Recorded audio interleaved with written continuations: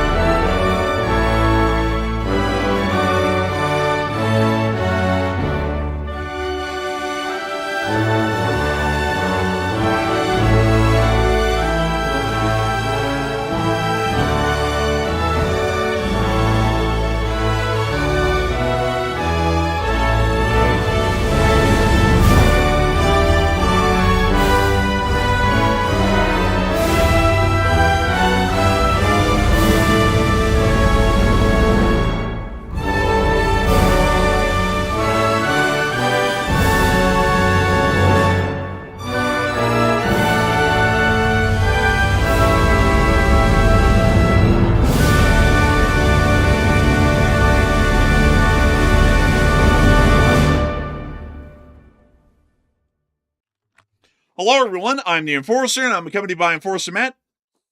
And good evening, folks. This is Enforcer Matt, and welcome back to day 1634 of the War News stream. And tonight we have very big news, as always, especially coming out of Russia and a little bit of news out of the Middle East tonight. But we are getting word that apparently a major Russian bank is warning of an imminent collapse inside of Russia, specifically delivering that warning directly to Vladimir Putin himself. Also, Iran has begun attacking ships again today in the Strait of Hormuz with at least 3+ anti-ship missiles. And right now it's a bit of a chaos in the Strait of Hormuz, like usual. And also, the fuel shortages are triggering absolute civil unrest across Russia as fistfights and a little bit of kofefes are breaking out at the gas stations. But it's good to see you all once again. And of course, we're going to cover the past 24 hours of the news from around the world, not including the fistfights at the gas stations, sadly, as we have seen major developments around the entirety of the world, especially within the Eastern European regions and the Middle East, transpiring over the course of the past 24 hours, as we have now seen that top Russian elite circles, including the very Russian banks themselves, are now publicly beginning to turn against Vladimir Putin, as they have put out scathing statements today that the Russian Federation can no longer financially afford the ongoing conflict in Ukraine, and that it will only bring hardship, suffering, and a complete and total defeat, which is largely inevitable at this point, to the Russian Federation, with most of these major institutions and elite circles asking and even pleading for the Russian government to bring the war in Ukraine to an end regardless of the outcome. Otherwise, the Russian Federation will suffer tremendously as a result. We have also been able to see that at that same time, the Ukrainian armed forces were continuing their drone attacks directly against the city of Moscow, and where a large amount of these elite circles made these reports inside of Moscow today. And we have also been able to hear of other attacks and reports of attacks coming out from the Russian Volga River regions and also the foothills of the Urals. Additionally, we have also been able to hear that the Russian Federation has also been attempting to conduct attacks against some of Ukraine's largest cities, including Kyiv, Kremenchuk, and others over the course of this night, with drones and missiles being used in the current attack. The Ukrainian armed forces have also been able to conduct significant damage to the Crimean electrical infrastructure, striking substations within the area and also air defense systems around the Sevastopol city region. Russian forces are also seeing that even within the occupied territories and throughout the country, fuel shortages are once again reaching a fever pitch within the country, as the Ukrainian armed forces were able to destroy such a large number of refineries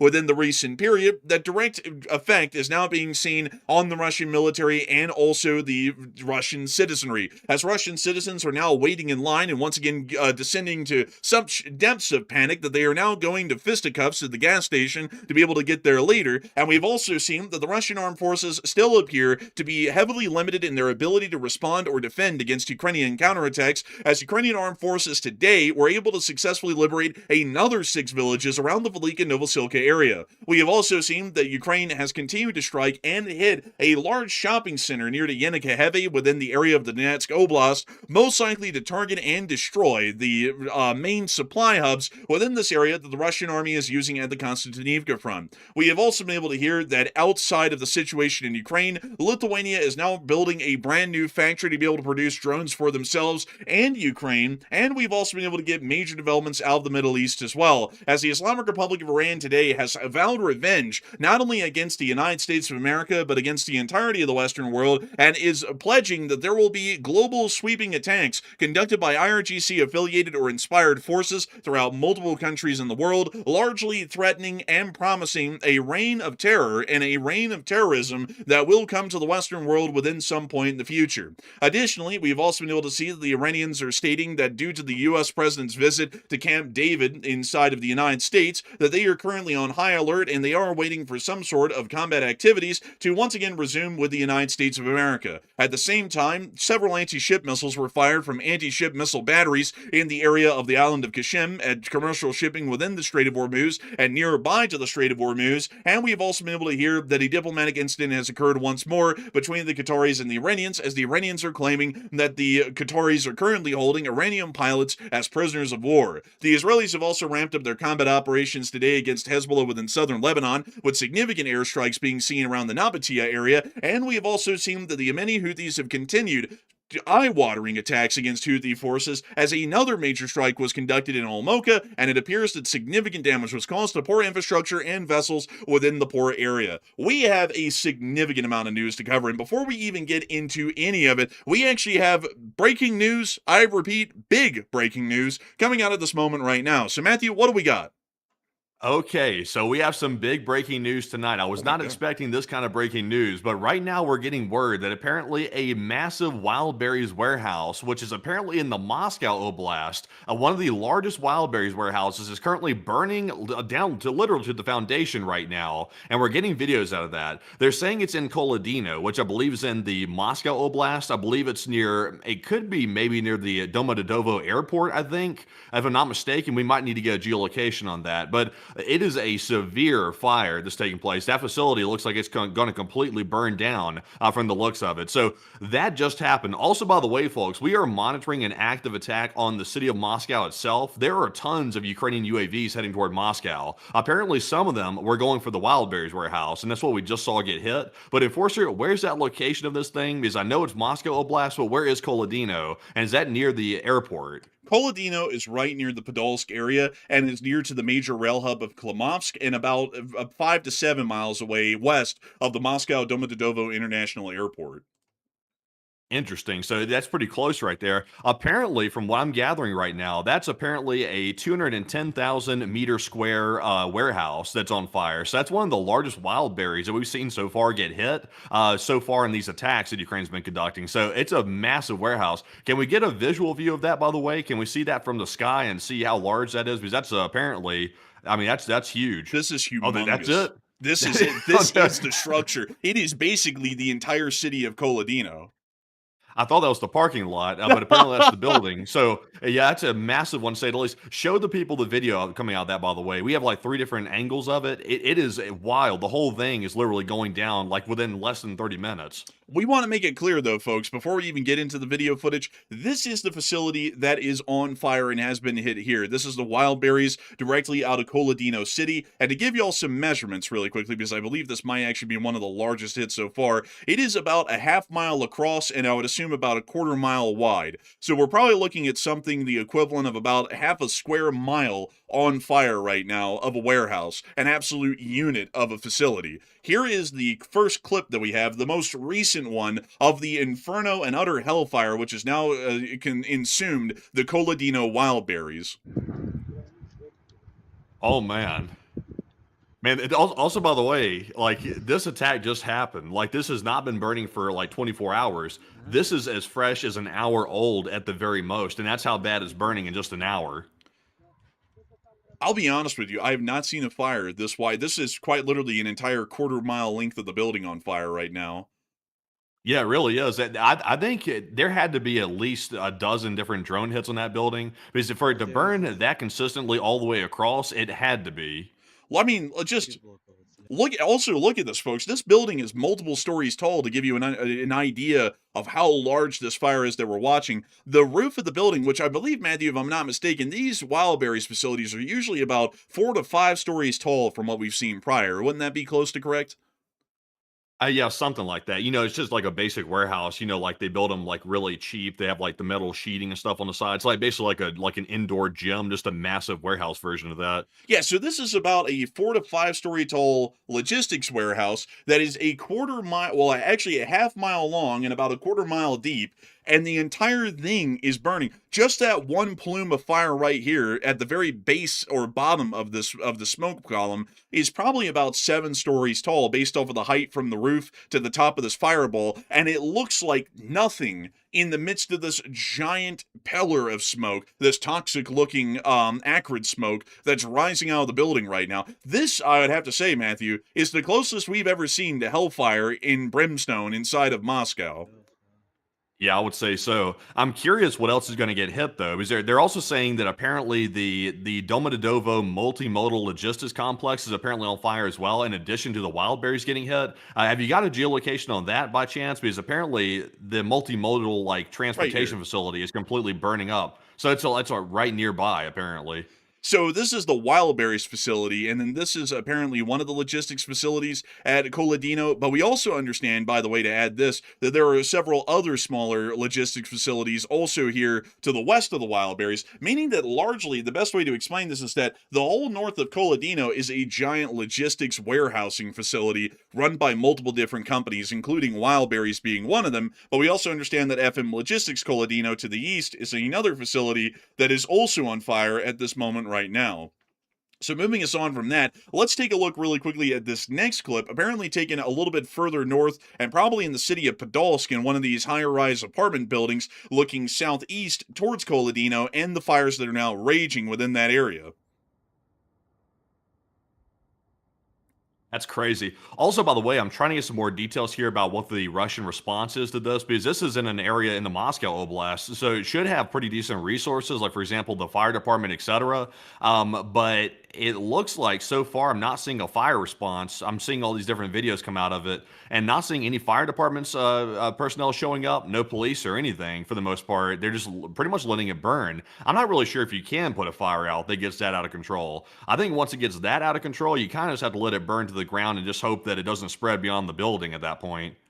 Honestly, I would think so. I think, Matthew, what this would be described as here in America would be a raging, uncontrollable wildfire, which is outside of the control of anybody. And the best they can hope is that that no winds and strong rain comes through to be able to try and put out a fire like that. I think these are beyond any hope of repair or recovery. I mean, look at that. I mean, that's basically an entire city on fire right there. I think this is beyond any hope of firefighting prevention or firefighting efforts. Oh, definitely, I would say. And so moving us on, folks, and into our last clip here, we actually apparently got footage roughly about 50 minutes ago, and actually we had this on the map already too, folks, crazily enough, from the Chekhov area, letting us hear the sound of the drones flying overhead and towards the area that we now know was their target, Coladino, and the wildberries and logistics facilities inside of the suburb of Coladino. Here is those brief clips. Да. И чё? О! Oh! Oh! Заснял, как она пролетела? Я вроде как заснял. Damn. That was a What Pantsir. was that? It's a normal drone, or that was a Russian Pantsir? Yeah, that was a Russian Pantsir air defense missile that was flying over the apartment blocks. Geez, that's crazy, by the way. Also, we got another video of that wild berries fire, by the way, just came out apparently right now. And let's see here. Hold on a second. Let's see. Yep, we got some more videos here. It's apparently chaos. I'm seeing a whole bunch of videos come out showing people panicking and freaking out and almost literally running in circles, it looks like. So Coladino is an absolute chaotic scene right now. It's apparently panic across the entire city from the looks of it. Dang, we'll have to get to that here in a second, folks. I want to show you all this one last clip, though, of what appears to be either an air defense missile exploding or a drone exploding onto one of the Coladino logistics facilities. Here's that clip. When you see the flash and the explosion. You said that was a drone?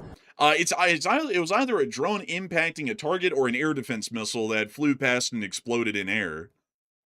Interesting. That was a very strange sound. Because that's why I was wondering if it was a drone. I'm like, that's a very weird sound. Even for a missile, it's kind of a weird sound. It almost sounded like a jet drone a little bit. Let's listen to it again with the volume up all the way this time, because I only had it on 25%.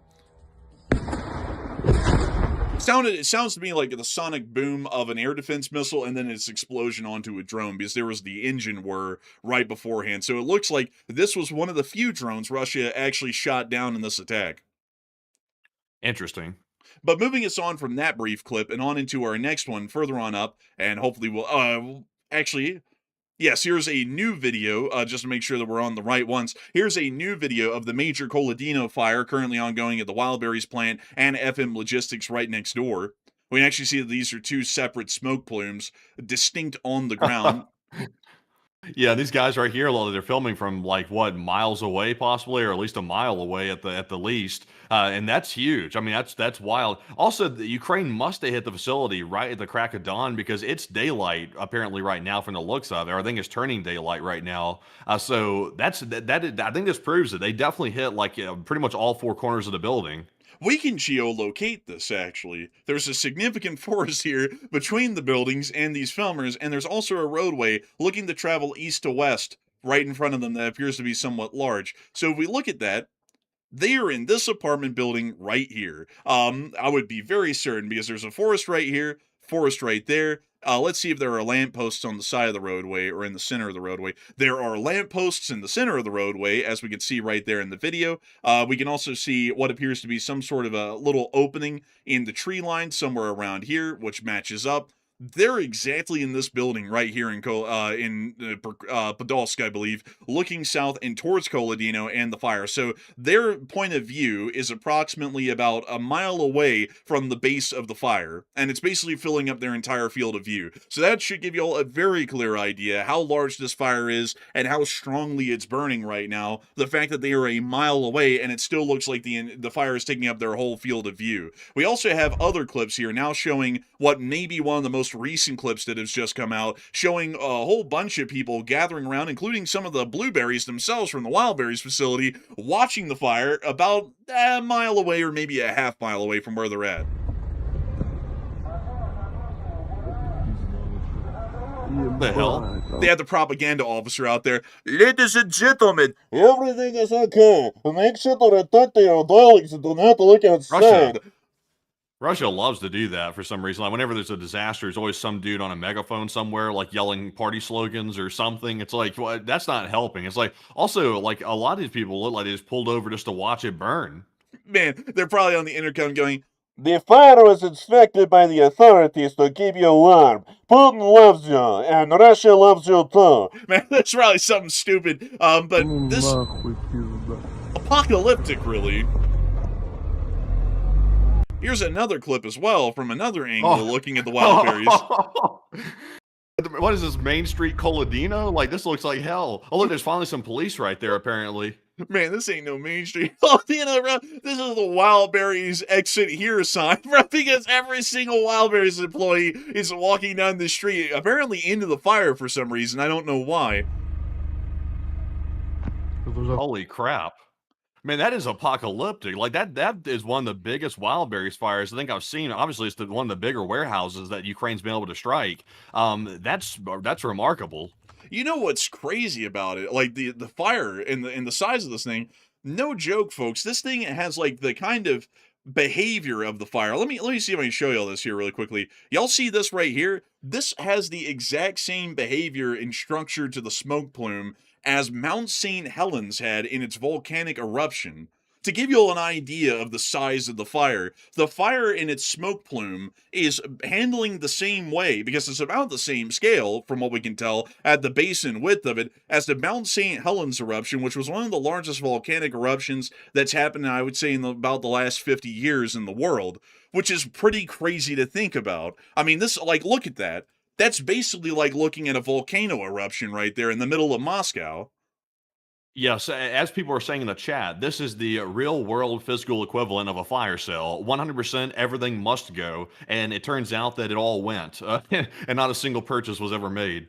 Man, honestly, it is brutal. And so this is actually a pretty good moment, folks. Speaking of this whole Coladino attack and this major fire here, to tell you all that these fires and these kinds of attacks that are causing billions of dollars of damage in Russia, if not hundreds of billions of dollars in damage when we combine all of the attacks on port infrastructure, key logistics, supply lines and networks like the Wildberries, and also the oil refineries and oil export capabilities of Russia.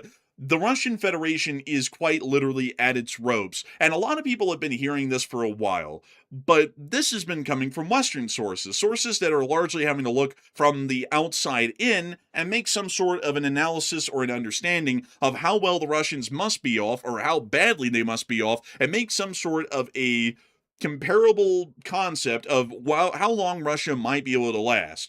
We have hardly ever gotten comment from inside of Russia from a major financial institution like a bank or an elite circle or a think tank in Moscow that would tell us what the situation truly is and whether the Russians could continue on or whether they wouldn't be able to continue on under this kind of strain. And today, folks, we have seen that it has been the most damaging day for the Russian Federation, at least internally, as the Russians rely quite heavily on state control and state censorship of the public to ensure that they continue to believe that the war can be won and that the situation is fine and any suffering that they're currently going through is only temporary. In the Moscow city area today, the Russian state banks have come out and stated openly today, after a stock market crash that began yesterday due to the announcement by Putin that the war will go on into perpetuity until they eventually win, that the Russian Federation cannot win the war. According to the Russian main state bank, which would be the Russian bank, they have warned that Russia is going to lose the economic war and that the Russian Federation must eventually wrap up this conflict incredibly soon if they do not want to suffer a complete loss. We also were able to hear this statement from the Nikitsky Club, which is a club generally, or the best way to describe it is a club of elites, including the scientists, business leaders, and the state bank representatives of the Russian Federation, so largely the intelligentsia of the Russian Federation, or those who are really in charge of making most of the decisions and running most of the agencies and institutions within the Russian Federation,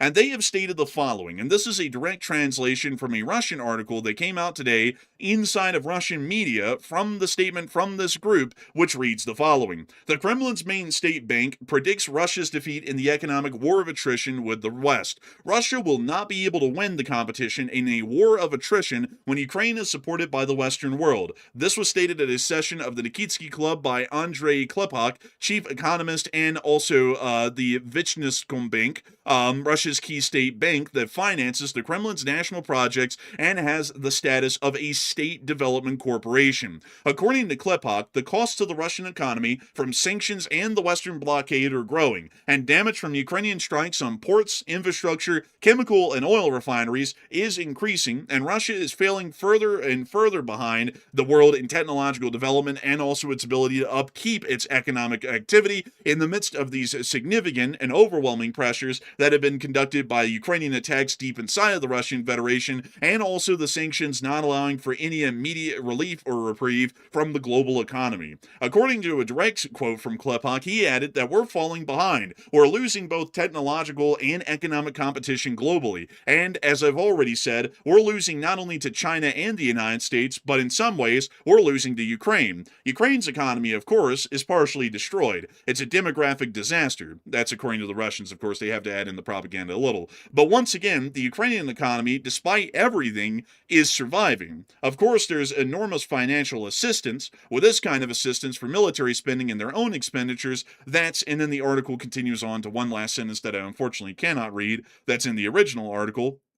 But I would assume that he's saying that's neither here nor there. Still, the statement from quite literally the Russian state bank today is that the war cannot be run any longer and that the war must be brought to an end because they are falling rapidly behind everyone else, and not only due to the major pressures of the sanctions, but due to the overwhelming Ukrainian attacks, just like that one we saw in Koledino only minutes ago. The Russian Federation will not be able to survive this pressure and this great strain for much longer. They're already, according to the bank, at their ropes, and we've understood that for a while here, the Russian Federation certainly has been to a significant detail on the down and out, but it appears that Matthew has some details. So Matthew, what do we got?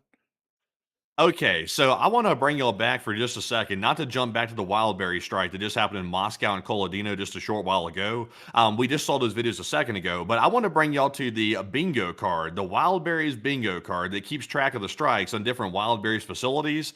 Go ahead and pull this up. I reposted this a second ago, so let's show the people this.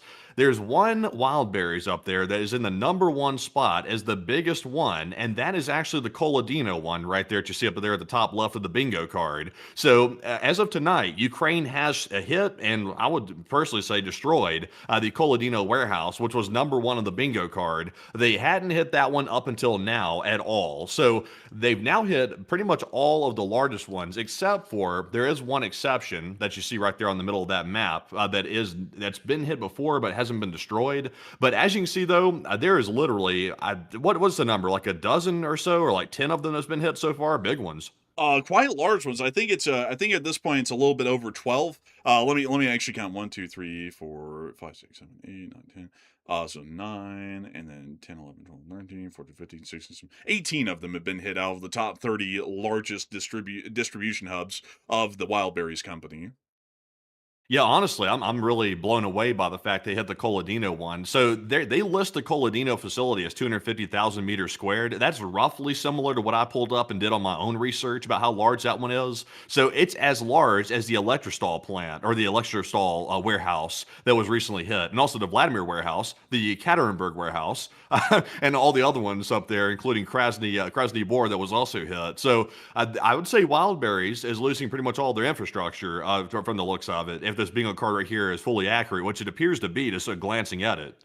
Out of the 30 largest distribution facilities of the Wildberries company in Russia, 18 of them have been destroyed and largely knocked out for the most part. Some of them have been damaged enough that they're no longer operational, including Zelenodolsk and Kotovsk, although they have not been completely burned to the ground. But most of these facilities have actually been burned to the ground to the point they have been reduced quite literally to cinders, meaning that they will not be usable by the Wildberries company or the Russian Federation at any point here in the future. And with that in mind, and now understand that the Koledino facility has now been hit and knocked out as well. This means that the two largest Wildberries facilities, both the Koledino and Electrostal facilities, both in Moscow, have been completely destroyed and will no longer be operational. Mind you all, and I need to add this one in, this one's a very important one to remind you all of, the 30th largest facility of the Wildberries company is only 6,000 square meters. Both Electrostal and Koledino were 250,000 square meters. So to put it into perspective how big these facilities truly are for Wildberries, this is the hub of Electrostal and Koledino of largely all of their operations. You could put several of the smaller Wildberries facilities in the number 10s and 20s together, and they still wouldn't come together to create the total of square meterage that exists inside of the Koledino or Electrostal Wildberries. And both of those are completely gone at this point.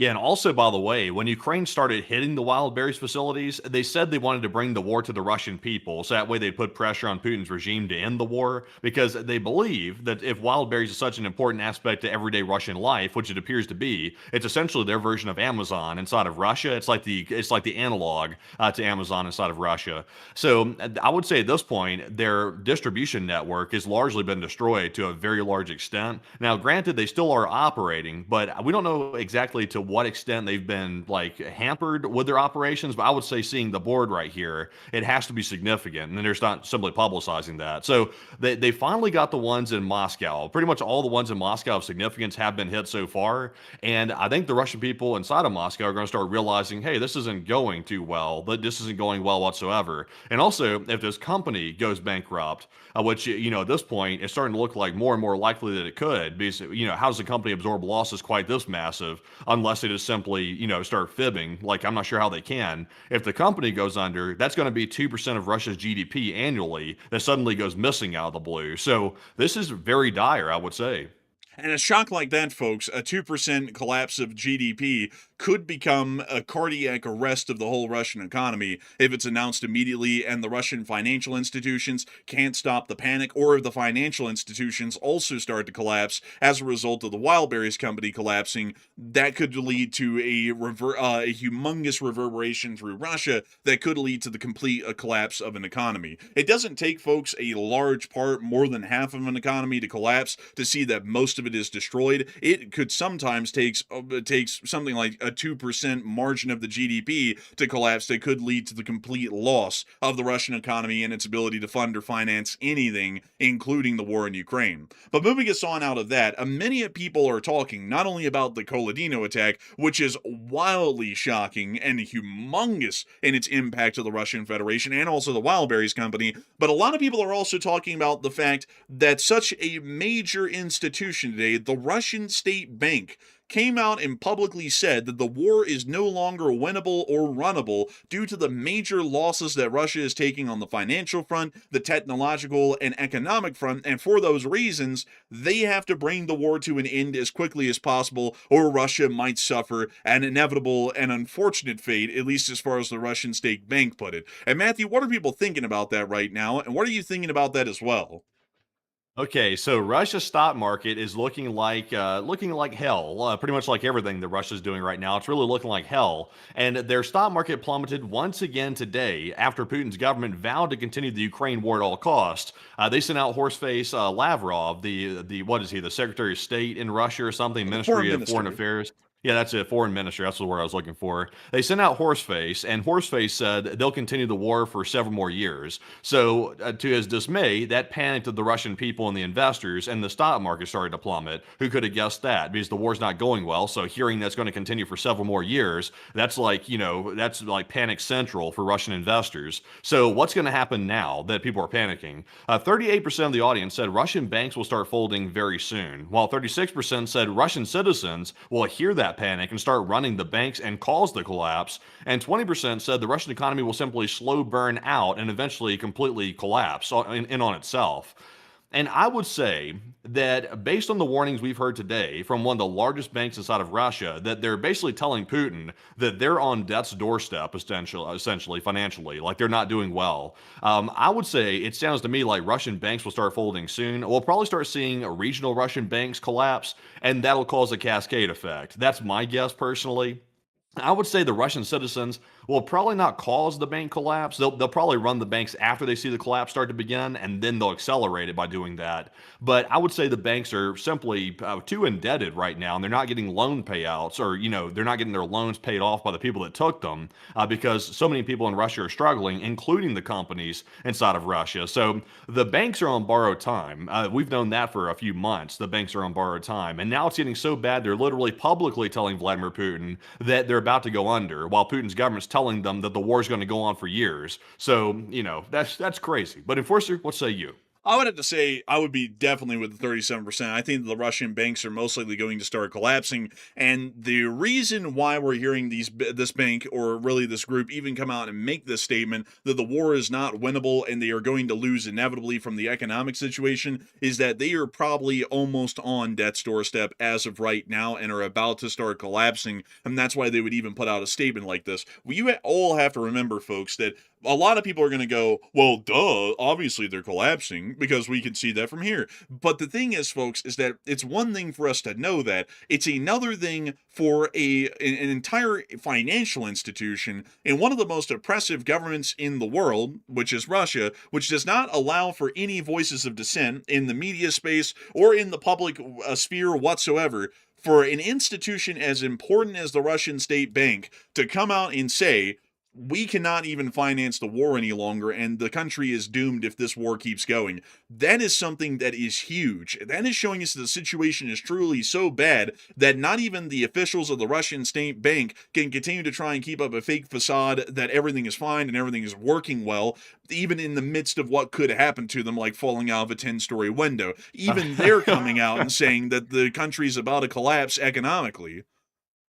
Yeah, you got to imagine that's a tough position for them to be in because, coming out and saying a statement publicly that they're about to collapse, that could trigger a bad response from Putin. He might come after them possibly for saying that publicly. But if they let the bank collapse and then it actually goes under, that'll probably get them taken out too. So, I mean, it's kind of a lose-lose situation for them. I mean, if they warn about it, they're going to get got probably. And then if they let the thing collapse, they're going to get got. So, like, if I was them, I'd be thinking about running at this point. I would be thinking, well, the FSB has quite a range, like I was about to say, but I would be thinking about getting on a private jet or a yacht and kind of just going on a long pleasure cruise, out into the middle of the Pacific, maybe to the far-flung island of Tahiti, and just kind of hanging out there for a little bit and let things blow over. Maybe the FSB will get them, maybe they won't. I would hope that they wouldn't if I was one of them, because I don't really think they have a lot of options left, especially hearing that it's gotten so bad they can't even deny how bad it's gotten. So with this all in mind, folks, this is very important for us in an understanding of how long Russia can keep a war going. Because Russia can only keep a war going if all of these things are intact. They have the money to fight the war, the men to fight the war, and the equipment to fight the war. We understand that the manpower situation is very difficult to work with, and they're hardly finding enough men to be able to keep the front lines running and manned. We also understand that as far as equipment goes, they are running incredibly low on equipment and have largely had to go to trying to find civilian vehicles to use for Russian military purposes, and now we understand that the money has almost completely run out because now the Russian state bank is largely saying that it has run out and there's nowhere really for them to go as far as continuing the war financially, and from the financial side, it's going to have to come to an end very soon. If they don't have really any men to fight with, or any weapons to use, or any money, all three of those things, one of them alone, but all three of them combined means this war cannot last much longer. Maybe it can last for another year if they are somehow incredibly lucky. Maybe it will last a little bit longer than that somehow if it's an absolute miracle.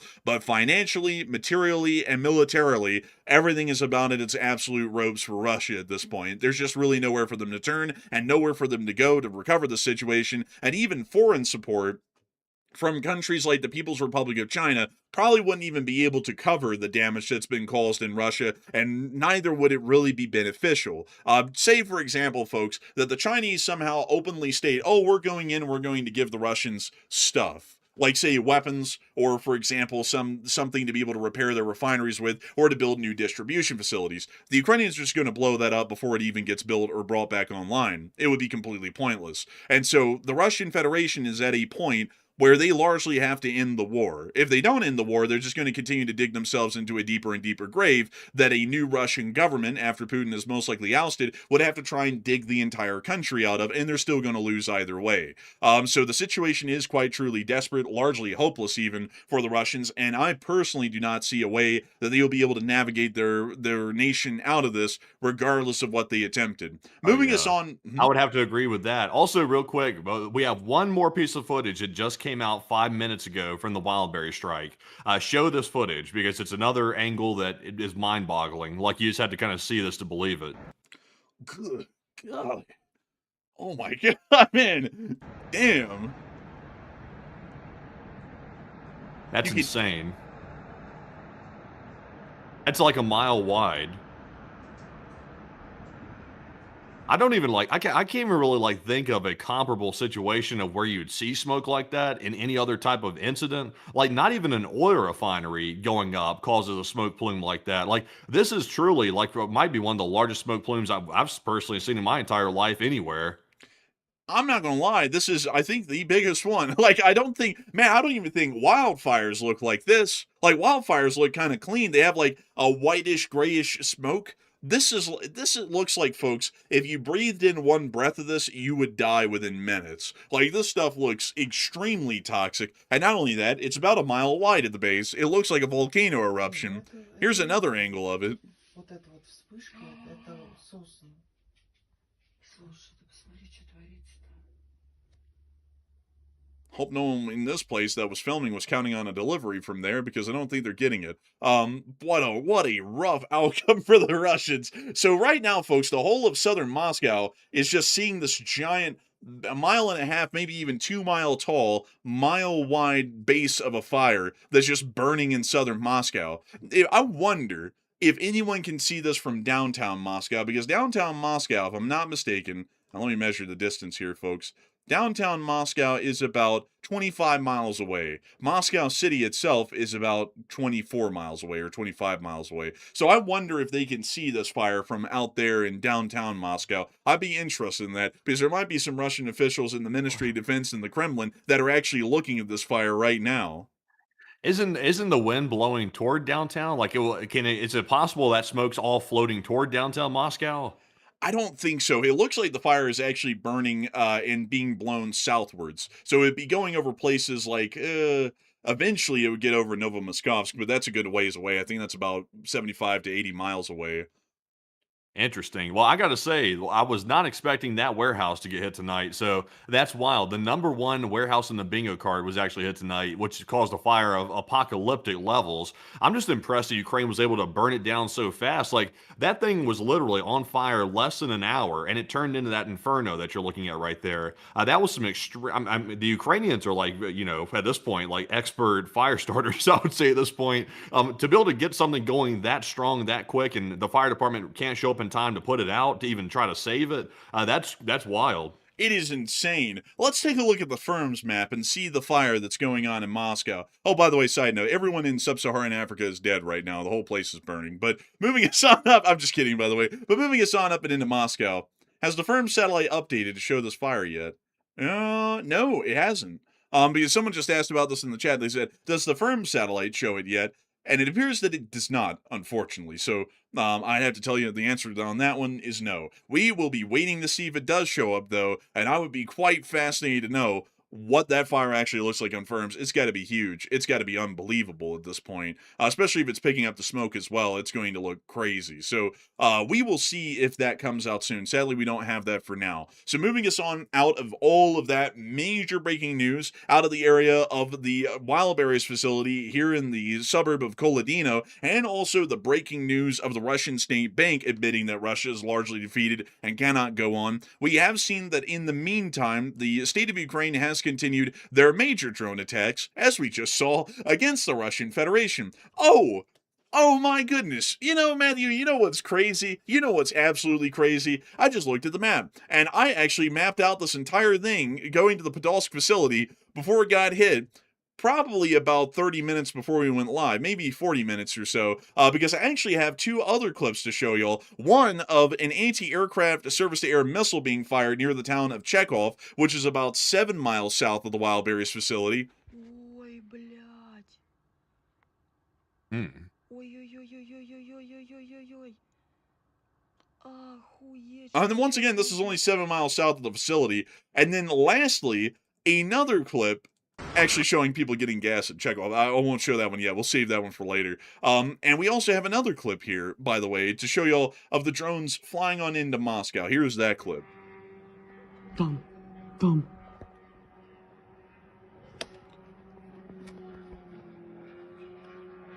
That sounds like an FP1. It kind of does, yeah. Or an Antonov 196. Бам, еще один.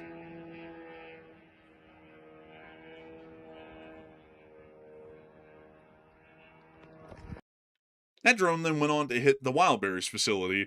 Kind of wild to know that we had those clips 40 minutes ahead of time, and I was actually going to report on this, folks, when we were on air, that there was a drone attack on Moscow, and we didn't really know exactly what they were going to hit, and hopefully they hit something. I didn't even get to that part of the show, folks, because they actually hit the Wildberries facility right when we went live on air, and that's what they were gunning for, and they got it. So, nice.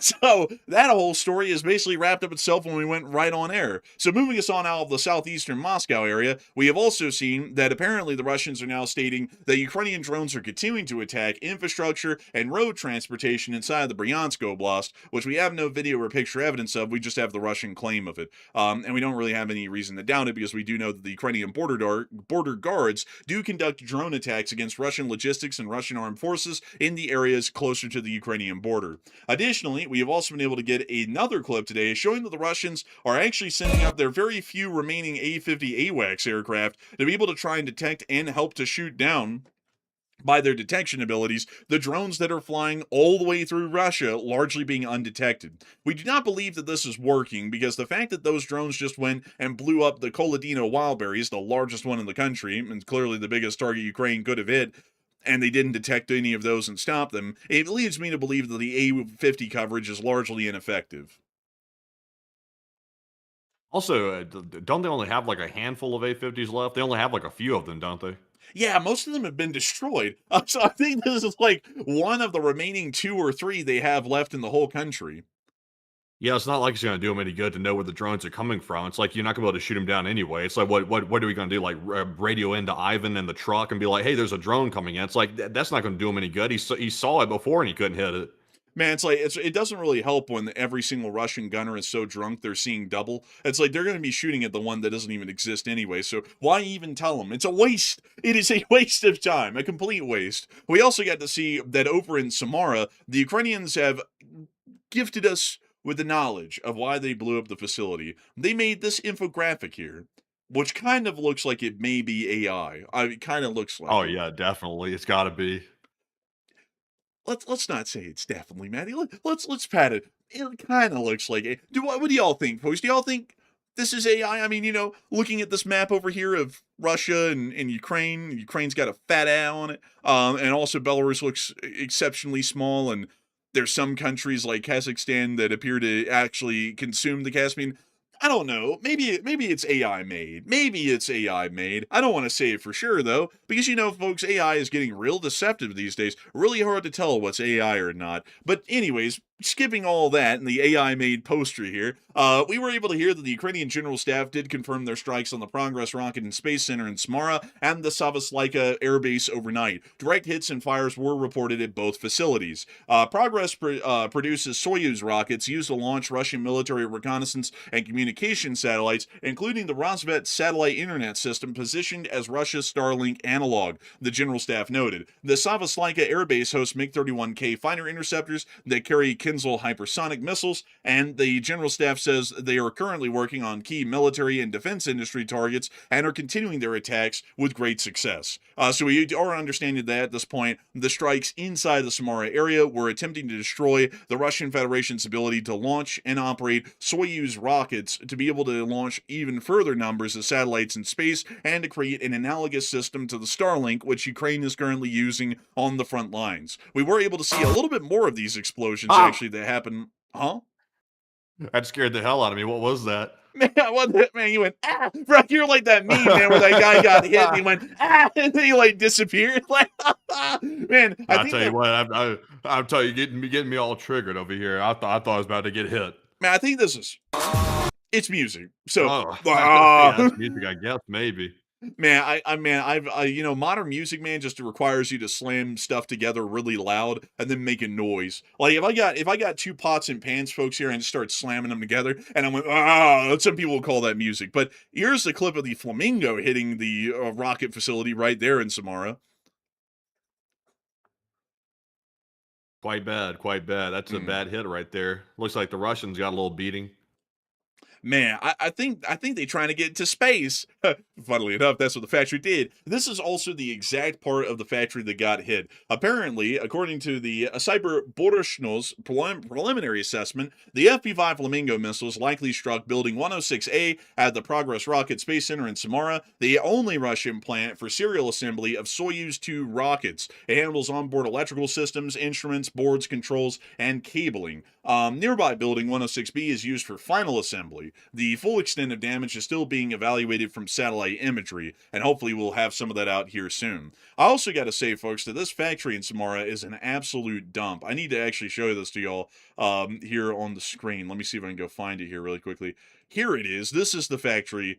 as you saw it. So let me see if I can find the exact building here. We can tell because they have this big shit smear smudge on top of one of the buildings. Ah, there we are, right there. I don't know what that is, but like it looks terrible. But anyways, it's actually this building right down here and this building right here that we kind of want to take a look at. And I just want to show y'all something here, folks, because this is where Russia builds all of their rockets that they launch into space. Generally, the Soyuz 2 is really the only one they launch.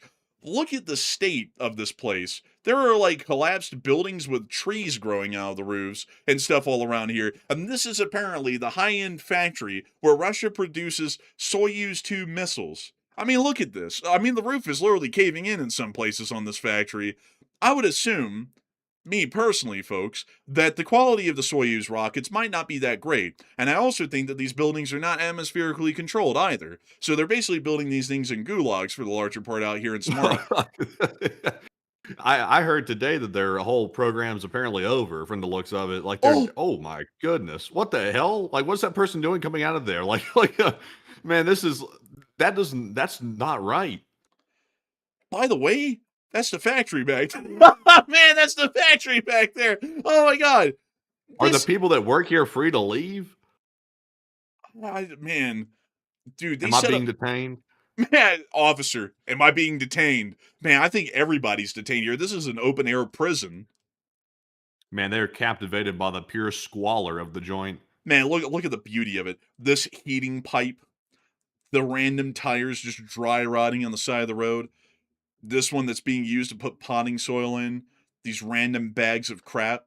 Man, quintessential Russia. Also the fact that this guy apparently put some sort of whimsical pipe attached to his outlet. Have no clue why. I mean, these are storage allotments here, so I have no clue why the hell you would need some sort of a pipe sticking out of the top, kind of sideways like. But you know, I'd have to say, folks, I heard that this guy can cook like Walter White. I'm just saying. But but anyways, I'm trying to see, folks, if I can show you all this actual factory here, like at least a part of it. Oh, this is the factory. This looks awful. It is. Yeah, that's terrible right there. Terrible. So this is what just got blown up. I think blowing it up might be improving it. So the Ukrainians might have actually helped the Russians out by wiping away some of this absolutely horrific looking stuff that exists here in Samara at the rocket factory. But that's what they hit, and that was largely the impact from the attack that we saw last night. So moving us on out of Samara and finally on down and into the area of Orenburg, we weren't able to confirm, folks, that there was a strike on a train carrying gas, but we never heard of a strike on a North Korean ammunition train. It appears that story was a load of crock for the larger part. So we're going to show you all this brief clip here of one of those tanks blowing up on this train in the middle of the Orenburg area. Take a gander. I think is that Butanov's little green men back at it again? Man, this is Butanov's boys. You know, the CIA ones. I mean, the Ukrainian ones. Like it's like. Oh yeah, definitely. Yeah, the CIA would never be involved in such on mainland Russia. That could spark a direct conflict between the United States and Russia. We wouldn't want anything like that. So these are definitely Ukrainians. Oh, absolutely. For some reason, though, man, they always talk about hamburgers, and they always talk about like places like Minnesota and like Alabama and California and stuff. Kind of odd, you know, kind of odd, peculiar Ukrainians. I think those are towns in like Ukraine, you know, because they do have that town called New York there. So I think they're Ukrainians for sure. And oddly enough, though, they speak very bad Ukrainian. But outside of that, though, they're currently blowing up fuel tanks right now on the railways in Orenburg. So we won't really ask where they're from or what they're really doing. We just know they're Butanov's boys. And while Butanov did get a little bit of help at the beginning of his career from the US CIA, we certainly wouldn't assume that any of the people, you know, helping them out would be the CIA. Absolutely not. So moving us on out of that area of Orenburg and on further down. You know what? Actually, before we move further down into Dagestan, I want to get to our first clip that I can show y'all from Serpukov, south of Moscow. We have seen that people are lining up for fuel. The fuel shortage is getting worse, and we can see as this person rides into the gas station on horseback to get a gallon of whiskey, they're seeing that the fuel line goes on endlessly.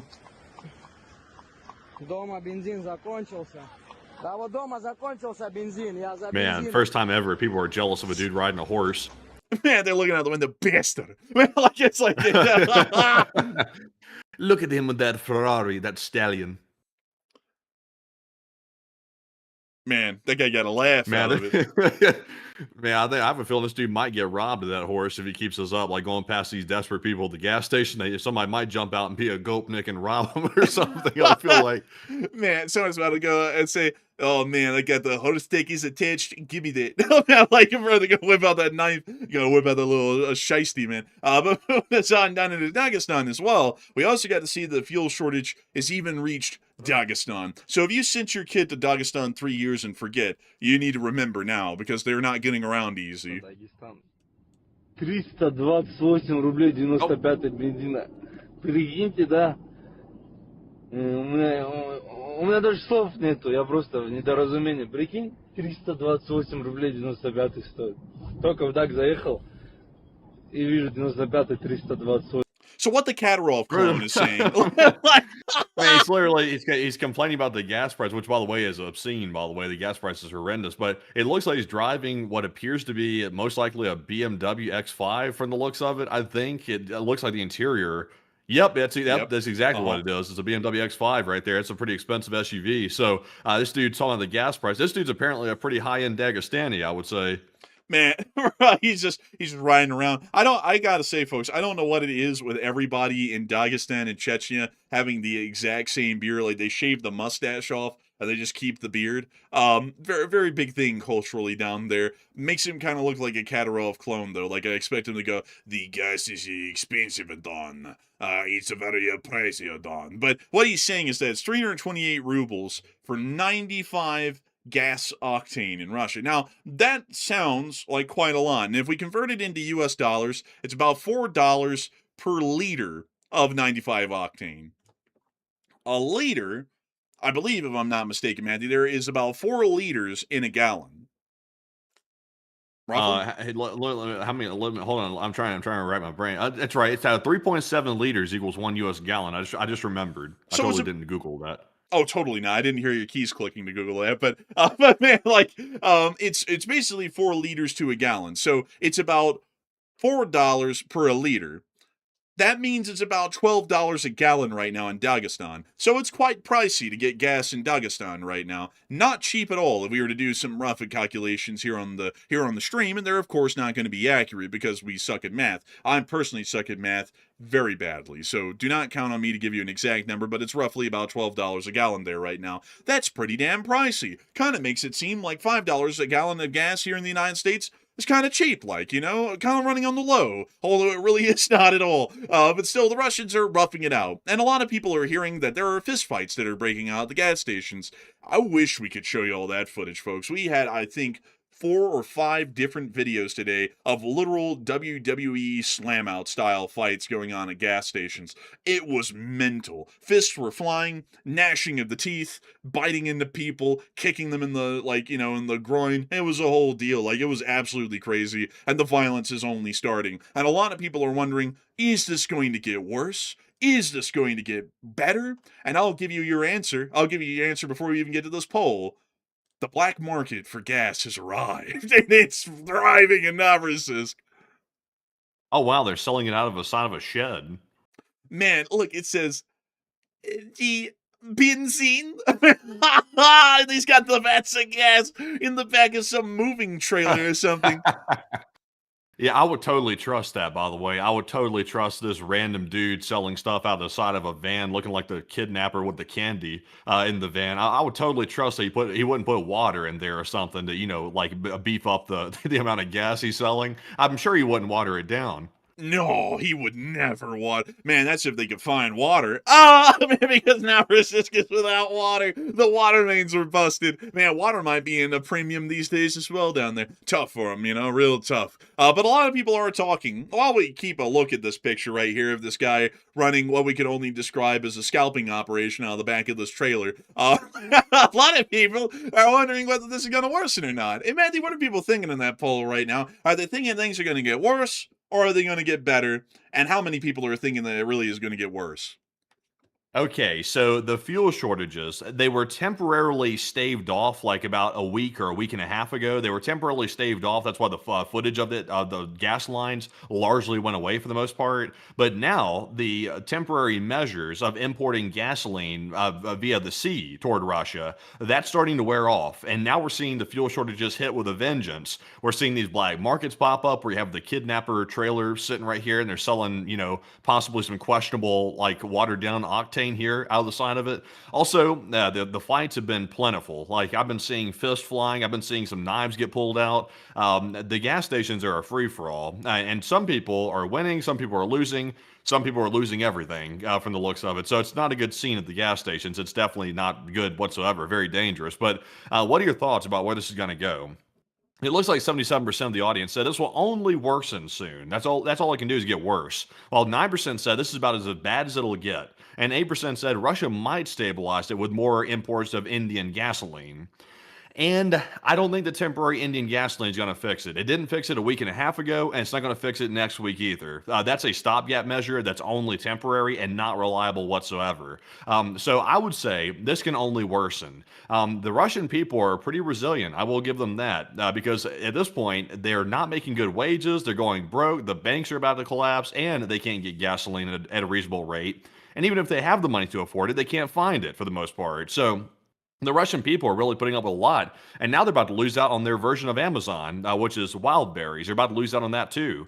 So life's becoming pretty miserable, and I think it's only going to get worse. But Enforcer, what say you? I would be with the 77%. This is only getting worse. This is not getting better. And the fact that we're seeing black market little shiesty deals like this pop up, there is certainly there's no hope in hell this is improving. This is only getting worse. And with the Ukrainians continuing their attacks against the refineries and only increasing the amount of damage and also the severity of the damage, keeping the refineries offline for longer, the gasoline situation will only continue to worsen from here. So I'll be well within 77% for that reason, in my personal opinion. So moving us on out of that bit of news, here in the Novorossiysk area, and generally the whole of the Russian Federation for now, at least for a brief moment. We'll be coming back to some of it in the Crimean area and also in Rostov-on-Don a little bit later. But it's time for us, folks, to move on down and into the Middle East for a brief moment and to cover everything that's going on down here. And today, folks, we actually have quite a lot that's happened. But before we get on into it, I do have to say, folks, a humongous thanks to everybody who has been watching this channel so far tonight. We are always extremely honored and greatly appreciative of each and every single one of y'all spending your time here on this channel, and I hope that so far our news coverage has been a top-notch service so far tonight. At the peak tonight, we had a whopping 18.1 thousand people here, and 62,000 people have watched the stream in the first hour and 7 minutes. And we are, once again, wildly appreciative that so many of y'all come here and spend your time here, hours a night, to be able to hear the news and hopefully get a couple of laughs in the midst of having to hear all the news of what's going on around the world every day. And so before we move on into the rest of our news, I do want to make sure that we take a brief moment to get 3 questions from the chat and to get to talk to a few of y'all before we move on into the rest of the major news that we have for the night. So Matthew, what do we got? All right, so jumping into our first 3 super chats and getting right back to our breaking news out of Iran and Ukraine, which I suspect we're about to get some more breaking news out of Moscow here in just a second. I have a pretty credible hunch about that. But we do have a $100 super chat from none other than Truck and Chef, and a huge shout to you, Truck and Chef, for the massive support right there, that 100, the biggest one of the night. And we do appreciate that, of course, Truck and Chef, is that generous support over the several weeks that you've always thrown it in. We do appreciate it, and it does help us to keep it running. He said, I've been waiting, Enforcers, and have you seen this? And he puts in a whole bunch of coordinates here. That's a lot of coordinates. He said that the island is surrounded by fortifications. Breaking news. And I gotta thank you greatly for the support. And actually, what you found, Truck and Chef, is the Greater Tomb, which also has a cousin, the Lesser Tomb, which is quite truly lesser. There's really nothing over on the Lesser Tomb, but at one point, it actually was a somewhat thriving IRGC base here within the outer area of the Persian Gulf. Most of these little islands right here are actually operated by the Islamic Republic of Iran as territories of the Iranians, and this is actually a bit of an interesting fact, that islands like the Greater Tomb actually have small operational airfields at them, and they also have small IRGC and military facilities based at them as well. The military significance of this island, however, is actually not that big in the modern day. The Iranians are quite concerned that in a actual conflict, the islands of the Greater Tomb, Siri, and others like Farur could actually be cut off by airstrikes against tenders that would be trying to supply these islands. And so for this reason, they are used very limitedly, or in a limited sense in the modern day, because there's really no reason to put a significant amount of forces or defenses on them, because they would largely be indefensible. Unlike the islands of Kashem, Ormuz, and Larak, which can count on Bandar Abbas only about a dozen miles away to be able to resupply and conduct tender replenishments to any of these islands if there was a full-blown war concerning the waters in this area. So the Greater Tomb is actually more so of a relic, is the best way to put it, of a major defensive position. But in the modern day these days, as you can see right down here, there is a very, very small IRGC presence that operates on this island. Most of everything that looks to be built up was built up decades ago and was generally abandoned even by the late 1990s and really hasn't been used since. So a humongous thanks to you for your support, Truckin' Chef, and helping this channel to keep it running. And that's a little bit of a story about the Greater Tomb, which is an island that we actually haven't really covered a lot here on the news, and really hasn't played that much of an important role either in the war, because once again, it's most like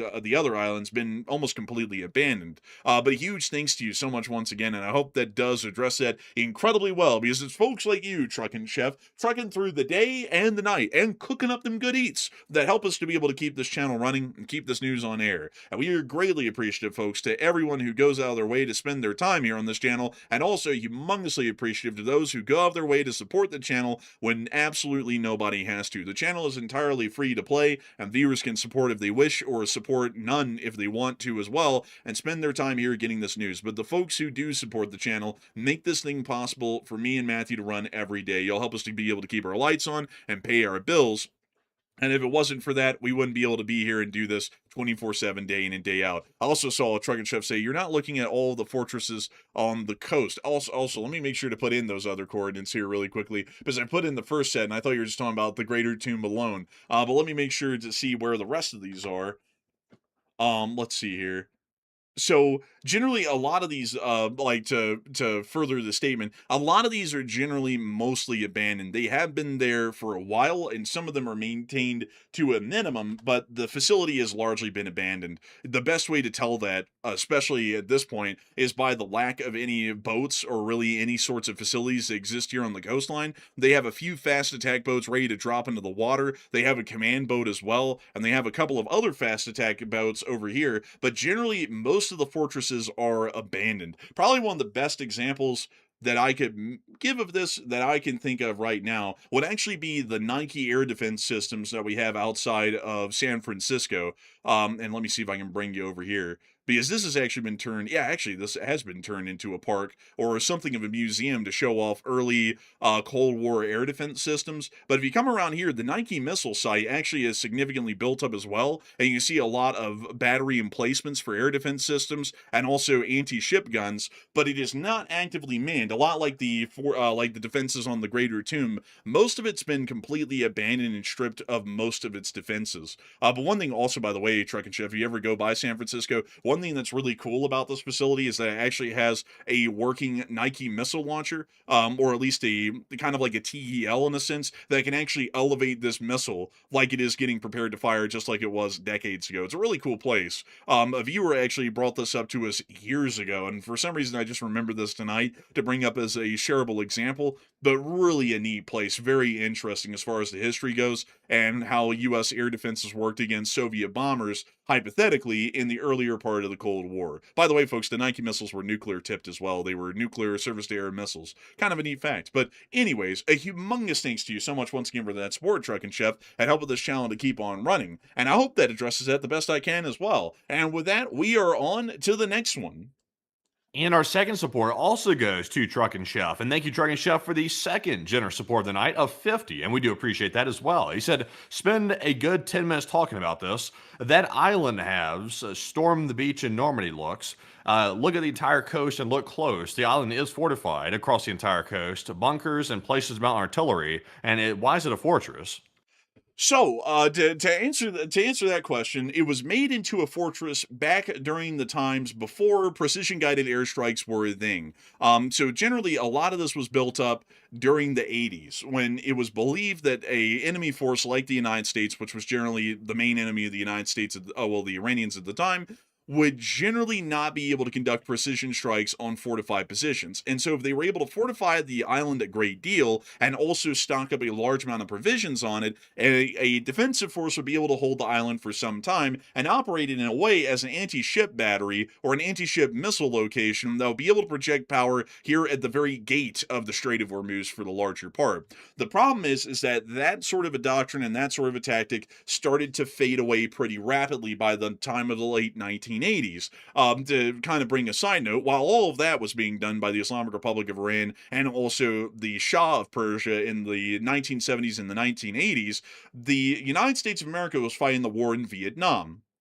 And during that war, the United States Air Force was tasked, and the United States Navy was also tasked with destroying bridges within Vietnam. One of them was actually hit by hundreds of bombs, and because the bombs were not hitting directly onto the bridge span, the bridge was not destroyed, and the bridge was still operational, and the NVA and the VC could continue to use it. And so this brought up a problem here in the United States. They said, we need something that can actually hit and knock out a bridge span. So we need to come up with a bomb that doesn't require the pilot to be a perfect bomber and drop the bomb right on the span, which is basically a miraculous task in reality. We need a bomb that can actually land right on that bridge on its own. So the U.S. went out of its way to create the first round of guided munitions. And that started to change the way that generally static fortifications were treated. And because of that, that's by the time of the late 80s, the U.S. guided munitions usage, and also especially the Gulf War, which showed guided weapons munitions usage at its best, its basically first iteration in real life, started to make these sorts of static fortifications largely useless. If they had great fortifications and they had great provisions, what good is any of it when a U.S. precision airstrike, if the U.S. is able to secure air superiority, which they largely would be able to pick off and destroy all of that from the air little by little, just like they did in the Gulf War? What good does that really serve Iran? And that's when the Iranians started to make the decision to abandon most of the islands that are largely isolated in the opening of the Strait of Hormuz,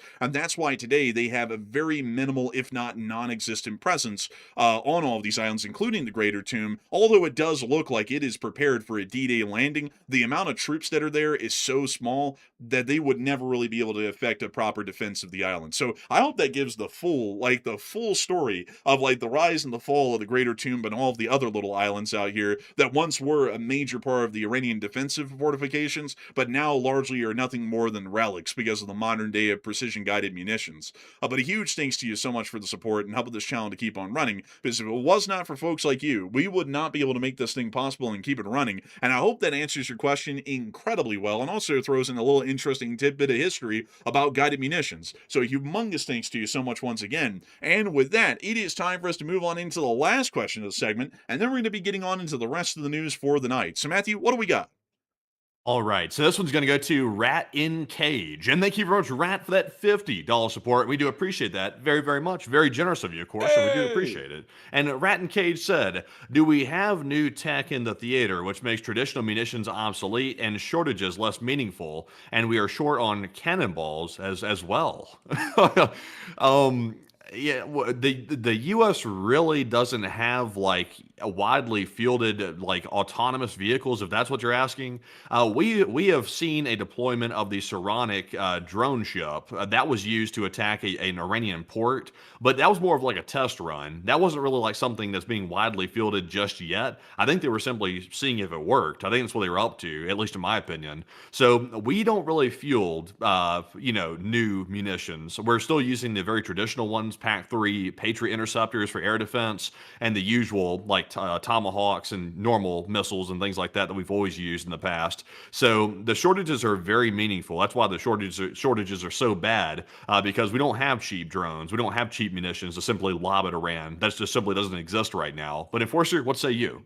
I would have to say, generally, we don't have anything in the theater that mitigates those sorts of issues. At the moment, we are largely relying on traditional munitions in the PAC-3 interceptors to be able to destroy all incoming air threats, including inexpensive and numerous drones, such as the Shahed 136 design, and also the Iranian cruise and ballistic missiles, which have also been fired at U.S. military installations throughout the region. On top of that, we also do not have anything that makes the shortages less meaningful. Because when we run out of Patriot interceptors, we're largely left wide open to Iranian attacks. Because the Patriot is really our first and only line of defense against incoming threats outside of the C-Rams, which are in very limited number within the theater, this means that if the Patriots run out of ammo, the bases and also the interceptors themselves, or the TELs on the ground of ours and the Patriot batteries, are actually wide open to being targeted and destroyed by the Islamic Republic of Iran. And that's why we've been seeing that significant amount of emphasis here on the channel has been put into the coverage of our shortage of munitions, which is a significant blunder because it leaves all of our U.S. bases open to counterattacks by the Iranians, which could be damaging, if not war-ending, if the damage became significant enough to those facilities. So I hope that addresses that the best I can. But sadly, that's why we've been demanding here on the channel that the U.S. military and the U.S. government must focus on innovation. Right now, they are focused on complacency and an idea of superiority, which is quite obnoxious, that the United States is truly the greatest and most powerful country on the earth, therefore there's no reason to improve or to get better, and that's an absolutely ridiculous notion, because the United States has never lived off of an idea that we are truly the most supreme beings on the planet and that no one can ever outdo us. The U.S. military and the U.S. as a nation has always been afraid of other countries outdoing us, and we always work to try and outdo our opponents. And in the current day, that mindset doesn't exist, and that lack of a competitive nature or a competitive mindset is leading us into stagnation, which is then leading us into errors, and those errors become fatal, much like we've seen in the war, with most of the casualties being caused by Iranian missile attacks and the lack of air defense interceptors to be able to stop those attacks from hitting the facilities. So a humongous thanks to you for the support and help this channel to keep on running, and I hope that answers that incredibly well. But remember, folks, a true American citizen may be proud of their country, but they're never proud to the point of complacency. A U.S. citizen must always understand, at every level, whether they are involved in the decision-making process or not, that the United States of America must always improve, as our adversaries never stop, and neither shall we. So we always have to make sure that when we elect people, and we also have people appointed into governmental positions, that these people have an understanding that while America is a great country to be proud of, there is no point to stop improving and perfecting the United States of America, as that endless pursuit of perfection is what makes the United States amazing and incredible like we have been. But moving us on out of that and on into the rest of the news that we have, it's now time for us, folks, to actually move on into the Middle East proper, as we have a lot of news that has come out of the Middle East today, including another concerning and threatening statement that has been made by the Islamic Republic of Iran against all nations in the Western Sphere today. But before we get to that, we actually have breaking news coming out right now. So Matthew, what do we got? Okay, so apparently just a short while ago, maybe I can't tell, maybe like 30 minutes ago, possibly, it sounds like a Spanish fighter jet just apparently shot down a drone that just violated Romania's airspace. A statement's been put out about it. They're saying that apparently approximately 24 kilometers north of Galati, which is inside of the area, apparently a Spanish Air Force aircraft apparently shot down some type of projectile coming in by an F-18. So let's see here. I'm trying to get some more reading on this. So let's say go ahead and read off this statement real quick, and let's get some details about that instead of me just like scanning it real quick. On the night of August 15th to 16th at 0444 hours, the surveillance system of the Ministry of National Defense detected the entry of an aerial target into national airspace from the Republic of Moldova, approximately 24 kilometers north of Galati. An F-18 aircraft of the Spanish Air and Space Forces, performing the Air Police Combat Service at the 57th Air Base Mihail Cogolesanu on a monitoring mission, made radar contact with the target and received engagement approval. The drone was safely shot down by the F-18 aircraft at 0500 hours. The possible impact point of the drone debris was identified between the localities of Beleni and Kodalbi in the Galati County in an unpopulated area. The air alert for Galati County ended at 0520 hours. The Ministry of National Defense permanently monitors the situation and informs allied structures in real time about such events. We will return with details as they become available. Now, that's actually more significant than it sounds, actually, because they're saying it's an F-18 of the Spanish Air Force. That's unusual. I will say that. Also, they said that the debris fell into an open field and exploded there. This sounds to me like they determined that the drone was going for a populated area and they had to shoot it down, or otherwise it was going to hit civilians. That's what it sounds like to me. That sounds like a fair assumption based on what we're hearing with this, because typically Romania does not shoot down drones, and pretty much nobody shoots them down. They just simply go into Romania's airspace, they crash in a forest somewhere, and that's the end of it. This is an actual shoot down by a Spanish F-18. Which what's the Spanish doing flying F-18s over Romania? Is that normal? The Spanish Air Force currently has an air wing. It's the 57th that is based out of Mihail Koglasanu, which is a joint NATO facility that also houses one of the Atlantic Resolve Rotational Brigades of 5th Corps, or I believe it's Actually, I believe it's the Atlantic Resolve Rotational Division of 5th Corps, which is also based here at this facility. And the Spanish are currently involved in the NATO air policing operation Eastern Sentry, which is being conducted by a multinational coalition, which includes them. So it seems like the F-18 happened to be in the air at the time, or was scrambled due to an air alert of nearby drones near to Romanian airspace. And once the drone crossed from Moldova into Romania, north of Galati, they then shot the drone down with a Spanish F-18 because it was probably the closest aircraft on call. Yeah, but that's not normal though, because like I was saying, Romania typically does not shoot down these drones that come into their airspace. They usually just crash, and that's the end of it. And there's no shoot down. This is somewhat unusual now that it's been shot down by an F-18, which is why I'm saying it sounds to me like this might have been a much more serious incursion. It might have been going for a populated area. I think it probably was going for a populated area. I would agree that that is unusual. But the Spanish shooting it down isn't incredibly unusual because I think it was, if I'm not mistaken, yesterday or the day before that up in Latvia, I believe, they claimed that an Allied aircraft shot down a drone over Latvian airspace. And who was claimed to have done that? Because they said it was They an never Allied. said. They never said who shot it down, and they also never said whose drone it was, which is also unusual. So we never got closure to the Latvia situation. Like, they never said if it was a Ukrainian drone that went off course or it was a Russian drone. They never gave a follow-up, which, in my opinion, seems highly suspect. Well, that definitely confirms for sure that it was a Russian drone, because if they never give a follow-up, they'll probably come out, man, in 2 days from now and go, it was a Russian drone. Once they find the debris field and they do their little quote-unquote investigation, they'll finally say it was a Russian drone. But it makes me wonder who shot it down, because right now, folks, with the NATO air policing operation, Eastern Sentry, it could have been anyone. It could have been the French. It could have been the Polish, the Germans, the Italians, the Spanish. It's hard to say. It could have even been the British. We don't know, because all of their air forces have at least an air squadron that's currently based in Poland or Romania. Michał Koglasanu or one of the NATO air bases in Poland. And so it's really hard to say who shot that one down in Latvia, but we can confirm that in this Romanian situation, it was a Spanish F-18 that shot down the drone. Yeah, it appears so.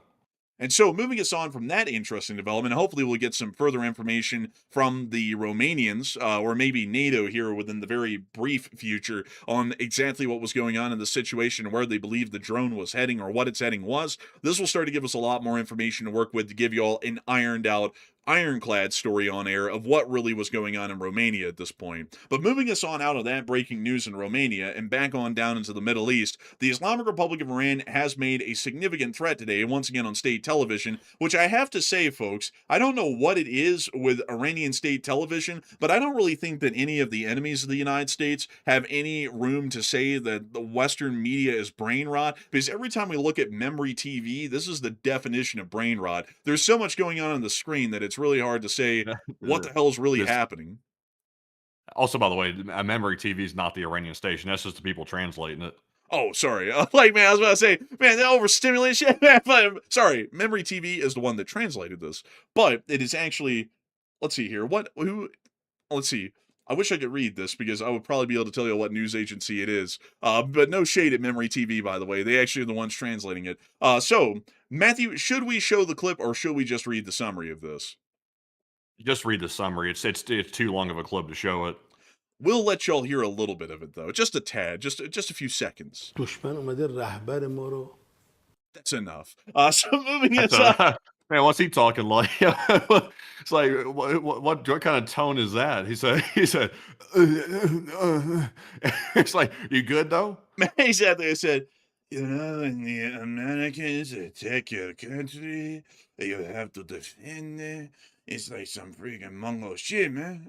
Like, man, like he's about to Bro, turn into a cholo. I could have sworn I saw this guy at the mall, like moonlighting as like Santa Claus, like and during the holidays trying to make ends meet. Man, bro, if he's Santa, man, he goes, ho, ho, ho, man, and like real shit. What you want for Christmas, fool? Man, like, it's like, man, I want a fire truck. You get a jihad, inshallah. Man, like, go to hell. But anyway, moving us on from that, he stated, this, by the way, was Reza Nakhti, which y'all have heard about before. He's the senior IRGC official. He stated that victory is not enough, and Iran wants revenge for Khamenei, and the besieged has been ordered to expand operations abroad. In his exact wordage here, which I'll get to a little bit of it at the start because it is kind of important to get to the exact wordage rather than the exact summary, he has stated directly that the enemy has caused the leader's martyrdom.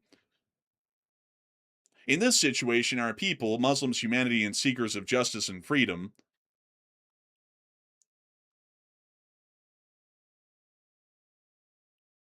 will not be satisfied if we merely protect our country in this war. This will not be enough, and it will not be considered to be a victory in their eyes. They demand retribution. There are also circumstances that make an offensive doctrine more feasible for our country now. And then he largely goes on to say that because Iran is a peaceful country loving justice and freedom, they're going to conduct terrorist attacks on basically any Western country in the world and try and kill innocent people to get this quote unquote retribution that is only just, according to the Islamic Republic of Iran and the senior IRGC official. Kind of gives you the idea of the kind of fanatics that we're working with here, and also the fact, in a sickening sense, that they can somehow make that sound like that's only logical and reasonable. And that's something, folks, that you always have to remember about these extremist regimes, is that they're always going to make the extreme and the reprehensible sound logical and reasonable. This guy just sat there and basically said, you know, because we're a country that loves freedom and really cares for people, we need to go around and conduct a reign of terror on everyone else in the world and conduct attacks against innocent people to be able to get even. That's what the guy's saying in all sensibility, and it's ridiculous. Absolutely an insane notion that they could say that with a straight face like that and make that seem like it would be reasonable. A lot of people are talking about this right now in the chat, and it seems like a lot of people are on the same page as I, that the Iranians should not be allowed to continue these statements in the Islamic regime. But Matthew, what are people thinking about this kind of a ridiculous statement, and what are you thinking about it as well?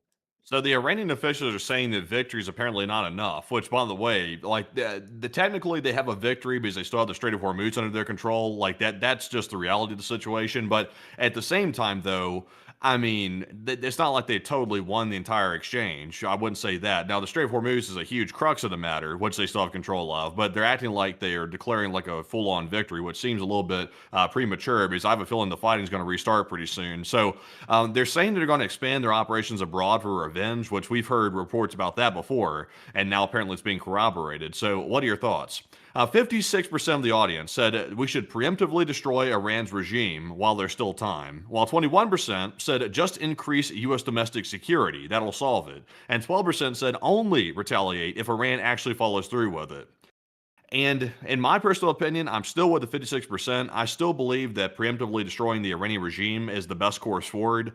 These people are not going to stop terrorizing people. They're not. The Iranian regime that's in charge right now, they are dead set on basically burning themselves down by attacking the West, and that's not going to change. So until that regime is removed and actually removed from power, they're always going to be a threat. They're going to be funding proxies that terrorize the entire Middle Eastern region. They're going to be recruiting people, in the West to do heinous actions against people, innocent civilians. They're going to be doing the stuff constantly. Like it's nothing they're going to stop doing anytime soon, I would say. So I'm with the 56%. I would say that's the way forward, is finishing the job, like I've been saying for a while. But Enforcer, what say you? I'll be with the 56% as well. We should finish the job. This regime clearly is never going to work with reason or understanding.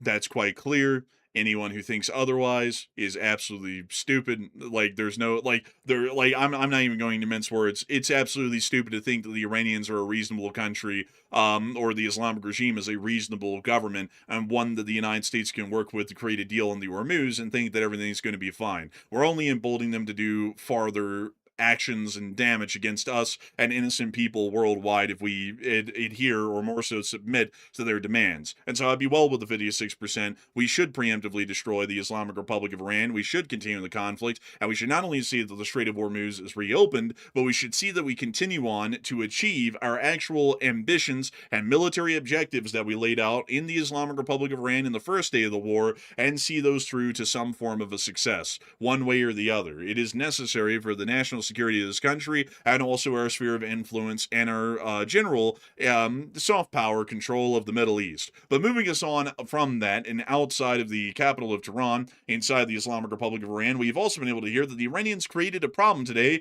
with the Qataris, as the Iranians have now claimed, in this letter written here, that the Qataris are apparently holding 3 Iranian pilots as prisoners of war or hostage, either one, according to the Islamic Republic of Iran. They claim that 2 Su-24s, this incident did happen, 2 Su-24s attempted to fly into Qatari airspace and conduct a runway bombing at the Al Udeid air base just to the southeast of Doha, and during the attempt, they were shot down by the Qatari Air Force, which saved the United States Armed Forces at the Al Udeid air base from coming under a direct attack and destruction at the hands of these 2 Su-24s. As a result of this, the Iranians are claiming that 3 of their pilots survived the shoot-downs and ejected from the aircraft, and the Qataris have been holding them ever since as hostages or prisoners of war against the Islamic Republic of Iran. The Qataris have come out today and flatly denied these claims and called them misleading. The Foreign Ministry spokesperson, Dr. Majid Al-Ansari, says the pilots violated Qatari airspace and ignored communication attempts before Doha acted to defend their territory. Qatar search teams recovered 1 pilot's remains and coordinated the handover with Iran. Doha invited an Iranian team to visit in April for a briefing on the operation, and Iran has not responded. One thing I will say that is interesting, though, about the Qatari response is that they make it pretty clear the pilots violated their sovereignty, and they found a body and they gave that back to Iran, but they didn't really talk about the condition of the other 3 pilots that were in the Su-24s, which kind of makes me believe that they might actually possibly have them. I'm not entirely sure on that, but the fact that this is worded in a certain sort of a way, it seems to me like there is a possibility the Qataris might actually have the pilots. If they do, oh well. It's like it was a war. The Iranians tried to bomb Qatari land and also a U.S. military facility. If they're being held by the Qataris, the Iranians are just going to have to cry about that a little bit, I suppose. But moving us on out of that bit of news, inside of Qatar, we have also been able to hear elsewhere that the Islamic Republic of Iran within the Strait of Hormuz today has been getting pretty feisty. Very feisty. The Iranians stated today, after the president was alleged to have gone to Camp David for some sort of a meeting with some of the U.S. officials within the executive branch, that they are on maximum alert and currently monitoring every smallest detail, even online on social media. Per an Iranian source, I wonder if they're watching this. This comes as the president made an unexpected visit to Camp David a few hours ago. Secretary of State Rubio went to U.S. CENTCOM HQ in Florida on Friday, and the U.S.-Iran ceasefire MOU ends Monday, August 17th. So it is believed that because of that, the U.S. might be planning on further strikes to be conducted here within the future. I will remind you all that it is Saturday night. So we're not hearing of any strikes right now. Highly unlikely we're going to be hearing of any strikes tomorrow, because there won't really be a good window to start strikes or conduct strikes before the markets open, which we all know, folks, that nothing can ever hurt the shareholders or the stock market, so they're going to run the entire war around the stock market opening and closing. So if any strikes begin, they're most likely going to begin on a Friday night right after the markets close, or they're going to begin on a Saturday night a day before the markets close, so that way they can try and spin the story in a certain way to where the single-celled amoeba that trade on the market don't freak out and start tanking the entire economy. We've also been able to hear that at the same time that the Iranians made that announcement, they fired another 3 anti-ship missiles into the Strait of Hormuz, with one apparently striking a vessel. Heavy U.S. Air Force activity is now underway around the strait, with no visible vessels transiting the U.S.-backed southern corridor, and the target vessel is likely transiting with its AIS turned off. We also got additional reports of this 3 cruise missiles or 3 anti-ship missiles that were launched into the area, and later a UK MTO report did come out confirming that within the general area of the Strait of Hormuz, a bulk carrier had been struck by an unknown projectile which hit the hull of the vessel. The crew was reported safe, and no damage assessment had yet been reported an environmental impact was unknown at that point. This is the only report that we got from the UKMTO at this date right now. So what we know is that the vessel has been hit. We do not know of the damage. We do not know if there's been a leak of fuel on board, but it appears that the crew is reported safe and are apparently alive after the attack. We also do not know the exact location of the vessel either, as the UKMTO didn't put down an exact marker of the ship's location. They put a large yellow circle on the map which highlights the entirety of the strait. At the moment, a lot of people are talking about the fact that the Iranians did fire another round of attacks again tonight at another vessel that was apparently attempting to transit the strait, and whether or not this situation is ever going to be recoverable or if this is an imminent disaster. And Matthew, what are people thinking about that? And what are you thinking about that as well? So what's going on in Hormuz? It's trouble. 3 missiles fired into the strait. That doesn't sound like peacetime to me. That sounds like a little bit of hell raising. It sounds like. So Iran is launching those 3 missiles today. Apparently hit another ship. Apparently a bulk carrier from the sounds of it. And the ship traffic is remaining minimal on the strait. It is definitely not resumed back to normal. Definitely not. The most recent data shows that it's still highly reduced. And in fact, the only ships that are actually getting through are just a very small handful that turn off their AIS transponder, and they're able to sneak through the strait when Iran's not looking. So that's not very good. So is that sustainable? About 50% said no, this is an imminent disaster if it stays like this. Well, while 26% said we can endure, but it's painful. And 17% said yes, it's not a crisis anymore. And it's still a huge crisis. Made no mistake about it. It's still a massive crisis right now. The fact that the ship traffic has not returned anywhere close to what it used to be, that speaks for itself, in my personal opinion. So no matter how much, bloviating, faking, or exaggerating people want to do, this situation is still an open-ended, unresolved conflict at this point. So the U.S. can finish it.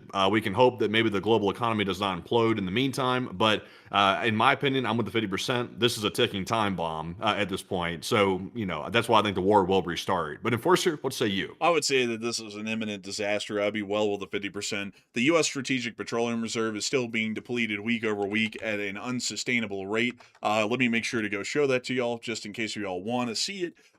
We will show it, because we always want to have proof to back up what we say here, folks. We don't debate with feelings and emotion. We debate with facts and logic. That's why the left wing of the plane has been destroyed and we're currently crashing. But here is the Strategic Petroleum Reserve level as it sits right now. This is the lowest level that's really ever been seen since the opening of the Strategic Petroleum Reserve. Let's see here. About on into its first year, actually. So we're about down to the level where the oil does not exist. Hardly even is there. So I would say that, in my opinion, this is going to be an imminent disaster, most likely economically, if this is not resolved. So it needs to be resolved quickly, and the U.S. needs to get off their ass and do something about it. But moving us on out of that, and on out of the Strait of Hormuz, we have also been able to see, moving us on out of that area, that at the same time, within the area of the Houthi lands, the Yemeni Houthis have been conducting a significant amount of actions against the Yemeni government today, as explosions were reported in Marib, and we were able to get an actual picture of one of those explosions here within the town of Marib, once again showing that Yemeni attacks are being conducted against Yemeni positions within this area of the town of Marib. And we also were able to hear that near to the area of Taiz and also the Marab area, that the Yemeni Houthis have actually been targeted for the first time ever by a Yemeni government FPV drone, a fiber optic FPV drone, that is. And they apparently targeted this Houthi pickup, which was just barreling through the middle of the desert for some reason. Oh, look, the little igniter came into view. Oh, it was a Toyota. Who would have known?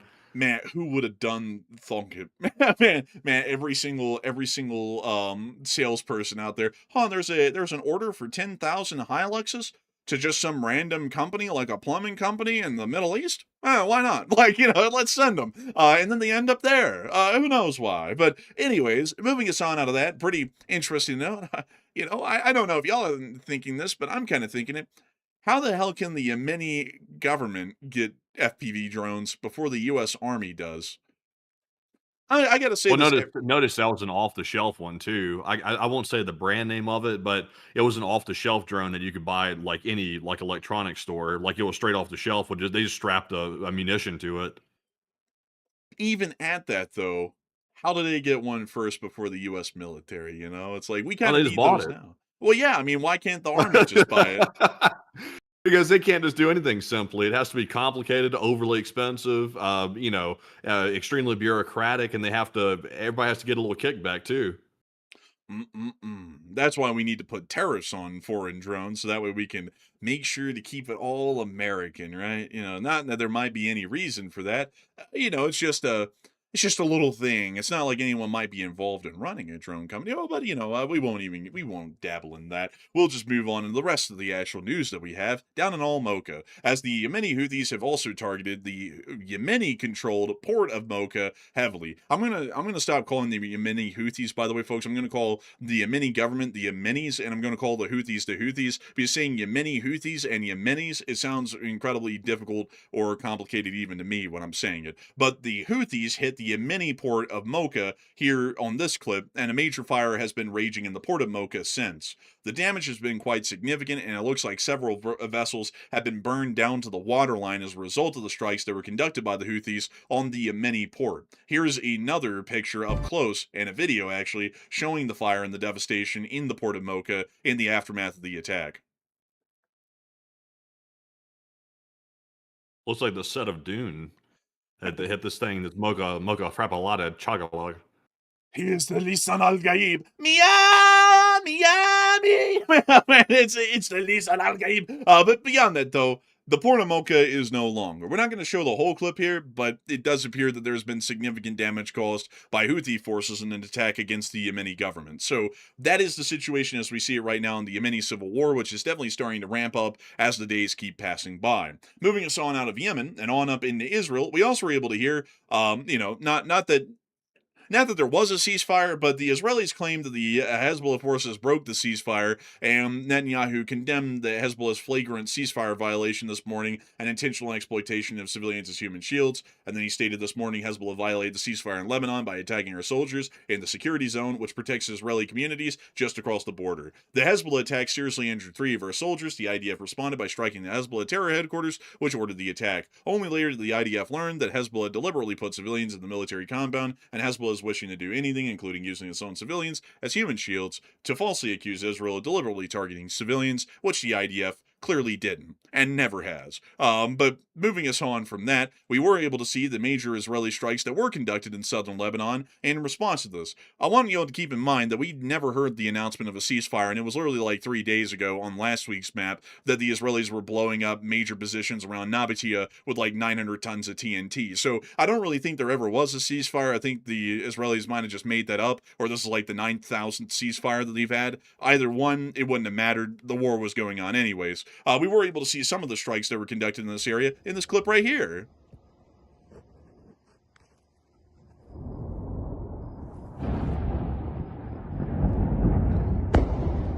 And also, let's just show just that little bit. Oh, okay. Well, moving us on from that, we also got to see another clip here of another explosion within the area.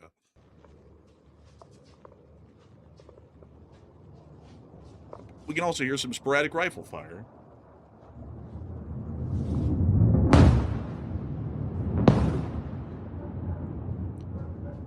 Those are currently the strikes being conducted by the IDF and the IAF within southern Lebanon. As a result of this, a large amount of Lebanese citizens are now fleeing northwards towards the city of Beirut to be able to try and escape the now heavy fighting that is going on in the south of the country, with a large amount of the highways leading into the area, including this one in the Dakhia suburb and near to the international airport, being completely clogged and deadlocked today as a result of the heavy influx of traffic. So we do understand that the situation is becoming incredibly tense, and it also does appear that at this point there is a significant amount of military actions that are being conducted between Hezbollah and Israel inside the southern Lebanese regions.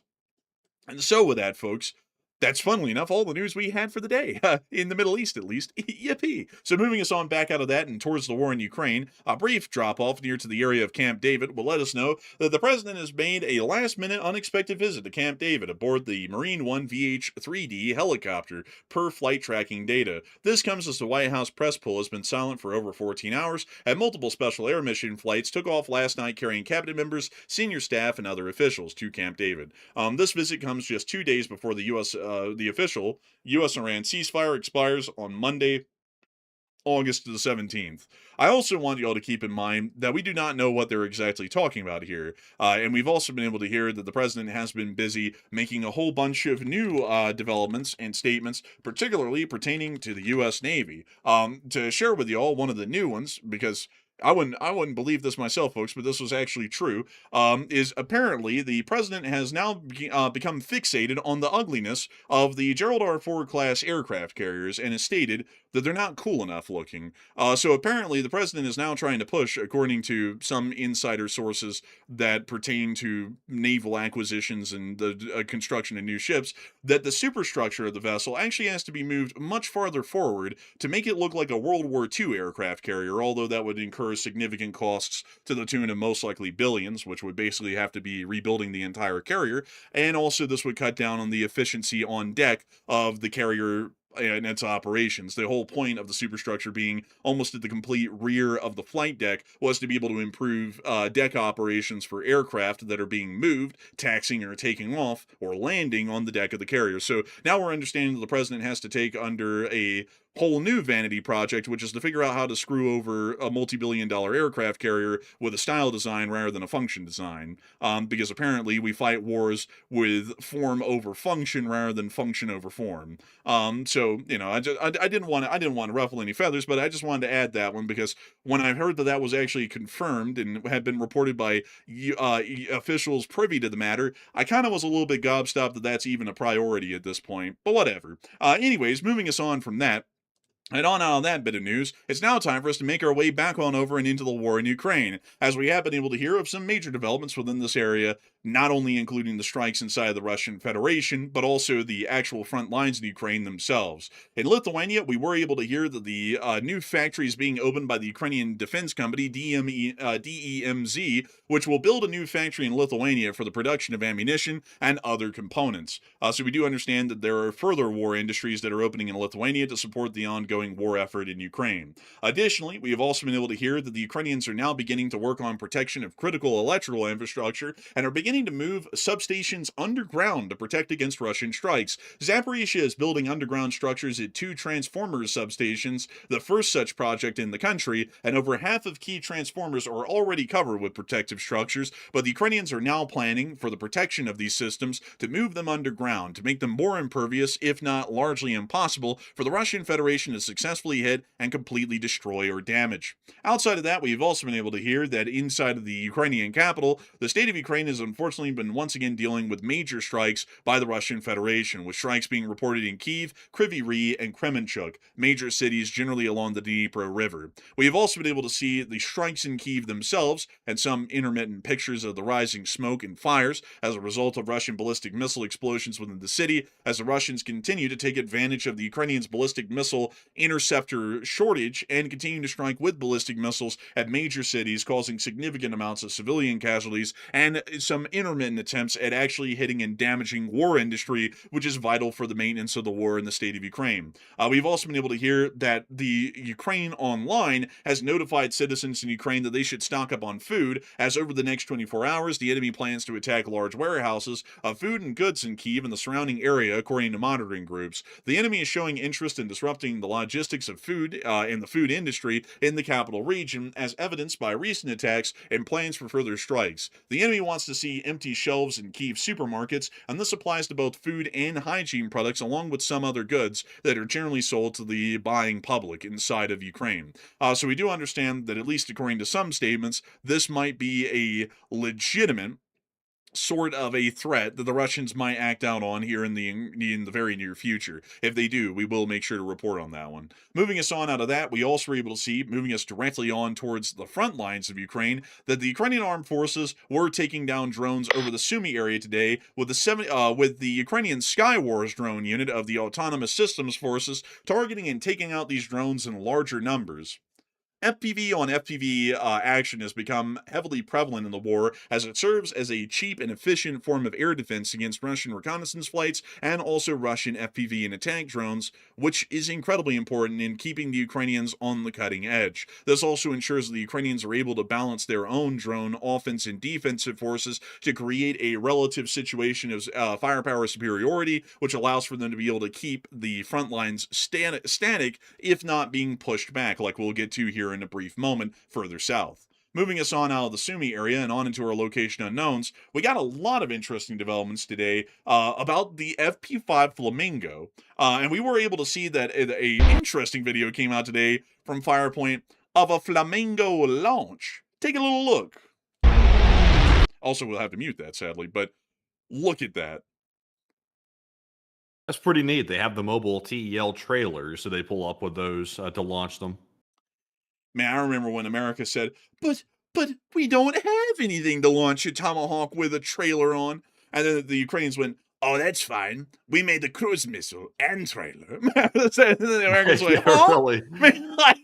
Honestly, truthfully, that's why most U.S. defense companies don't want Ukraine to license produce anything, because they know that Ukraine's going to get their hands on it and they're going to try to improve it, and that might eat into their market share a little bit. So that probably plays a big factor in it, I'd imagine. Yeah, that was so stupid, man. Back in the day, the U.S. went, we can't give them Tomahawks because they have to be fired from a ship.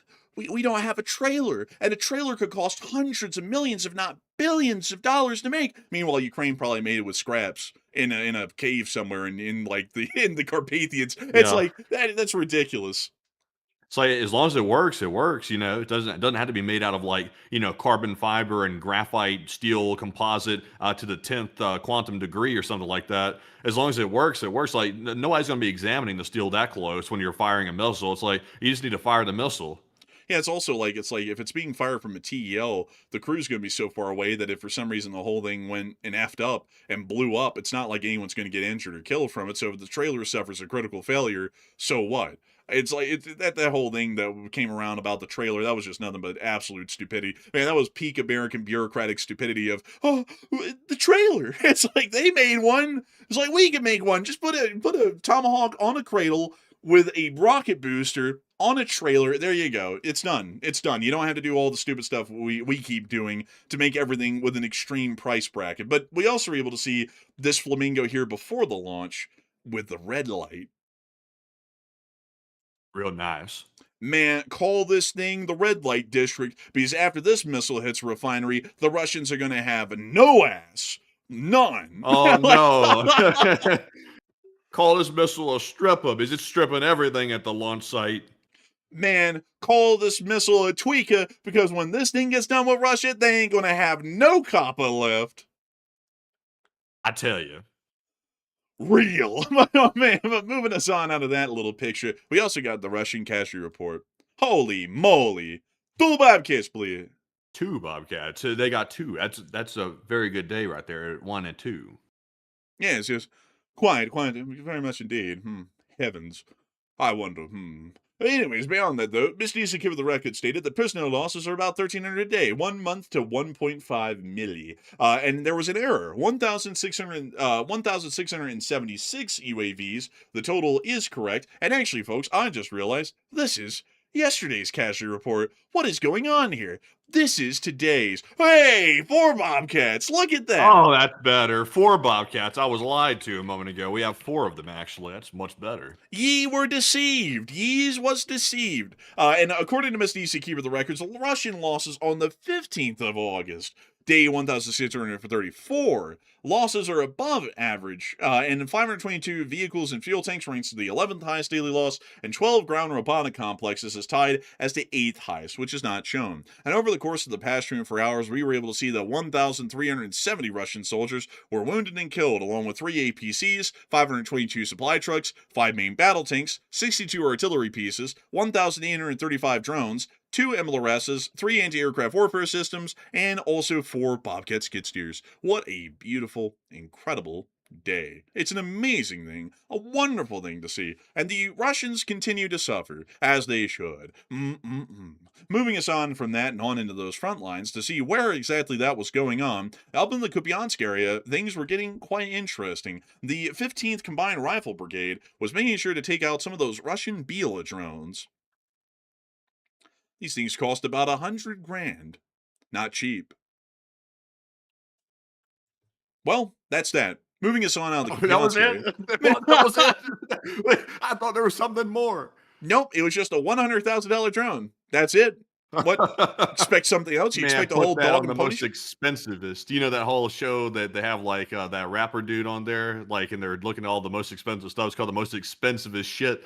Like, all the stuff on there. Like, so what made it so expensive, man? And they're like looking at it and stuff like that. And there's like really no reason that stuff's that expensive. Have you seen that show? I haven't seen it. No, I haven't.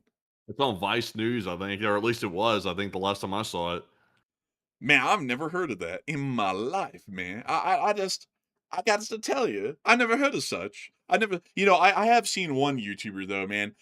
I got a $1 hotel room, and then I got a $1 million hotel room. It's like, cool, okay, man. It's been going on for 10 years now. Like, it's like, this is 10 years old now. But anyways, moving us on out of that whole deal up in the Kupiansk area, it's now time for us to move on down and on into the Yenikeyeve area. Y'all wouldn't know what happened in Yenikeyeve, would you? Well, a big mall that apparently was being used by the Russians as a storage facility got hit by a Ukrainian drone. Горит галактика. And this woman said it's the Gorik Galactica, believe. That's the mall, by the way. Никто не тушит. This guy is plastered in the background. Man, Fred's like, get to bed, man. Like, got problems. Also, this guy shining a flashlight out there?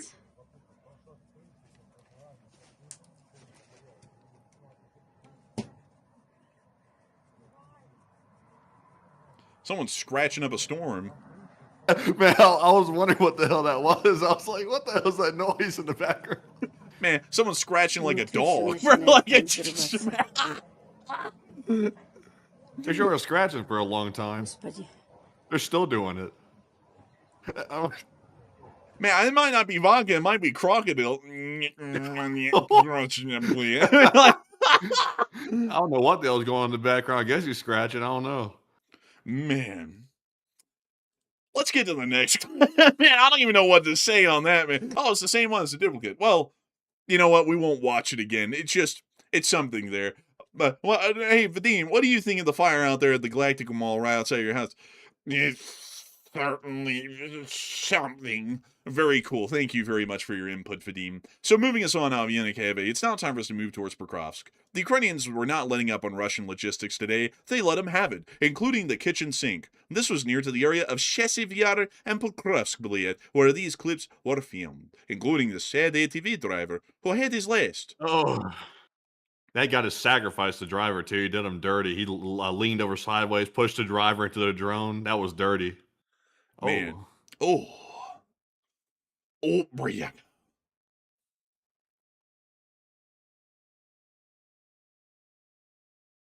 Oh.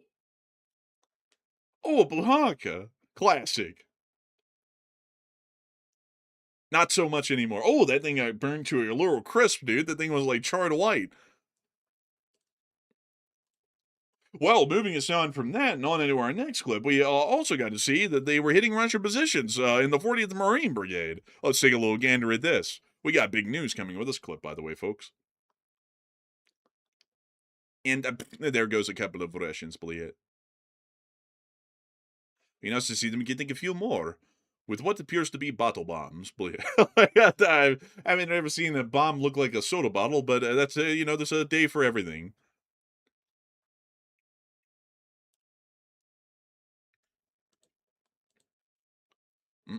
Even in thermals, the Russians do not evade the Ukrainians. Jeez, look at that. Oh, that was like some sort of a cartoon bomb.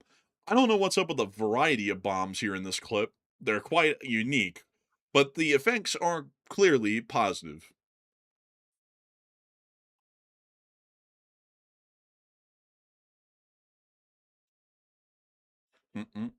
Well, moving us on from that clip and on into the next one, we also were able to see a couple of apparently too spicy. Whoopsie daisy. Oh, we don't want to see stuff like that. Oh, no, I don't either. You know, I'm personally more of a bland kind of a person, more of a saltine crackers kind of a guy, not a spicy kind of a guy. But actually, I'm kidding. I actually quite like spice. I like spice a lot. But we were able to hear that the Ukrainians cleared another 6 settlements today in this direction. Holy smokes, they're on a roll. Certainly, I might add. Of course they are. Also, by the way, don't like pause like that because there's not much to say, and also I'm not ready to like give input like that. So you might just want to like cue me in or something. Okay, well, anyways, according to analysts, the Russian army did not leave these settlements on its own. Ukrainian fighters carried out offensive actions, knocked out the enemy, and took the soldiers prisoner. The operation to clear the territory is still ongoing, so the current changes on the map may not be the last. So moving us on out of that and on into the area of Dnipro, we also were able to see the flight of the flamingo. Take a little gander at this. And there goes the little fella. No audio on that one, weirdly enough.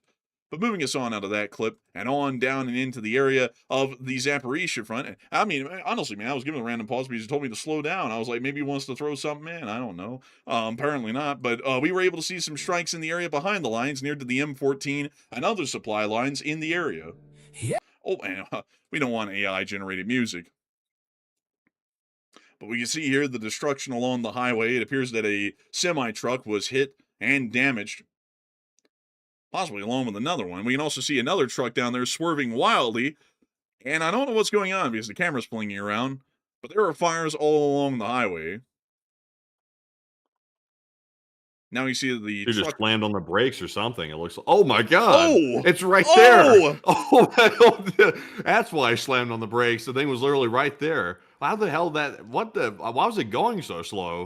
Man, this guy said, up, Liat! And he said, I wonder why you slamming the brakes. And then the drone said, let me do it for you. And it's like, oh my God, it's right there. Jeez, man. It also went straight for the cab, too. Look at that. It knocked the mirror off, but it really didn't do much damage to the dashboard, though. It's really sort of strange with that. Honestly, what's going on now? Dude, just bouncing around. Like he's still with us. What the? Is he trying to get out? Well, he got out. Is the camera strapped to him or something? Why is it so erratic? I have no clue. Oh my God. Oh, that drone really didn't do as much damage as I thought it was going to do. Is he going to actually show us the truck or? Oh, there we are. Yeah, it didn't do a lot, actually. Very superficial, really.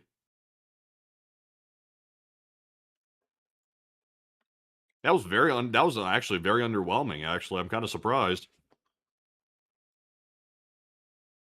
Man, meanwhile, all the other trucks are racing by at 1,000,000 miles an hour trying not to get hit as well.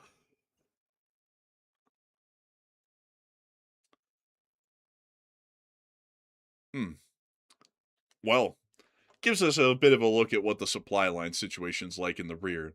So, also, lastly, in the Kherson area, before we get on down to the Crimea for our last bits of news, we were able to see the Ukrainians were destroying Russian artillery in the Oleski area across the bank of the Dnipro River. They're quite effective with this kind of stuff, you know. The artillery doesn't stand a chance against Ukrainian counter battery, which is done all entirely with FPVs these days.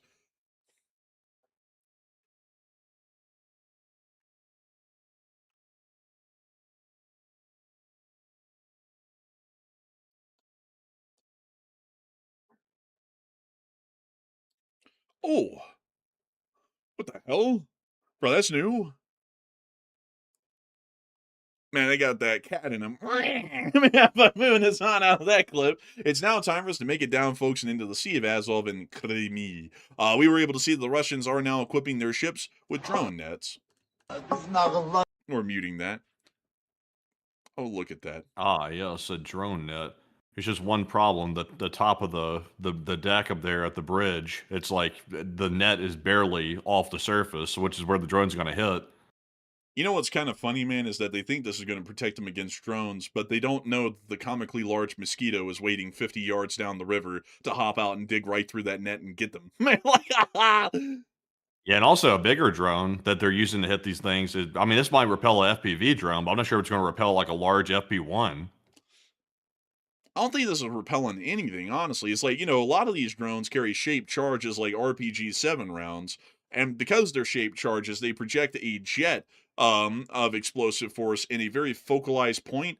And it's like that jet of explosive force would probably still hit the superstructure and damage it anyways. I don't know how badly. It might be a little bit less, but it's not going to be a great deal because also the drone is going to kind of bend the net inwards before the munition explodes. So I don't think this is working at all, whether it be a light drone or a heavy drone. I think that's more so just for like security theater and making the crew feel kind of a little bit more comfortable than actually effectively protecting them. We also got to see that down in Crimea, the Ukrainians were able to hit another substation near to the area of the town of Pervomaisky in the district of Kurim. The 330 kilovolt Ostrovskaya substation, a key high voltage electrical substation in Crimea, was hit and damaged as part of the peninsula's 330 kilovolt transit power grid. And from what we understand, if they even get the Balaclava power plant back on ever, there is not even substations to transit the power. So very unfortunate for them. Russian air defenses were also targeted south of Sevastopol in the area of Cape Kaya-Bershibli, and we also understand that around the area of Balaclava-Bli,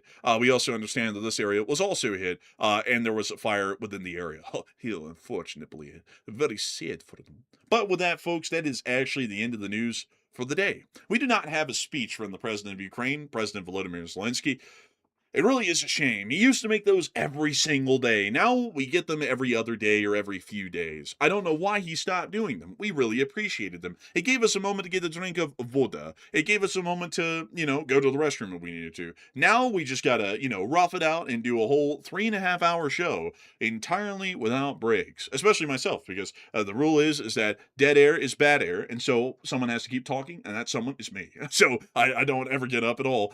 So I have to wait for a little sip of water here later on. So with that in mind, though, folks, it is time for us to wrap up that news segment and move on into the second segment of the stream where we get to talk to each and every single one of y'all. And I gotta say, folks, what an absolute blast the news segment has been. We've been greatly appreciative of so many of y'all watching tonight. We've had 88,000 people watch the stream in 2 hours and 9 minutes and a peak viewership of 18.1 thousand people. Now, I gotta say, that's quite a lot of folks. And we are always happy to know that so many of y'all always come here every single day and continue to watch this show and enjoy it for what it is, which is kind of a stupid but also a kind of a smart at the same time. And so it's time for us to move on into them questions. So Matthew, what do we got? All right, so real quick, let's jump over and take a look real quick. Also, am I coming through? Like, why is my microphone not popping up? Yo, you coming through like clear as day. Huh. All right, for whatever reason, the microphone icon's not lighting up for whatever reason. But I guess if I'm coming through. I taste metal.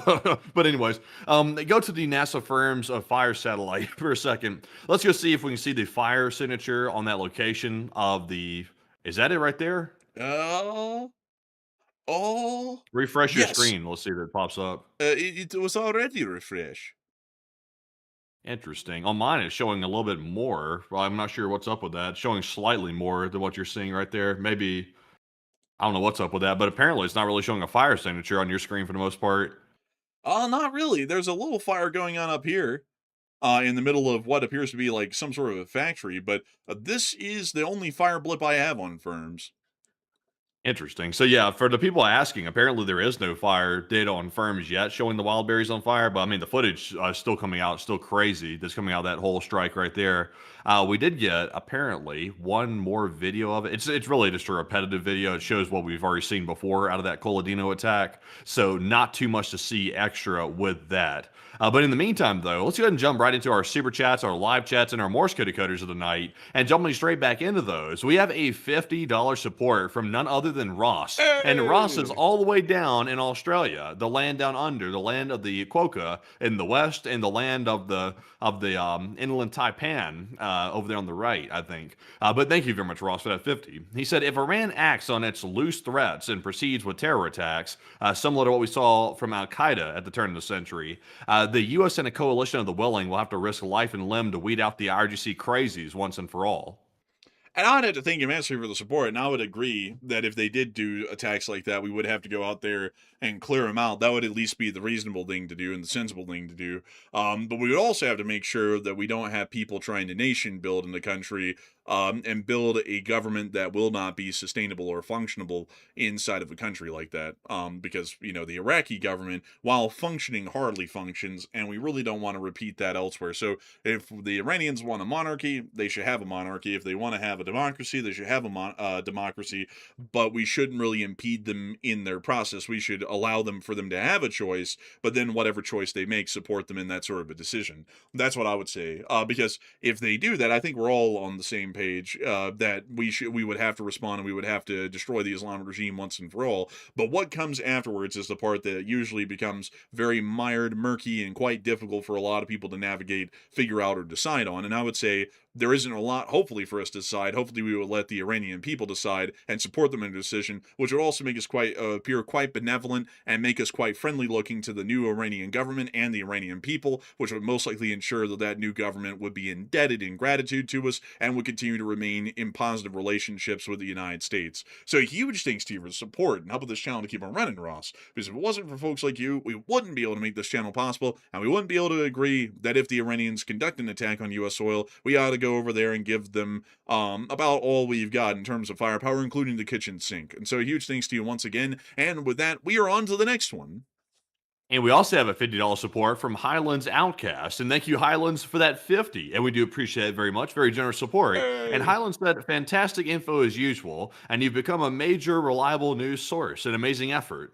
Oh, and thank you so much for the kind words. And over this channel to keep rolling, Highlands Outcast. And we try our best to make sure that the news is as accurately reported, eloquently as possible, analyzed as well as it can be, and that we make it kind of funny through and through. And I hope that we have been able to do that once again tonight, and we're always honored to know that many of people really do find the channel to be worth its salt. And we also thank you greatly for the support as well, because like we say with every super chat, it helps us to be able to keep the show running. So a huge thanks to you so much once again. I hope that does address that incredibly well. And with that, we are on to the next one. We also have a $50 support from none other than Chef Danny B. And thank you very much, Chef Danny, as well, for the $50 support. And we do appreciate that. He said, good evening, Enforcers. Chef Danny in the house. And sorry I've been super busy and I haven't been in the chat much, but the kids started school and I have a 10th grader and a 6th grader and I feel old. But besides Iran fast attack boats, do they have anything else Navy-wise? And a huge thanks to your support, and that's perfectly fine, Chef Danny B. Having kids is quite time-consuming, but I've heard that in some cases it's quite rewarding. And I've got to say a big shout out to you for being a good father and present for them, and hopefully taking care of them quite well, I'd hope. As far as fast attack boats, though, the Iranians really don't have anything else to speak of when it comes to a navy. They have a couple of midget subs, but those are really not operational, or as I should call them, the little people subs, but they're not largely operational. We also know that a lot of their surface ships that were in the actual Iranian Navy at the beginning of the war were mostly destroyed, although those would have never really served any actual purpose for the Iranians in the conflict and would have been completely useless otherwise. It is really just the fast attack boats that they have left. Yeah, that's basically the answer. I'm trying to figure out how to make it a meaningful answer, but kind of the short and simple of it is, yeah, they basically only have fast attack boats, and that's kind of a little bit ironic because that means the only place they really pose a threat is the Strait of Hormuz, which is the only place where the threat really matters for us right now. So a little bit ironic in that everything else was destroyed that really didn't threaten us, and the fast attack boats, which did in the Strait of Hormuz, which is our biggest concern, were hardly targeted or destroyed at all. So I hope that does address that incredibly well, Chef Danny B, and thank you for being the official chef of the LSA and enjoying this channel and helping it to keep running so that way we can hopefully eventually eat a succulent Chinese meal, keep these lights on, and keep this show running until the end of time. And so humongous thanks to you so much once again. I hope that does address that well. And with that, we're on the next one. And our next super chat is going to go to none other than Cerberus3. And thank you very much, Cerberus, for the $50 support as well. And we do appreciate generosity. And Cerberus said, I hope everybody's doing well and staying safe. An awesome job as normal on the news and comedy enforcers, and appreciate you. And on 24/4 shift, so got in late. And merch idea, a coffee cup or shirt saying bloated in an explosion with drone incoming. And one from the chat, please. Interesting. Well, we'll have to see if we can do that sometime around. And I also got to say, we've been staying well and safe. I've been staying quite safe. Quite safe indeed, I would say. I've been making sure to wear extra layers and to also make sure to scrub behind the ears from time to time. Staying very safe there. Very, very safe and hygienic, actually. But beyond that, though, that is an interesting merch idea. We will have to look into that, and we will make sure to get one from the chat in your honor. So, Matthew, what do we got? All right. So, in honor of Cerberus, the live chat question is going to go to none other than Sam, who said, do y'all see an off ramp for this war or just escalation until nuclear weapons are used? And I would assume you're referring to the Ukraine war. For the Ukraine war, my personal assessment right now is this war is going to continue for several more years. It's going to continue, but the wild card is how long can the Russian economy continue? That's the wild card, because eventually, I mean, Russia can try to stall the collapse as long as they possibly can, but eventually there has to be a collapse. So far, they've cheated fate somehow. We're not really sure how they've cheated fate with that, but they have. But eventually, it's going to collapse. That glass house they built for themselves, pretending like everything's just fine, that's an illusion. It's not really the way it is.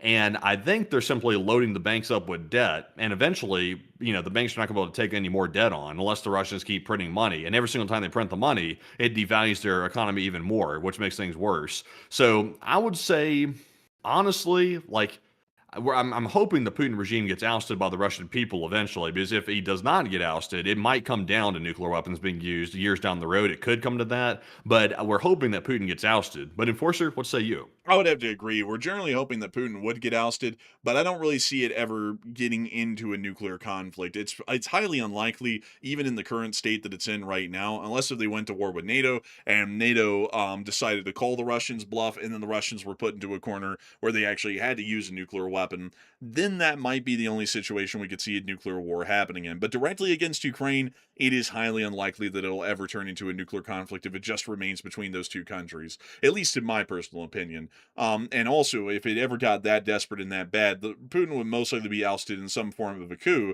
because a lot of Russian government officials, even those who are yes men and cronies to him, would understand that Russia opening up the age of really nuclear warfare being a part of conventional warfare on the by and large would be extremely devastating and destructive for Russia and generally the rest of the world, particularly them as a nation, and they would probably start to move to get rid of him at that point.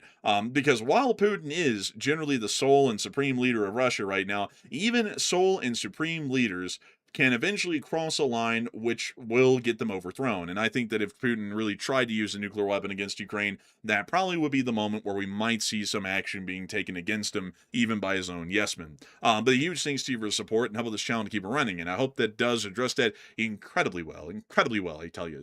And with that, it is time for us to move on and into the next one. And our next one goes to RV2167, who put in a $28 support. And thank you, good sir, for the 28. We do appreciate that. He said, Canadian here, and hello there. He said, I have housed Ukrainian refugees since the war started. And also, it's a very kind thing for you to do, by the way. He said, thank you for the reports and support for Ukraine, and may the West, freedom, and democracy prevail over the evil Axis. And a huge thanks to you for the support, and also really cool to hear that you're from Canada and you've been helping to house Ukrainian refugees. There's been a lot of Ukrainian refugees, especially in Europe, and also in Canada as well. Canada's taken on a large number of them, and I hope that they're still doing quite well. It's been 4.5 years since they left Ukraine, so I'd be guessing they're getting quite familiar and quite comfortable with life in the countries that the refugees in, like Canada and Europe and such. But I hope they're doing incredibly well, and also I bet they're doing even better knowing that they're getting a lot more acclimated to what life is like outside of Ukraine and over here in the rest of the Western nations. And also, hopefully we'll eventually see that the Ukrainians can prevail and that this American and Western sphere continues to prevail over the Axis forces that exist in the world, which are continuously attempting to undermine and destroy our way of life and also what we've been able to build for ourselves and our allies like you in Canada. And so a huge thanks to you for the support and help with this channel to keep it running, and I hope that does address that incredibly well. And with that, we are on to the next one.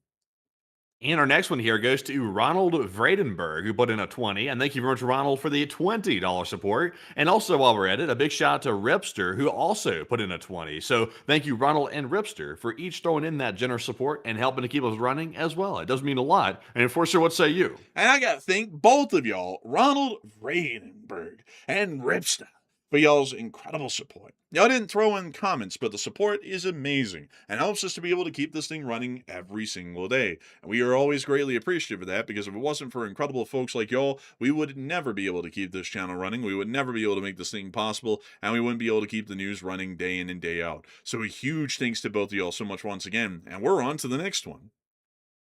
And also moving on to our next one here. This one's going to go to none other than Trister1. And thank you very much, Trister, for the 20. It's good to see you once again. And he said, for the Corgi Fund. And I tell you, $20 for a Corgi Fund, that might last you a week, possibly, with the way those type of dogs eat. They eat like crazy. So especially with dog food prices these days, crazy times, by the way. Everybody's food prices, too, not just for the Corgis, but, you know, for humans, too. I mean, it's a tough thing out there. Say goodbye to meat. Everybody's a vegetarian now. But Enforcer, what say you? Man, I tell you, man, I haven't eaten a piece of beef in years. Like years, I tell you. It's been a long, long time.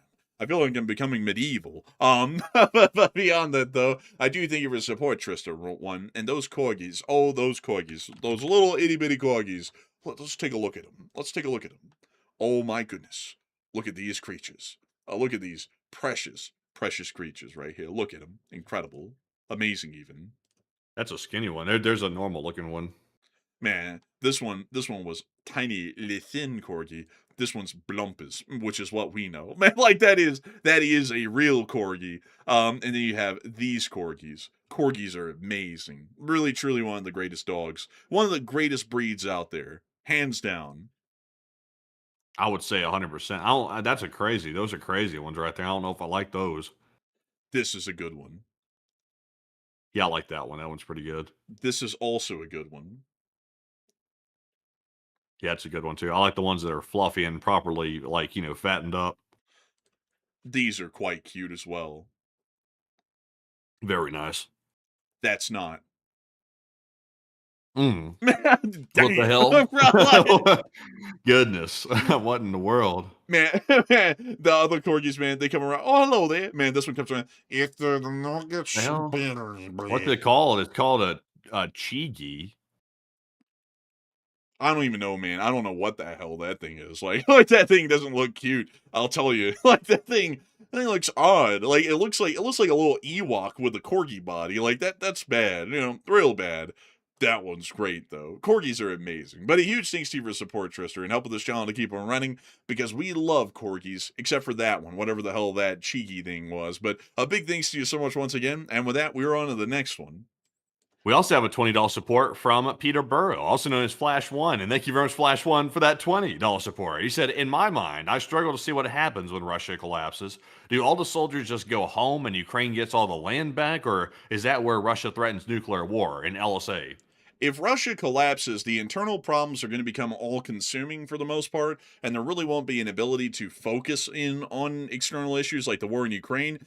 And Russia will largely just start to put all of its force towards itself and kind of implode at that point. So the Ukrainians would probably just pack up and leave. Well, actually, not the Ukrainians. The Russians would probably just pack up and leave from Ukraine. Kind of like how the Soviet Union just had to pack up and leave from East Germany when East Germany was reabsorbed by West Germany and was reformed into the Federal German Republic. So that's what I'm generally thinking. And that's usually how it would go in most places, is that once Russia implodes, most of the soldiers would be kind of stuck in place with nothing to do. The war would generally freeze, and they probably just pack up and eventually go home. Either the new Russian government would help them do that, or the Ukrainians would actually assist them in doing that, so that way they could get their territory back and remove the Russians from the front. So I hope that addresses that the best I can, at least in my opinion. But a governmental collapse like that is a very tough thing to envision, because it's usually so chaotic, and there's so many different decisions and moving parts made by far smaller decision makers that are completely different across the board. It's really hard to paint a clear picture of what that would look like. The best way to summarize it is that it's going to be total chaos, but the positive of that total chaos is that there will be no consolidated command structure to continue a war against Ukraine. So the Ukrainians would either start slaughtering the Russians on the front and just push them back because there's no unified command any longer, or the Russians would just stop fighting where they are and they pack up and go home on their own, or the Ukrainians would pack them up and send them back home and reclaim their territory. So big thanks to you for the support and help with this channel to keep it running. And with that, we're on to the next one. And we also have a $20 support from Joppy1992. And thank you, Joppy, for the $20 support. And Joppy said, even if the USA tries to retreat from the Middle East for whatever reason, since Iran is now turning its hostility against the U.S. mainland, do you think it's ever going to be politically viable to retreat before domesticating Iran? I don't think it will be. I think if we retreated from Iran and they started to conduct terrorist attacks on U.S. soil, that is going to be a death knell for the people who are currently in charge right now and their, say, electability or their popularity here in the country, because it's already about as low as it could get. And I think that if they did something like that and then the Iranians started terrorist attacks on U.S. soil after we said the Iranians were trustworthy people, that's not going to look too well. Honestly, folks, the truth is that the polls are showing that this whole flip-flopping deal of the strait is ours, it's not ours, it's about to be open, it's not open, we're going to bomb them, we're not going to bomb them, they're terrible people and they're great people, and doing that every day, every week, has kind of run the polling for the popularity of the president quite literally into the tubes. I don't think there's a single person. The last president, I believe, had the lowest polling score, I think, in history during their term, and I think this current term for this president has already reached well below that one, I think making it a new record low, if I'm not mistaken. But anyways, beyond that though, I think regardless at this point, it's kind of a damned if they do, damned if they don't situation. But if they did conduct attacks in that situation, it would fare even worse for him. But a huge thanks to you for the support and humble this channel to keep it running, and I hope that does address that well. And with that, we are on to the next one. We also have a $20 support from Justin, and thank you very much, Justin, as well, for that 20. He said, this is for the Waterbill brothers, and how long will it take Saudi Arabia to finish their oil pipeline? Any ideas? From what we heard, according to what the Secretary of the Treasury allegedly said, it would take about 2 years.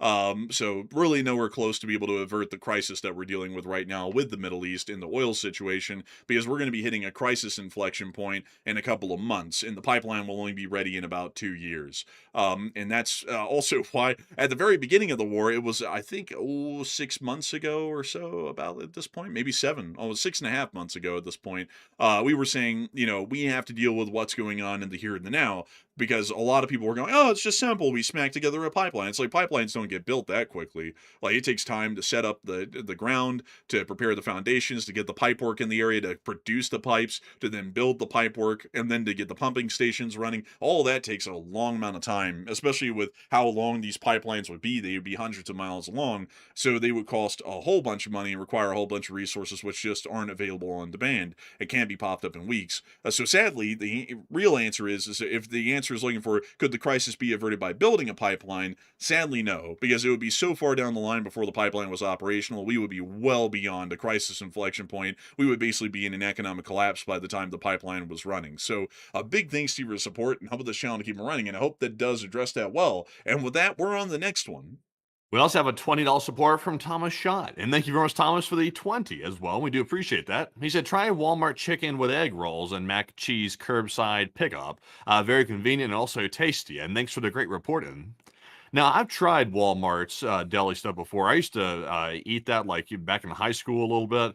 It's okay. Like I've had it before. It's not too bad, but it's just not really like it's not super good. But I mean, for deli food, it's not too bad. But I mean, I'm not a huge fan. But thank you though for that support. And Enforcer, what say you? And I thank you greatly for the support. And I have tried Walmart deli food as well. I would say it's B tier. It's not like A plus tier or A tier or anything like that. It's okay, but it's not something I go on my way to eat, but it is affordable though.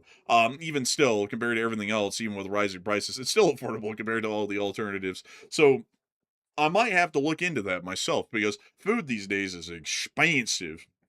No matter where you try and get it from, the grocery store, a restaurant, it's all expensive. But a huge thing. It's cheap if you know where to look.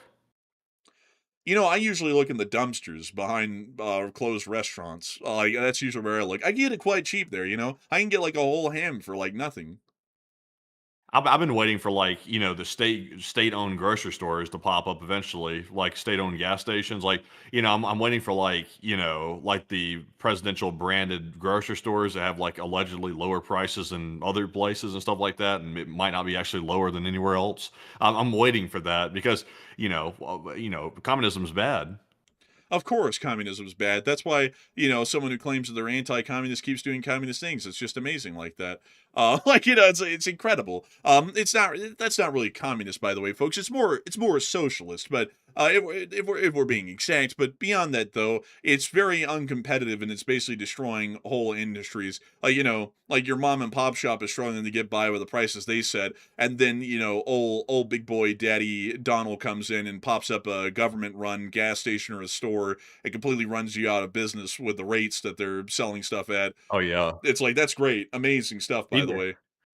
do you know why the mom and pop shop really went out of style? Do you know why it really did? Why did it go out of style? Because the divorce rate skyrocketed and mom and pop weren't married anymore. So it's just the mom or the pop store. It's not both. It's either or. Man, it's the mom or pop store with visitation rights.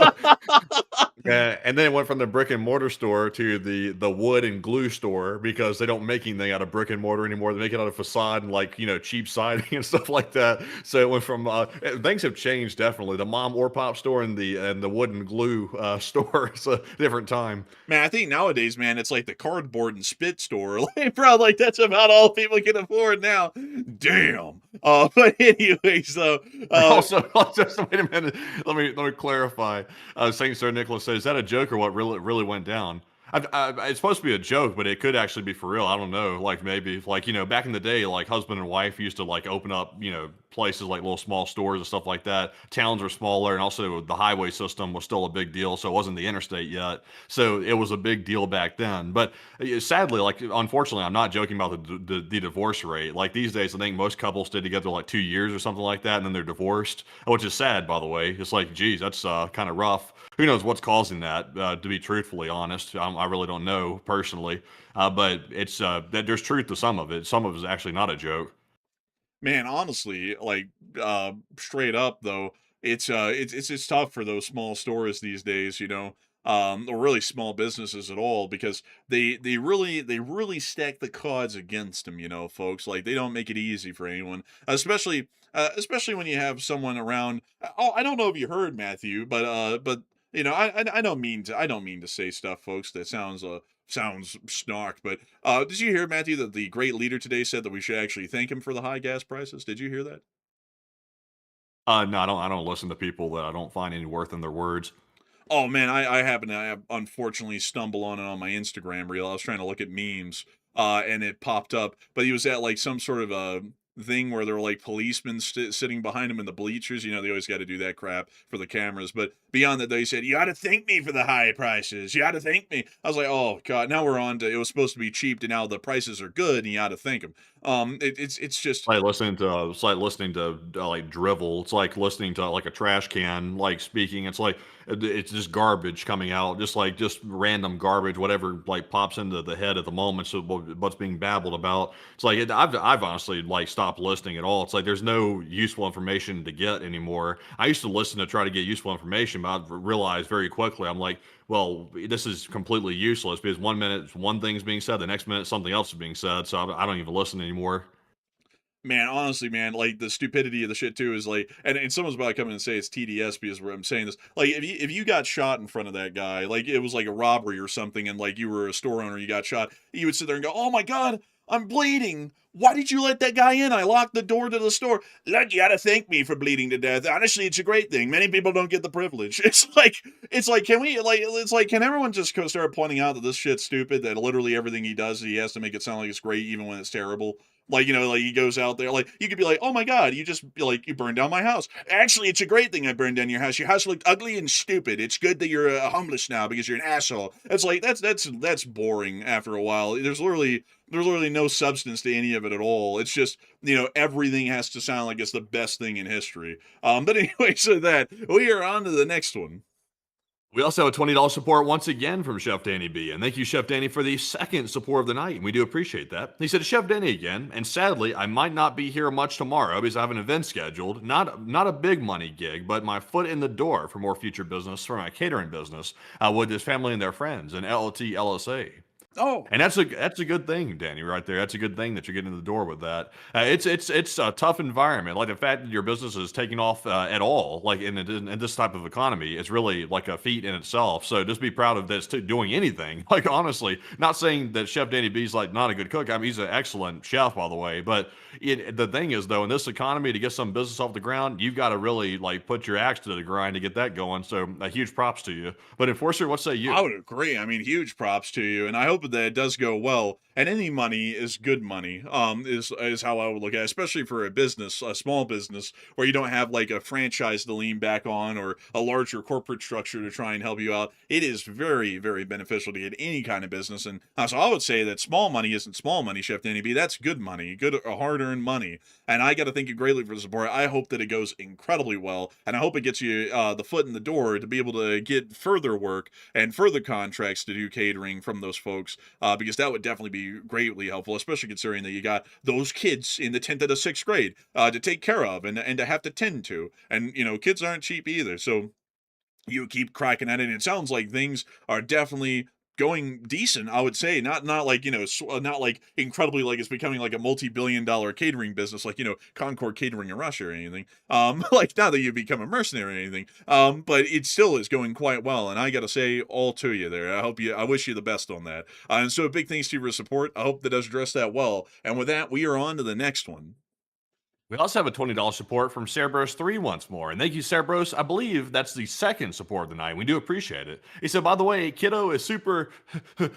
Excuse me. Goodness gracious. Whoa. That was a build-up. You can actually hear the whole progression of that, the beginning, the middle, and the end. But sorry about that, Cerebros. Cerebros said, by the way, Kiddo is super excited for the Korean barbecue tomorrow after I showed him pictures and has been great this entire time. And for a fun side note track, show off some pics and facts of Irish Wolfhound, please. And thank you again for the news. This is the Irish Wolfhound, a beast of an animal. That thing does look a little bit wolf-like. Man, Oh, look at yeah, that's huge. I don't want it all that big. Man, bro, when those people in the Appalachians said that thing's the damn skinwalker, all they saw was an Irish wolfhound standing on its hind legs, man. They were like, "Oh my god, it's a damn demon!" Man, it's like hell no, it's like that's a dog, man. And these things are crazy though. I think these things were actually bred, as the name suggests, to be wolf hunter. They were supposed to join folks on their expeditions to hunt wolves, but as all of us know, wolves generally went extinct in Europe by the Middle Ages. So there weren't really, well, they didn't go completely extinct by the Middle Ages, but most of them did, especially in Ireland and Britain. Well, the whole of Britain. It was pretty easy to wipe them out. So then they just became a really cool breed. And I believe, let's see, yeah, they're used by coursing hunters, which pursue, let's see, animals, heavens, I think they're foxes mostly. So these aren't like the little dachshunds and whatnot that you get to chase down or the beagles, I think it is, that you get to chase down the foxes in droves. You just get this giant beast to chase the thing down and get it instead. Yeah. So you're gonna get a fox, you're gonna go it's gonna go crazy. So a little bit more than the beagle. Man, bro, man, this thing gets up on the fox, man. It pins it down to the ground with one paw and it goes, looking like a little tasty snack. Man, man, this is the type of dog right here. It's so big and menacing. It toys with its food. It catches the fox and says, "Do I look like a real boy now, Papa?" Man, I tell you, that fox didn't stand a chance. Also, it's the mascot of the Irish Guards, which is a household division, well, a household unit of the household guards in the UK, which is pretty cool. But beyond that, though, that's about all I actually know of the dog. I don't really know a lot about this dog, but I do know that the dog is really cool, really neat. Here's an illustration of one of them from the 1700s. Notice that the snout is much more elongated. This thing could just shank a bear or a wolf with its nose and get away with that. Like, that would be good enough. Yeah. Let me, I'll do it for you. Man, let me stop it for you. Man, like it's like, man, bro, with a snot like that, man, you could like punch through steel. Man, bro, like fling that thing in a ship, you could sink it. I'll tell you, this is the only dog that could rob somebody just with its snout. Like it was like, give me all that money. And it was like, okay, like here, have it. Here, no need to ask twice. Man, what? Oh, this is one in the 1800s. They got a more boxy snout by then. No longer the the pointed snout of a spear tip. And then nowadays they got that snout. They got that snout like Alf, that alien. But man, these things are crazy though. But a huge thanks to your support and letting us rabbit hole for a minute, Cerberus, on these Irish wolfhounds. And I also hope that y'all have fun at the Korean barbecue tomorrow. I've never actually had Korean barbecue, but since we moved to Salt Lake, I have been enjoying and dabbling in quite a many dishes I'd never had in Alabama because there just wasn't any restaurants that had these dishes. They're incredible. The food variety here in Salt Lake is impeccable. You can get almost anything here. In Alabama, I think it was mostly barbecue and fast food. That was almost everything that we had to eat. Out here, you got barbecue, you got fast food, and you've got, let's see, Indian, Thai, you got Chinese. Everyone's got a Chinese restaurant. That was in Alabama, but you have Chinese, you have ramen, which I had ramen in Alabama and it made me horrifically sick, like food poisoning sick. I think some of y'all might remember that, actually, those days where we had to cancel shows because I got sick from the ramen. But I've had ramen out here that's really good. I've had a lot of stuff out here that I never had in Alabama, and the food is incredible, but I have still not had Korean barbecue. And so a huge thanks to you for the support and helping this channel to keep running. I hope y'all have a great time there tomorrow. And with that, we're on the next one. Our next one goes to Villainous LSA Latvia, who puts in a $20 support. And thank you very much, Villainous, for that 20. We do appreciate that. He said, the Russians try to push the narrative that Ukraine's attacking Latvia because the drones look Ukrainian. But in my opinion, they were Ukrainian drones diverted into Latvia by Russian EW to fuel the exact narrative. You know, Wilderness, I think you're right. I think that is the case. Or the Russian drones actually entering Latvia. I'm not sure which it would be, but I think it's one or the other, and I think you might be onto something there. I'd also got to say, how you doing? The official LSA hoof trimmer. Yeah, it's good to see you around here. And also good to know that we're able to talk to you, since you're one of our folks up there in Latvia itself. Near, I believe, Jekapis. I believe that's the name of the town that you're near. Take a piss. What do you say? Jekapils. It's this town. Interesting. It's this town right here. Oh, this one. You know, Latvia was ranked the best place to live. Like, I think the best country to live in recently. It was ranked like the top. Really? Yeah, I mean, that's what they say. I mean, Latvia does look pretty nice, but I'm not sure if it'll be like that if they get invaded. Oh no, I feel like the Latvians are industrious people. They'll keep it up. Like it'll be fine, hopefully. But man, you know, let's go take a look at Riga then. If they say it's so nice, let's take a look. Well, that is quite nice, actually. That is quite nice. Let's see here. Cost of living. What's the city? The nice city, Riga. Riga. Cost of living in Riga, Latvia. In Riga, Latvia, a single person needs roughly $1,000 USD per month without rent. Let's see. Well, obviously we need to add rent. I mean, why are we doing this without rent? If you live under a bridge, it's only $1,000 a month. Like, it's like, wow. Oh. So apparently, let's see here. Rent for a one-bedroom apartment typically adds $580 USD per month. That's it. Well, let's see. Yeah, really. That's cheap as hell compared to anything I've ever seen. Let's see here. Utilities $150 to $250 a month, depending on the heating cost. Groceries $250. Well, that's actually affordable to live here. Like, this is news to me. I didn't know that. I might be moving to Latvia next year. Let's see here. Well, like, where? How do I let this live? Hold on a second. Let's see here. So, the average rent per month in Riga is $584 a month. So it's extremely affordable to live in Latvia, like very much so. So, I mean, wow, that's remarkable, actually, I would say. I don't know what it is, man, but this place reminds me of New England here in America. You know, like Boston, kind of Massachusetts area. It has a feel of that. Oh, get this. So to be in city center for a three-bedroom apartment, by the way, which is roughly about 1,200 to 1,500 square feet, in city center of Riga, Latvia, is 1,200 USD per month. Do you know what that would be? City center anywhere in an American city? That would be at least like $3,500 to $4,000 a month, at least. Like at least $3,500 at least a month. In the city center, a three-bedroom in Riga, Latvia, it's $1,200 a month. Let's see. Someone said, "What is the pay though?" Let's see. Average salary in Latvia. So they do make a little bit less. Let's see here. The average gross monthly salary in Latvia is roughly 1,800 euros, which let's see here translates Yeesh. to what in USD? That's 1,800 like euros. $2,000 a month. Well, I mean that's like that's what if you're working like close to minimum wage in America, that's roughly what you'd make. Like roughly. But that's the average, though, in Latvia. Like, it's not like living on minimum wage. That's the average. So you can make a good bit below that.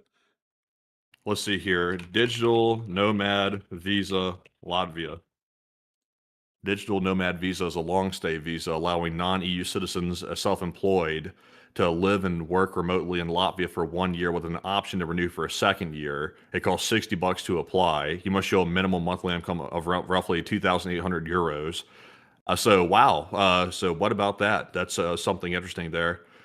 So apparently you can just go to Latvia and be a digital nomad there, like as an American. Like if you just wanted to live there, I mean, you could live it up in Latvia as an American. I mean, if you're working remotely and you're wanting to live in Latvia for a year or two, it's like you could do that and save some money actually, as long as they don't get invaded. Well, one place that wouldn't get invaded? Finland. I'm just kidding. They would get invaded. But what about Finland? Like, pull them up. I wonder what it's like up there. What city though? Helsinki. Okay, let's see here. Man, bro, you So said the okay estimated like cost you're of unsure. You said okay. Man, like it's an okay place. So the estimated cost of living in Helsinki is roughly 1,000 euros to 1,300 euros for a single person living modestly, excluding rent. Why the hell are these people all excluding rent? Like, what the hell? How are these people budgeting? It's like, hey, rent is included. But studio apartment, city center is roughly 800 to 1,100 euros a month. A 1 to 2 bedroom apartment is like 1,200 to 1,600. So this is getting closer to like American prices inside of Finland. Interesting. It kind of looks like the UK a lot through here. Huh. Yeah, I don't think that. I don't know. Like that seems like I would rather stay in America at that point. You know, I got one. How about the price of living in South Sudan? I don't even know if they have a cost of living for that. Where in there? Juba. How about Juba? That's the capital of the place. I bet you it looks fine and dandy here. Oh, let's see. Oh, they do have an average cost of Oh. living. They've actually done an article about this. Interesting. The average cost of living in Juba, South Sudan, ranges roughly about $513 per month, while expat level or single person lifestyle ranges from $1,000 to $1,600 a month due to high inflation and expensive imported goods. So you'd have to be absolutely out of your damn mind to go to South Sudan and go to Juba to be there as an expat. What the hell does this city even look like? Anyways, they don't have any street view here. Um, okay, so we have little tiny pictures that have been made. I'm trying to see what. It doesn't look too bad, actually, though. I mean, it's like it's actually fairly modern. I was expecting folks because South Sudan was in a civil war for like 12 years. I was expecting it to look like shit. This actually looks pretty decent. I'm not gonna lie, like not bad. Um, what about North? What about Khartoum in Sudan? How about there? Like, what's the cost of living in all here?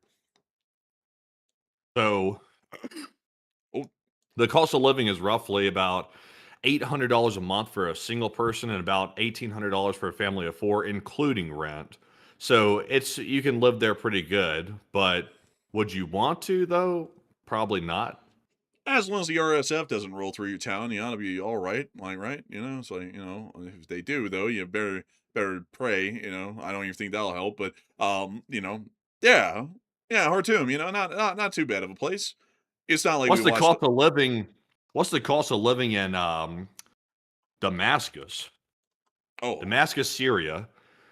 So living in this world's gotten expensive. Like it costs a good money to live in Damascus, Syria. Nobody wants to live there.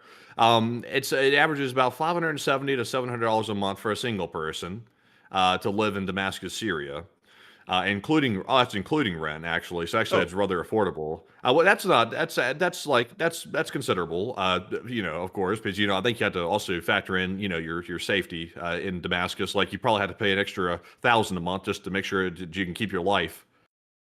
that's called protection money. Keeps you safe. Damascus. What a dangerous place this place is. You see this guy wearing these sandals here? He's wearing them because he knows that he might have to flip them off and book it. But beyond that, though, man, how much is it to live in Baghdad then? It's free if you know how to Baghdad asshole.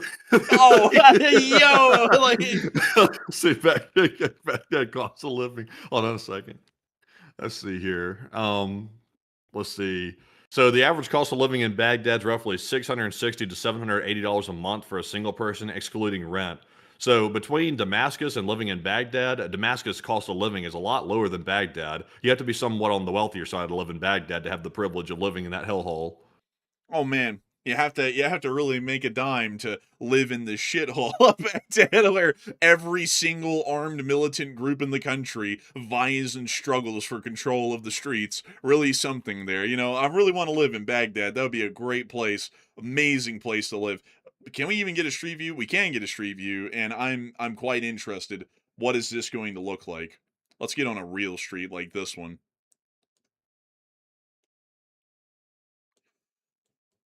This looks like I'm rolling down the street in an Abrams in 2004. If I feel like you drive down the street here and you're like, look out on the left, look out on the right, copy over. Like, I feel like you got to drive through the city doing that in this place. This is Bravo Squad. We just want to notify Company HQ that it appears that there are possible insurgents bearing 190 from the convoy. Over.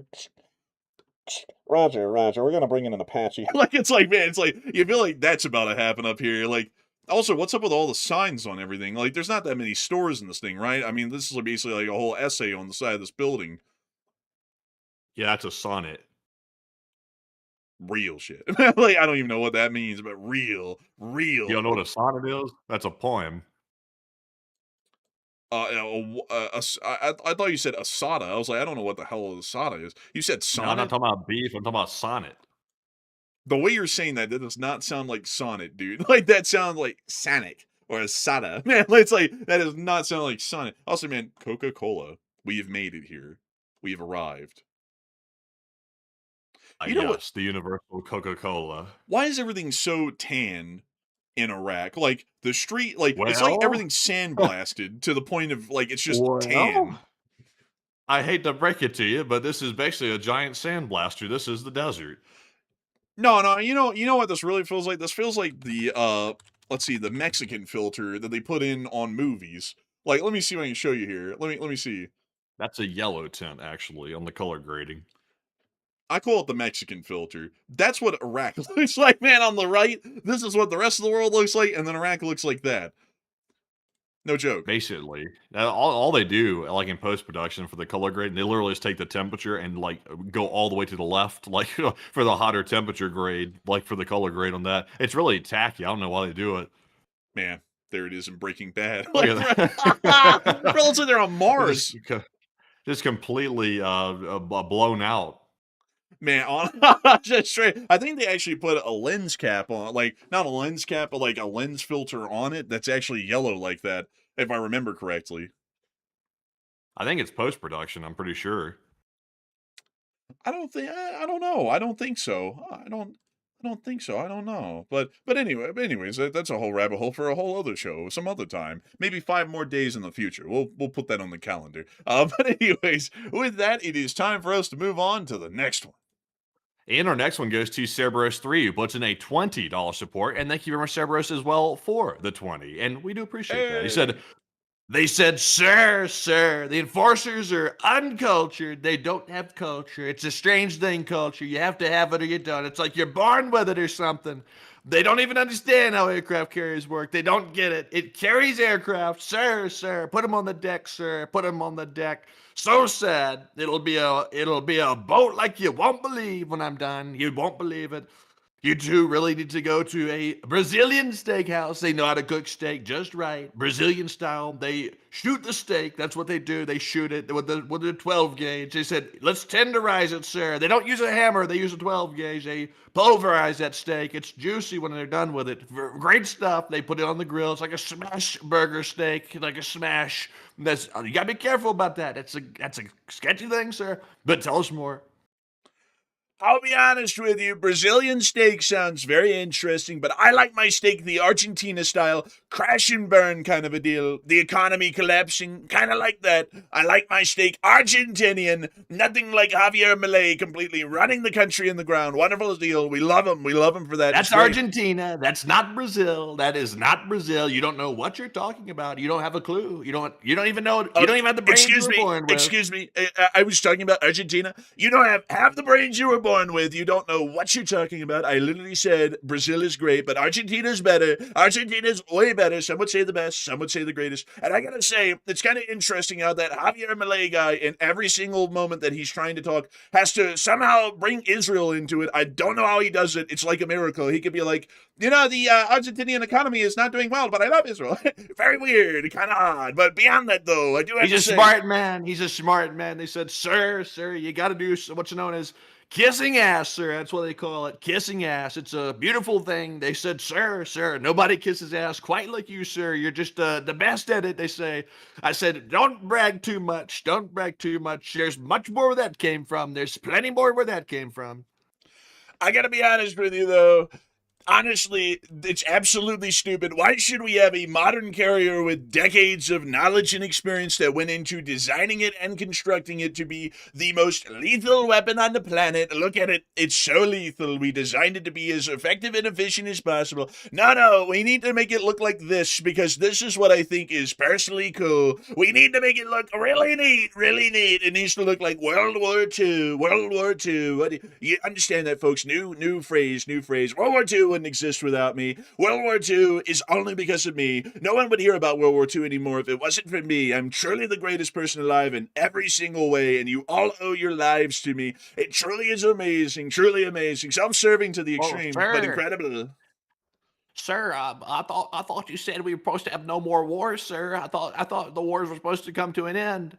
Listen, you're either stupid or you're crooked. You're stupid or you're crooked. That's what you are, stupid or crooked. They said, sir, they want accountability, sir. They said, we want some accountability. It's you have to be an accountant for that. We don't have accountants. They said, no accountants, sir. We don't do that. No accountability. It's just a free for all. That's what they call it. People love it when it's free. It's great when it's free. They said, sir, make it all free. I said, that's not communist, that's just good business. They said, sir, it's good business, sir. It's good business to make it free. They said, everybody wants it free, and you got to give it. Another thing that they said is, nobody will stop you, Mr. President. You can quite literally do anything. The Congress says no spine, so we're just going to push the boundaries until the entire national concept disappears. It's going to be great. But beyond that, though, we all know, folks, that truly the greatest thing isn't even the aircraft carriers that we've been working on. It's been the war with Iran, and it's gone so well. It's gone so great. So many people said, sir, please, stop. We are tired of losing. I heard it as winning, though. I don't know what the fake liberal news said it was. They said they were tired of losing. I heard it was winning. I heard so many people say it was winning. We're winning the war hand over fist, everyone. That's why the Iranians fired at another ship last night. They had to make sure to try and save some face. That's all. Save some face. But we completely control the strait, though. Absolutely. It's just that we won't go into it. A little dangerous. But beyond that, though, so many people love the war in Iran. We're moving on to Greenland and Cuba. We're going to have failure 2.0 and 3.0, literally days following the other. So if y'all hadn't had enough of Iran, don't worry. NATO and Cuba is next. It's coming around the corner. It's like also picking all the bad spots too. It's like Cuba's notorious for the whole Bay of Pigs failure and stuff like that. It's like you're picking the worst possible locations you could possibly go start wars if you want a quick win. It's like Cuba might be a pushover, maybe, but it's like they thought the Bay of Pigs thing was going to go good too, and it didn't. So also Iran, that's been an ongoing thing for decades. Like that's a huge quagmire with that. So that's what you call sinking your ship. That's what you could call just being damn stupid. Like you'd think after the first failure, they'd say that's enough, let's just pack that whole idea up. But no, they're going to double down and go for Greenland and Cuba next. Crazy. But I also saw someone ask for a specific request, and we do not deny a guest even the most ridiculous request. When I was down near Cuba, I saw a couple of sugarcane workers, and I said, could you build me a raft? I want to swim across to the Keys entirely on my own and cook up french fries with tallow, because we all know that eating fattening fried foods is better if it's cooked in beef lard instead of vegetable oil. Clearly, It's not shoving the fries down your gullet that makes you fat. It's just a towel. But beyond that, though, how to make sure to do that? It hurts. That hurts. It really does. We're thinking the exact same thing. It does. It hurts. It hurts, sir. It hurts. They said it really hurts. It's not nice. It's not nice. It really wrecks the brain. It's like cheese on a cheese grinder. Actually, it's not like that at all. It's like metal on a cheese grinder. That's more like it. Not that's more like it. We just had to get the brain working, sir. Sir, just got to get the brain working. That's all. No dementia. We don't like dementia. It's a bad thing. Lion, tiger, bear. That's what they said, sir. If you get it right, you're fine. They asked me to draw a clock, and I drew it so beautifully. They asked me to stop halfway through. It was so beautiful. But anyways, hey, wait a minute, what's going on here? Time to move on. I paid for this microphone. But anyway, we really do need to move on, though. Seriously. We did that too long, and my voice hurts now from doing that voice. But anyways, with that, we are on to the next one. I also have a $10 support from Friend XA, and thank you, Friend, for the 10. He said, I made $150 selling my art today, and I wanted to include you in the profits.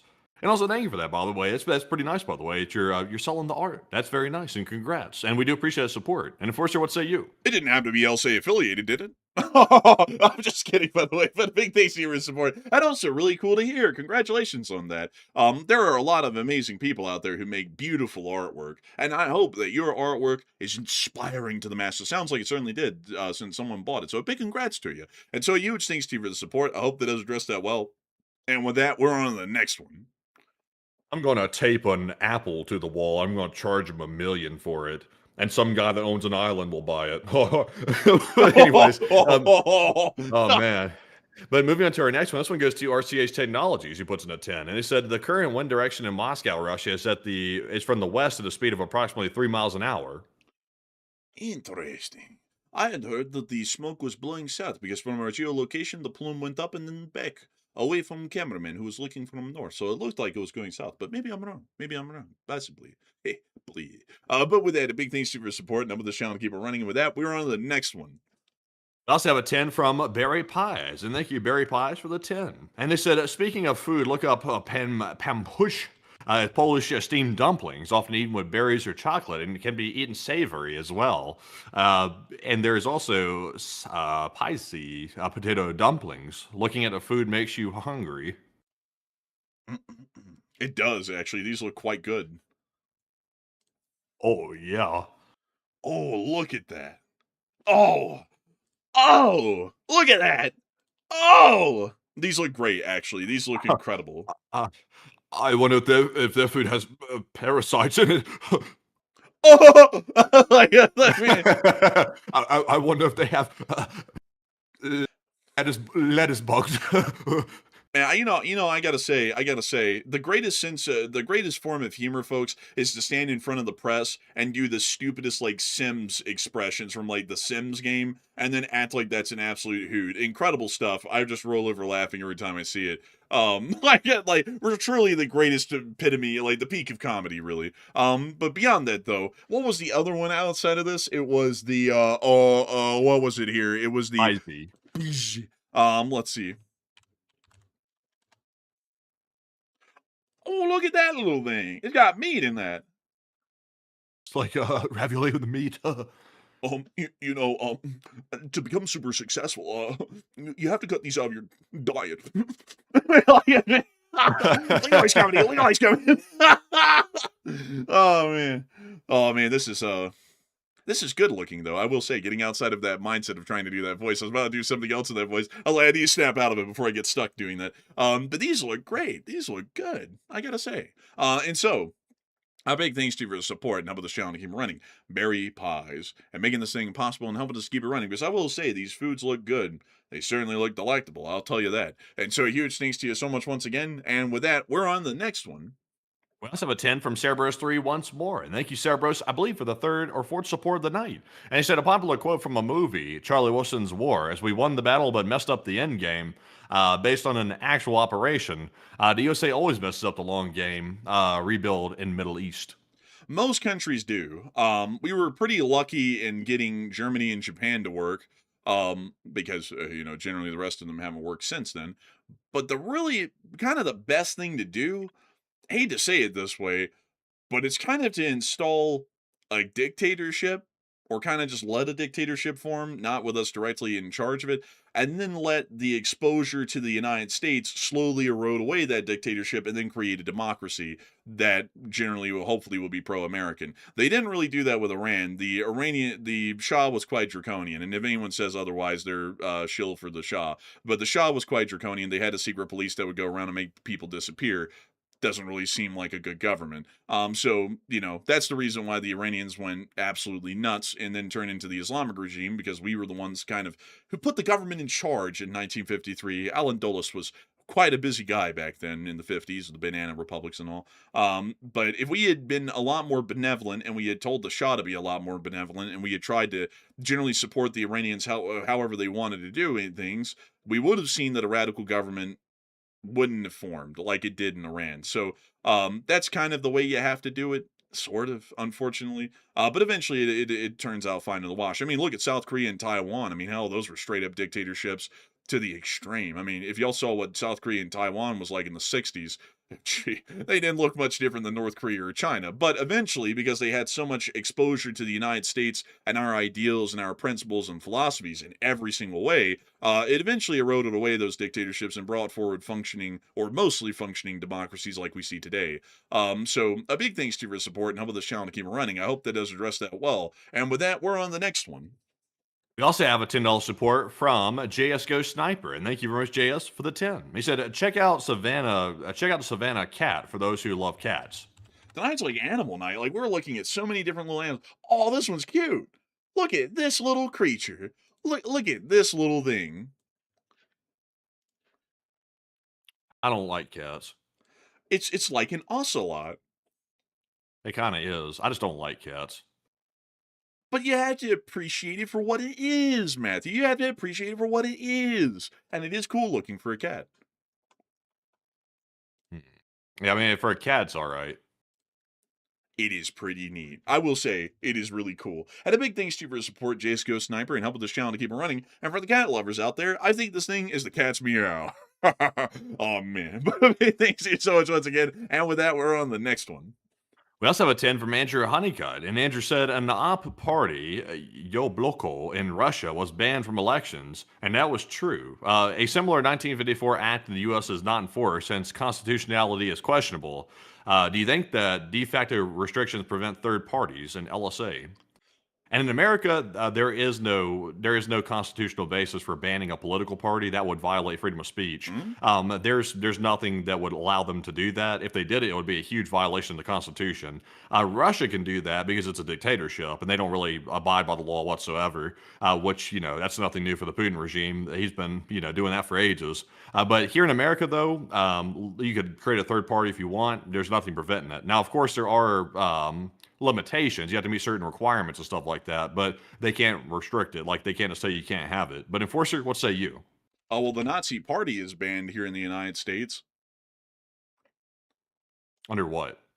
Also, I'm not sure if I can get into this one really, because even if I make it, I don't know if I can get into this one. Well, I mean, the fact is that it was banned when we declared war on Germany, and it was passed by Congress an act that banned the Nazi Party from operating inside the United States. That's why you never hear in like modern political discussion about the Nutsos, you never hear them say we're like the Nazi Party of the United States. They're the neo-Nazis, because they cannot actually identify with the original party that was banned here in the United States. But I don't know That's about. actually not true. Actually, Is it really? Is that so? Yeah, I was about to say that doesn't sound accurate. They're not banned here. I'm not. I can't really go into much about that. It's like a minefield getting into that, but they're not banned. Interesting. There was an act. There was an act. Hold up. Let's see. 1 second. World War II. Maybe it was a temporary World War II provision. Let me go see.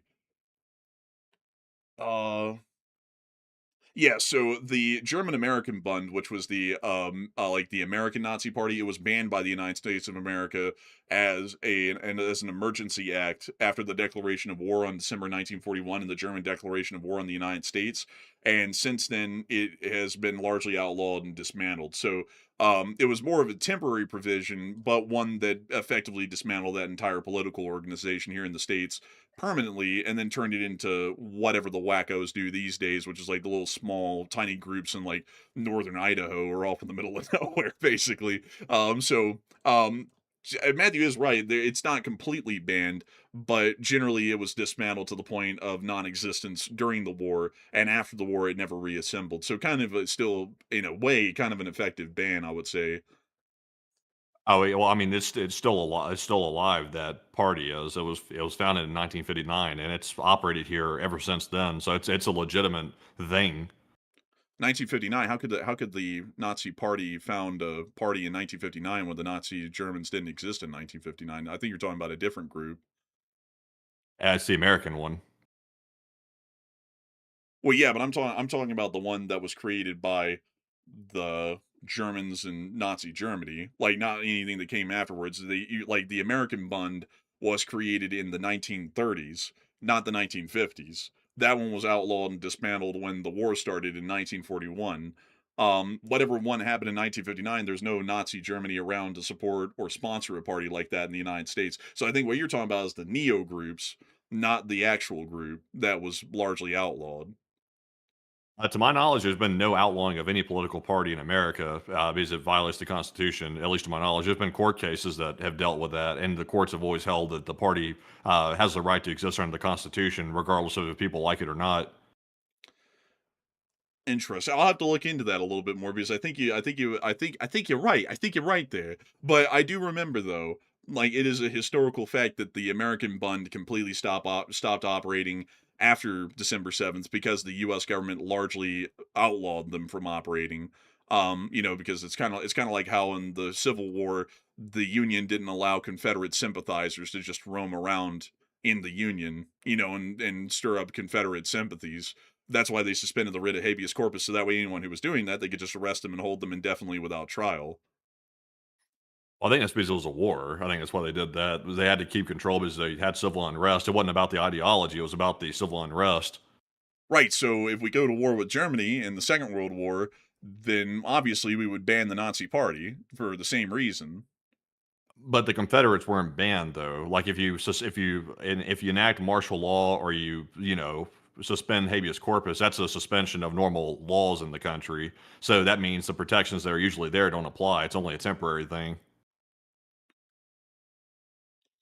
But I mean, at the same time, though, it's like, did Confederates really ever come back in the United States of America like they But that's not were? the question, though. They could have come back. I'm not saying that they should have, obviously, but they could have come back. There's nothing legally preventing it.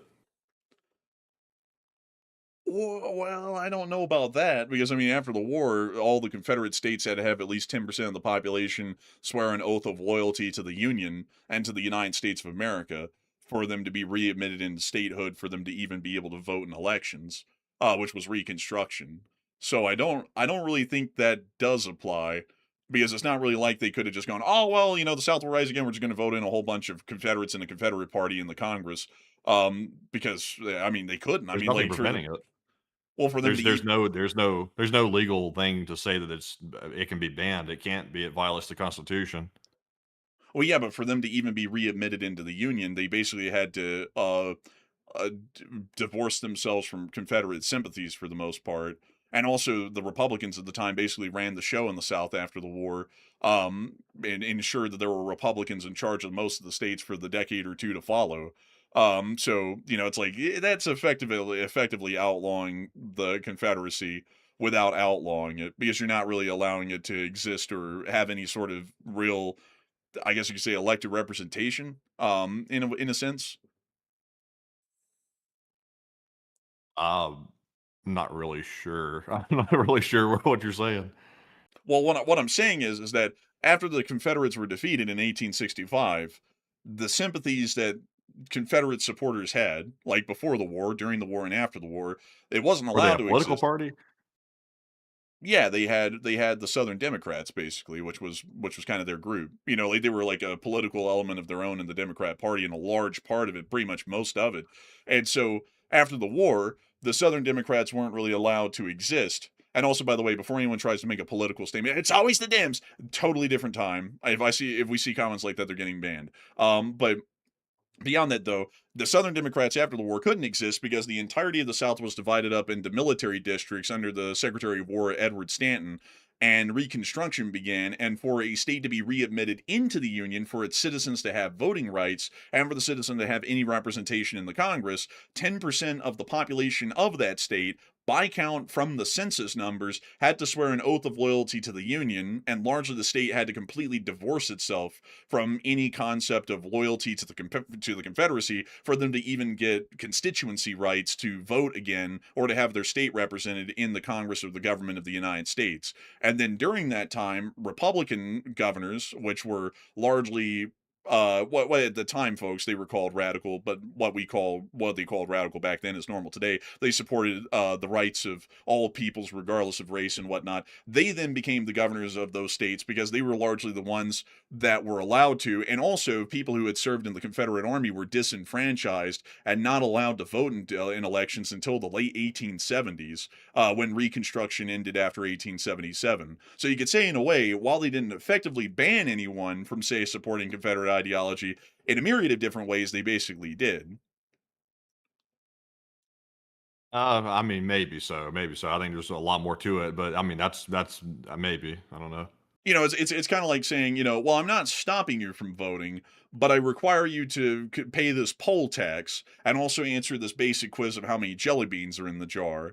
I'm not stopping you from voting. You just have That's to a meet lot this different. criteria. But it's kind of the same thing, though. It's like saying, well, they didn't stop them from voting. It's like, well, in a sense, they kind of did by setting up those sorts of ludicrous rules.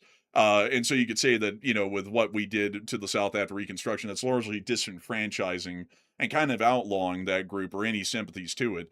And America kind of has a way of doing that. It's kind of like how, with flock cameras right now, they go, well, it's not surveillance state at all. It's just, publicly accessible. There's no expectation of privacy there. Kind of a similar thing. It's kind of creating a loophole to work around it without officially doing something. But anyways, with that, we are on to the next one. We also have a $10 support from Catherine F. And thank you, Catherine, for the 10. And she said, best RFK ever. Thank you so much for the support. I would do it a lot more. Sometimes it doesn't hurt my voice that much to do it. Other times, like tonight, it shreds my voice. And so a huge thanks to you for the support and helping this channel to keep on running. I hope that does address that well. And with that, we're on to the next one. We also have a 10 from Ripster. He said, you both are the only reliable source for news, and I watch every day. And thank you very much, Ripster, for being here every day. We do appreciate you being here. And of course, supporting the channel too, we do appreciate. And Enforcer, what say you?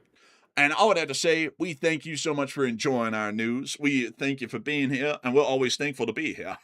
I'll tell you what. But a big thanks to you for the support and helping this channel to keep running. And with that, we're on the next one. We also have a 10 from Lore Fly, who said, hi, Enforcers, and great job. And thank you, by the way. They said, I've been watching every night for a while now and appreciate y'all's effort to bring the news. And this is to help keep the lights on in LLT LSA. Hey, keeping the lights on, a big part of running the show. And we thank you so much for the support and helping this channel to keep on running. Because if it wasn't for folks like you, we wouldn't be able to make this channel possible. We wouldn't be able to keep it running. And we wouldn't be able to keep these beautiful, wonderful lights on, to keep this computer running, and to keep Matthew's computer running, and to keep running the show. And so a huge thanks to you for the support and helping this channel to keep on running. And we always thank you so much once again. And I just saw, Matthew, a request in the chat. Oh, man. For a voice that I haven't done in a while. Oh, man, I tell you, I get no respect around here. So I gotta do it. Oh man, I tell you, I get no respect around here. Oh man, the other day I was walking down the road and someone said, hey Buster, you gotta stop looking at me, you're gonna turn me to stone. Oh man, I'm telling you. Oh man, and it got even worse, I went down to Salt Lake City, they told me that I was so bitter, I was the one who made the lake salty. Oh man, I'm telling you. Oh man, I'm telling you, and these trains around here. Oh man, the other day I sat there and saw one of those trains, it was running on my wife. Oh man, the terrible stuff right there. Oh man, you know what I mean. Oh man, and bad stuff. Oh man. I actually got to do like the whole tie thing, folks. I don't even have a tie on right now. I have a t-shirt on. But you got to do the whole tie thing and like the pattern around the head when you do it. It just gets you in the mood. But anyways, with that, huge thanks to you for recommending that voice. We haven't done that one in a millennia. And with that, we are on to the next one. Also, by the way, someone in the chat said, what are the odds that all those cameras that are being put up are part of the NSA? I mean, really, people, like, they don't have to be necessarily, like, a part of the NSA. Like, they don't really have to. Like, the NSA can just send out letters to people, like, to tech companies and simply say, hand over all your data. It's national security. Do it or else. And those companies usually comply with it. So pretty much every modern technology company, if the NSA contacts them and says, we want that data, they usually have to hand it over, or otherwise, if they don't, there could be repercussions to not handing it over. So that's what's been happening in the past. So it's not necessarily, does it have to be a part of it or like some surveillance apparatus of the government? They just simply have to exist and they can get a letter and they have to turn it over, basically. That's the unfortunate part of how it works. It shouldn't work like that, but it kind of does. But moving into our next one here, this one goes to Barry Pies, who puts in the 10. And Barry Pies said, YouTube again censors random things. And I'll try to put it in normal chat. I thank you for support, Barry Pies, and I really find that quite unfortunate, to put it in the most political way. But if I'm being honest with you, it's dumb as hell. It's like, why in the world is Super Chat so censored? It's like, I don't get it. Like, people can put in, and we see it a lot, a million different things in the live chat. They can put in whatever the hell they want, never censored. But once it goes to do a Super Chat, then it gets censored. Makes no sense to me. Make it make sense? I never could. But a big thanks to you for the support, though. And Matthew, did you find it out there? Did you find it out there? Did I find what? What they put in the live chat? I don't think so. Oh man, I'm telling you, I get no respect around here. I put a live chat in the super chat, and they didn't even get it. Oh man, I'm telling you. Oh man, I tell you, the other day I went into Salt Lake City. They said the big boy was coming to town. It was just me. Oh man, I'm telling you. Oh man, and you know something else? I tried to climb one of those mountains. They sat there and threw me off of it. They told me I was too ugly. Oh man. But anyway, so that it is time for us to move on to the next one. And our next one goes to Cerberus3, who puts in a 10. And thank you very much, Cerberus, once more for that support. He said, a question, please. Can you two explain how the poll tax started? And it's crazy to me that a revolution over no representation of taxes allowed that to happen. And how deep dive, please. And one question from the chat. So actually it's a very interesting thing, because Reconstruction is, especially in the South, when I was in school, it's not really taught at all what Reconstruction actually was. But Reconstruction basically was where the South was defeated, and there were two different camps involved in Reconstruction. Lincoln was what would be called a radical Reconstructionist, or he was more so trying to appease the radical factions of the Republican Party, which wanted to generally punish the South for even seceding from the Union and starting the war, and also do a whole bunch of stuff that is actually still in modern conversation nowadays. Like, for example, reparations to slaves, and also the acquisitions of property from plantation owners that distributed the slaves, or the former slaves and the emancipated.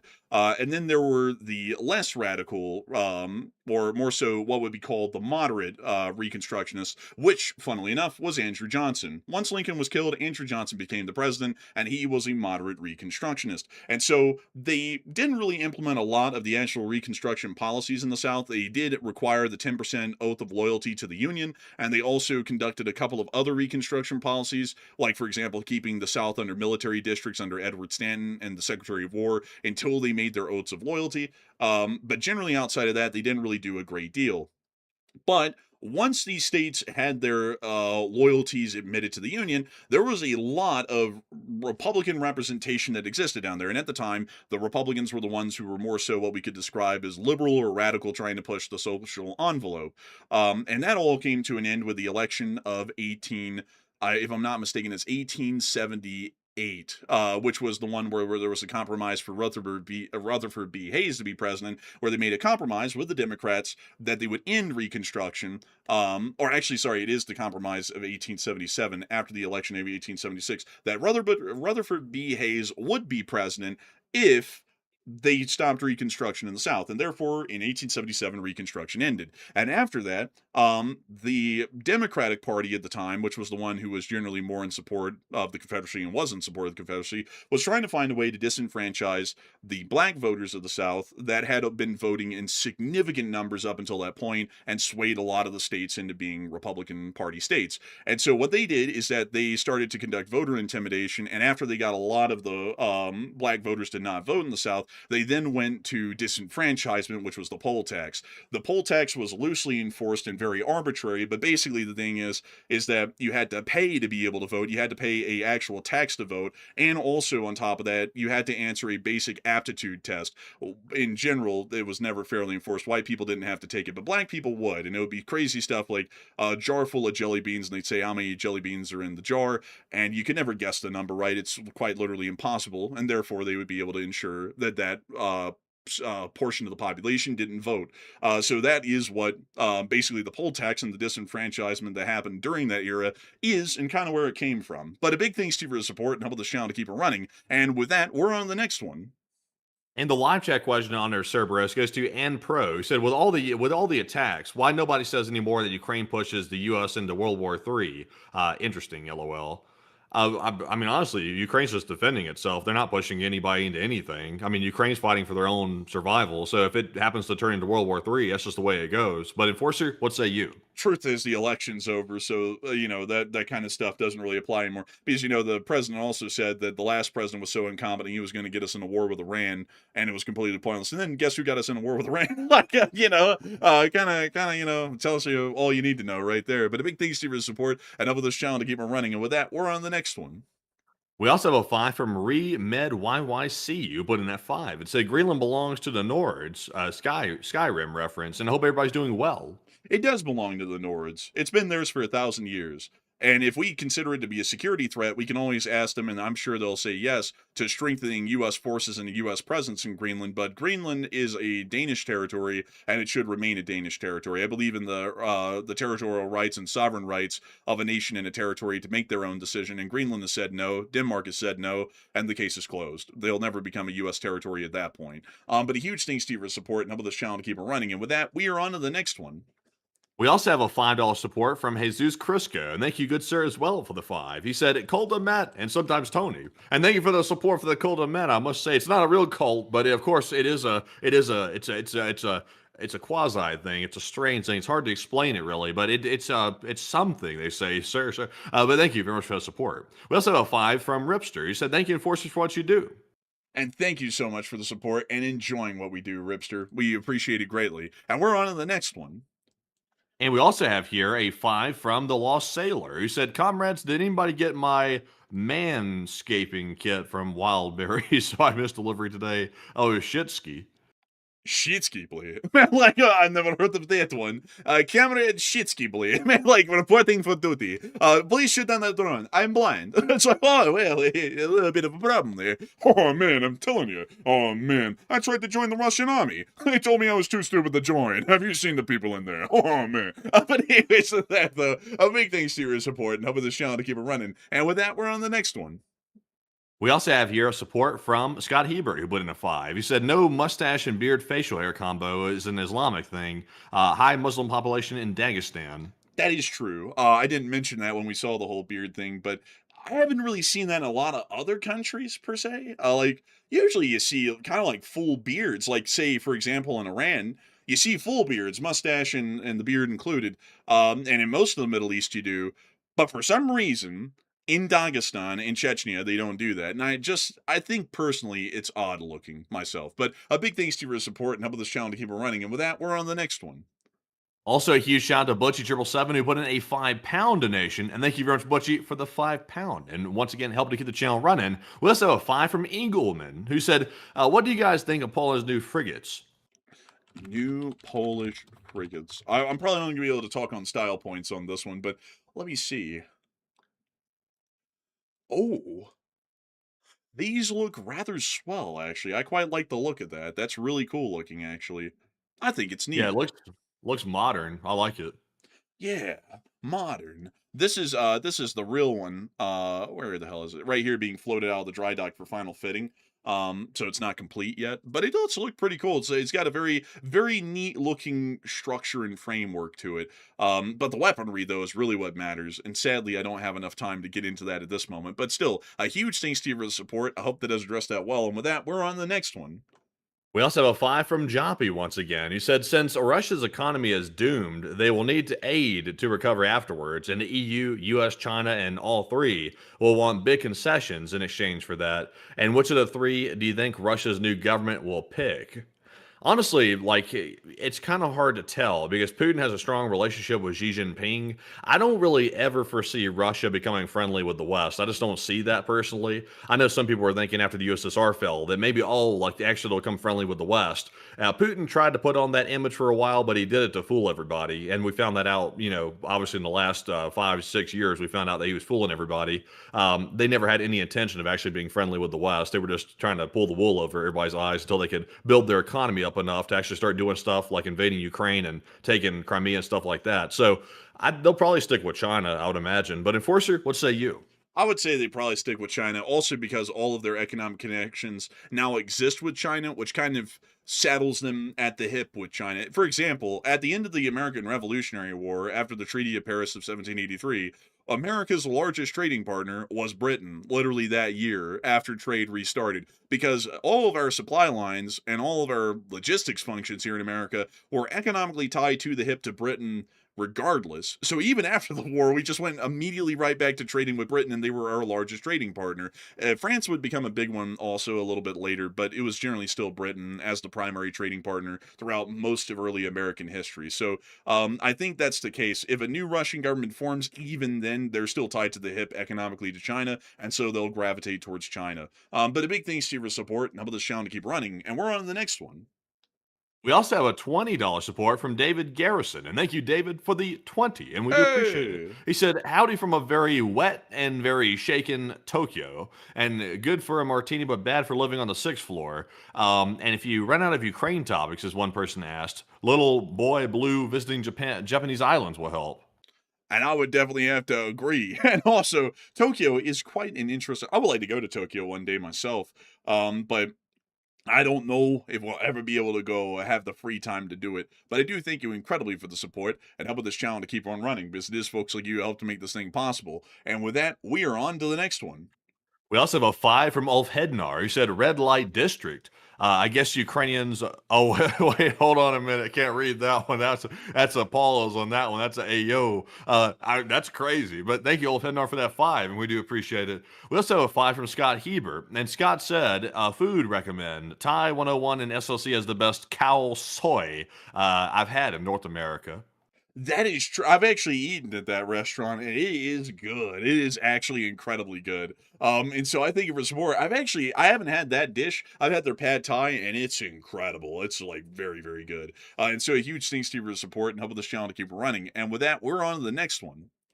We also have another 5 from Ulf Hednar, who said, I just found out that a particular fellow's son is fighting in the Ukraine war, and the FSB put him on their most wanted list. From what I can see, it looks credible.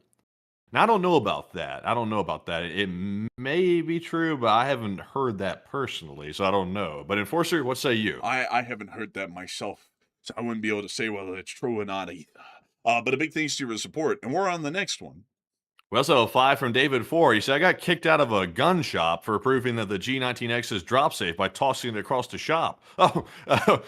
He said, I told them that Enforcer Matt sent me. Now, don't tell him I sent you. I didn't tell you to go do nothing like that. I didn't tell you to go do nothing like that. Definitely not. I will say the Glocks are safe. They're safe. Unlike some other pistols out there that you can drop them, all of a sudden they go a little kabang when you drop them. But the G19X, though, it's been reliable for me. That's my go-to like full-size pistol for the most part. But I've never had to drop test it or anything like that, so I would assume it's safe. Everybody likes to balk at the Glocks because they're like, oh, it has no safety. It's like, well, I mean, if you have good trigger discipline, you should be okay. Like you shouldn't be putting your hand on the trigger, your finger on the trigger if you're not wanting to shoot it. So if you're snagging it on clothing or something, it's like, well, be more careful. You're handling a pistol. Don't handle like a meathead. But Enforcer, what say you? Man, that works so well when someone's about to try and bust a cap on you. You got to defend yourself. Let's treat it like a pistol, like it deserves respect. And a 1, and a 2, and a bam, you're down and out. It's like, yeah, great idea there. Maybe a safety is better. Maybe a double safety is better with a palm safety grip and also a lever for the safety on the pistol as well. Safety switch. But I would have to say, honestly, folks, I mean, the Glocks are cool. I mean, the Glocks are neat, but I generally like the ones that were designed by John Moses Browning because he had sense and he was American. Why do you think the cops carry Glocks?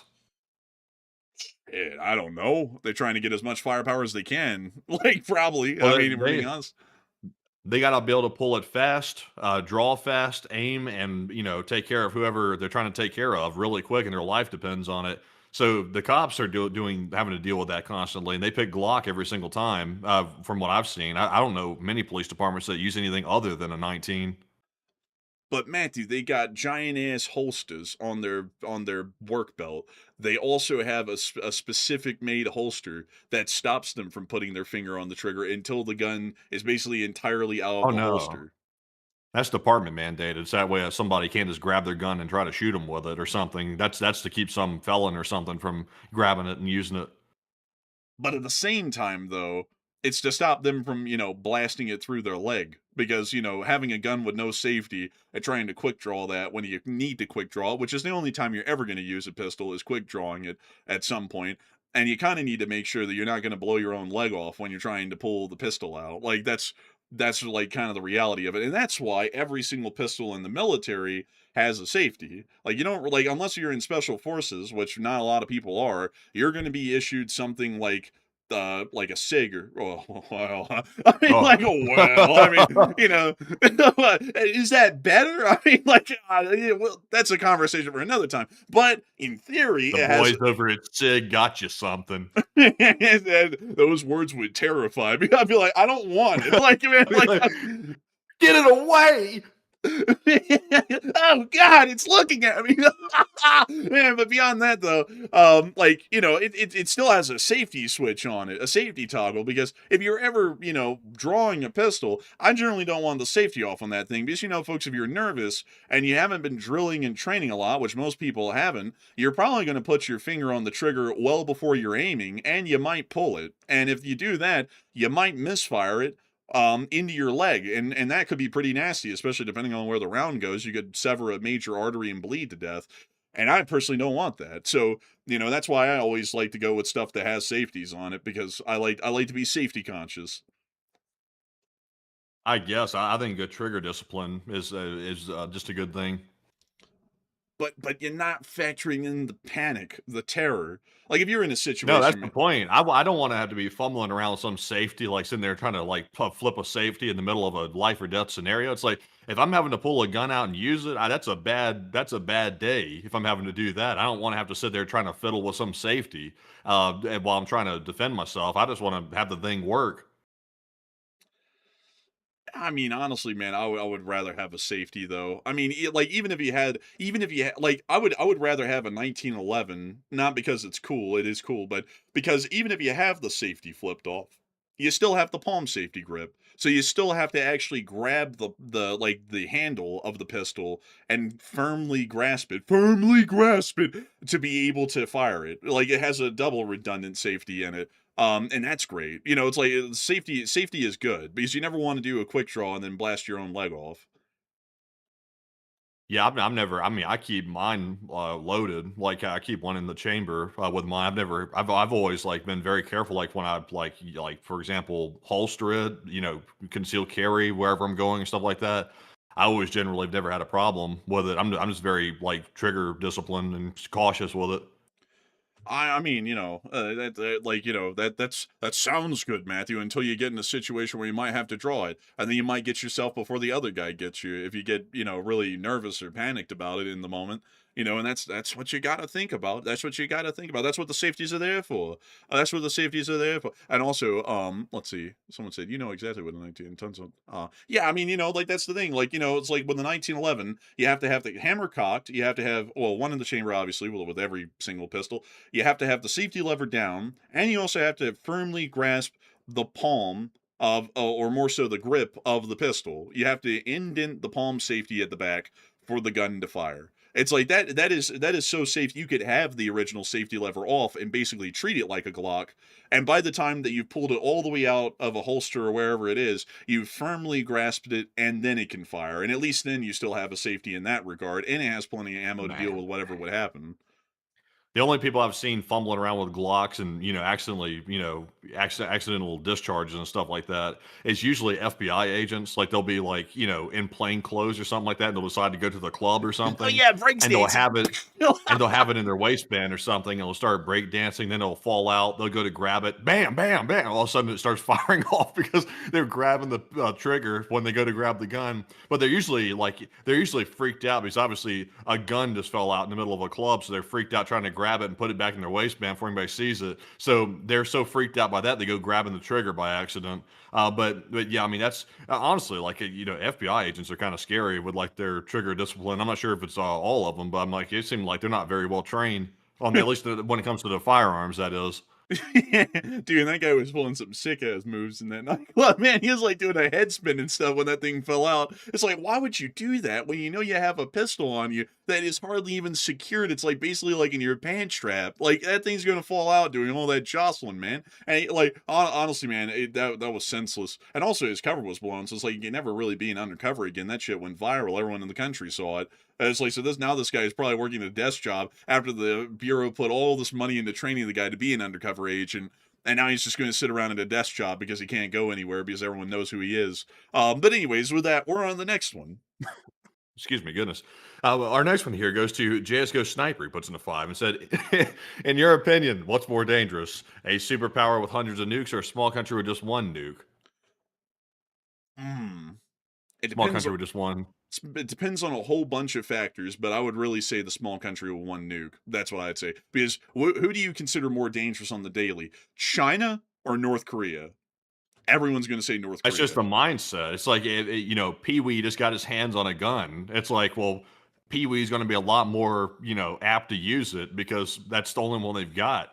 So, they might feel like they got something to prove. And usually if it's a country developing nukes, that most likely it's done in secret. Something nobody wanted to probably develop it. So I would say Pee Wee's a lot more concerning. Yeah, I would agree. It's like if you ever asked anybody, who do you find the scariest out of them all? The U.S., Russia, China, or North Korea? Everyone's going to go North Korea, and you're going to say why? Well, they're nuts, and they're nuts because they're a little country that has nukes and they shouldn't have them. So I would that would be my basic answer, but I also have to add it depends on tons of different variables, and that answer can change if we get into the depth of it. But small country with one nuke. So a big thanks to you for support, and with that, we're on to the next one. We also have a 5 from Talos to Auditor. He said, why didn't either side put hurricane fans on vehicles for drone defense? 60-mile-an-hour winds would do better against FPV than those code cages and also can aim. I've never thought about that. A comically large fan. That could work. That could work. How much power does it take to run one of those though? Like how much power would we have to bring around for that? That could work though, actually. People need to look into that. Like I'm not even saying that as a joke. I'm saying that seriously. Maybe people want to look into that because that might be something that is actually unbelievably silly but also effective is just using a comically large and high power fan to blow the drone off course and away from the vehicle. So a big thanks to you for support and help this channel to keep it running. And with that, we're on the next one. We also have a 5 from Andrew Honeycutt. He said, please sell early access to your tweets. Asking for a friend. Nothing nefarious will happen. Lost 10,000 on Nepo coin. Going to double down LSA. Oh, man. Why would somebody want to buy early access to my tweets? I wouldn't understand why they would want such early access to that. I wouldn't understand why. But Enforcer, what say you? Man, meanwhile in Tehran, inshallah, we must get on top of things, buy the premium subscription. Man, we need to get access to it 5 minutes before it really comes out. But beyond that, though, I gotta say, of course we'll make people pay to access our tweets early. We'll put them out 10 minutes ahead of time, and if you pay a small sum of $100,000 a month, you will have early access 10 minutes ahead of everyone else. Promise. Pinky promise. I'm just kidding, by the way. It's a joke. Oh, yeah. Kids, I'm going to teach y'all about something. I'm going to put you on game today. The topic of the day is called rug pull. It's called a rug pull. It's called you tell people one thing, you do another, and you yank that rug and they fall down. That's what it's called. Man, real. Man, look, real. It's the oldest trick in the book these days. And with that, we're on the next one. Our next one goes to none other than Talos the Auditor, who put in a 5 and said, why can't you visit Japan or Taiwan? You work online, and viewers would be okay with channel travel delays, and they also have best trains and high-speed train. It's the time difference because we would still have to run the show at the same time, and I believe in Japan that would be like crack of dawn in the morning, so I'd literally be up at like 12 o'clock at night having to get ready for the show and then run it. And also it is exorbitantly expensive to go to Japan. The tickets to fly there, even in economy, are mental. So that's kind of the two limiting factors that stop us from going to Japan. But a big thanks to you for your support and help with the show and keep it running. And with that, we're on the next one. We also have a 2 from Med YCC once again, who said, I'm here for the fisticuffs. The fisticuffs? Sadly, we didn't get to have that tonight. YouTube doesn't like it when we show that stuff. I would show it, though, if we could, because it is actually hilarious. Like to watch these fist fights going on for a liter of gas. It's mental. But a big thanks to you for support, and I hope that does address that well. And we're on to the next one. We also have 5 from Lorefly once again. He said, how did North Korea happen to have nukes? And that's because they hired some help. During the time of the Joseon Kingdom, in the year of 1400 AD, Emperor Wu. I'm just kidding, by the way. The short answer is Kim Jong-il wanted the nuclear weapons. Really, it was more so actually Kim Il-sung, but Kim Jong-il wanted to make sure that the country had nuclear weapons, and he was also the leader during the March of Strife, or the March of Suffering, whichever way you want to look at it. And so he decided, with the implementation of the Songun system, which prioritized the military as a social caste over others, that they need to have some sort of a significant power symbol domestically and foreign, to be able to also make sure to protect North Korea from external threats. And so they made sure to put the nuclear weapons program into hyperdrive, which had been working earnestly since the 1970s under Kim Il-sung. And by the time of about the mid-2000s, they tested their first operational nuclear weapon. So that's kind of the nutshell story of how they got one. But the actual story is a lot more intricate and really actually quite interesting, at least from what we know in the outside world. But a big thanks to you for the support. And with that, we're on the next one.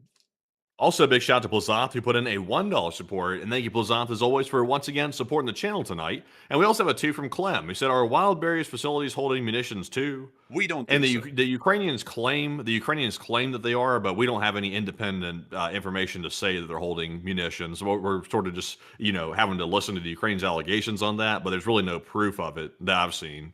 Well, they don't say munitions. They say things like body armor, Kevlar vests, things like that, like magazines.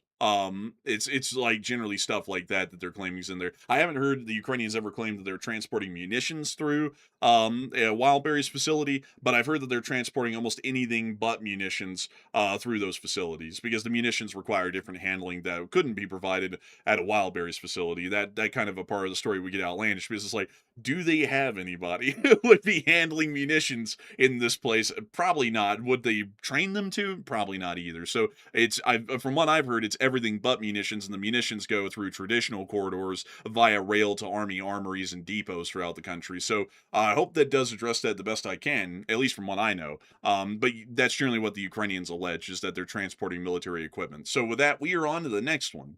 We also have a 2 from Ulf Hednar. He said $2 for two group, and that big booty worm in LSA.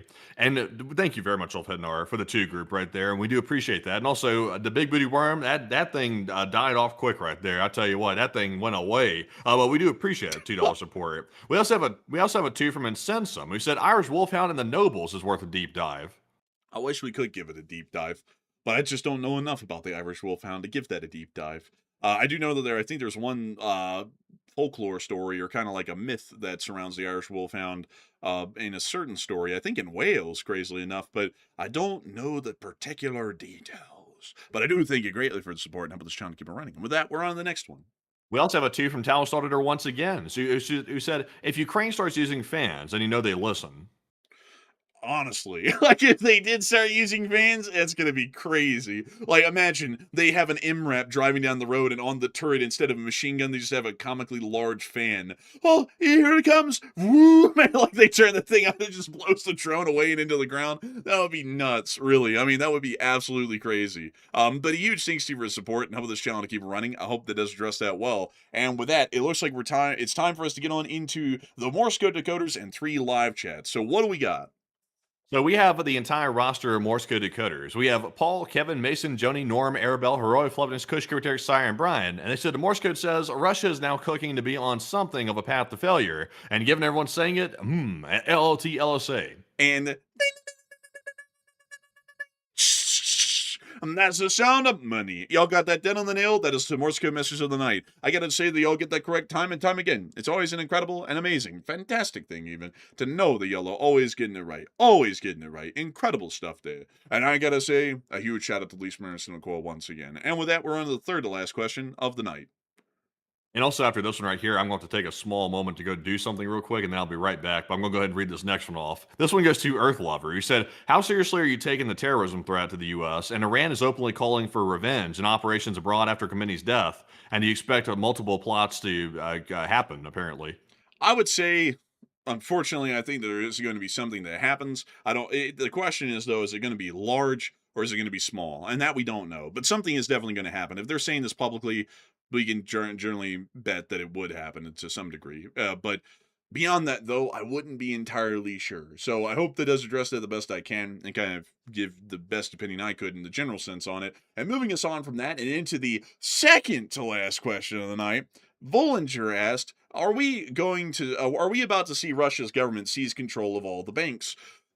Kinda, not really, because the banks are going to fold no matter what, and even if Russia tried to take national control of the banks, that still doesn't stop the banks from not having any money, and it also still doesn't help the Russians to be able to get access to foreign loans or foreign lenders. And so while they could try and nationalize the banks to try and fix the situation, it most likely wouldn't really result in much of a change. So I hope that does address it the best I can. Great question, Bollinger. And with that, we are on to the final question of the night. And so, who is the lucky last person who threw in the lucky last question of the night? And that viewer is going to be Mystical, who said, so what do you think would happen now? Would Putin full-on attack NATO or get ousted by the civilians?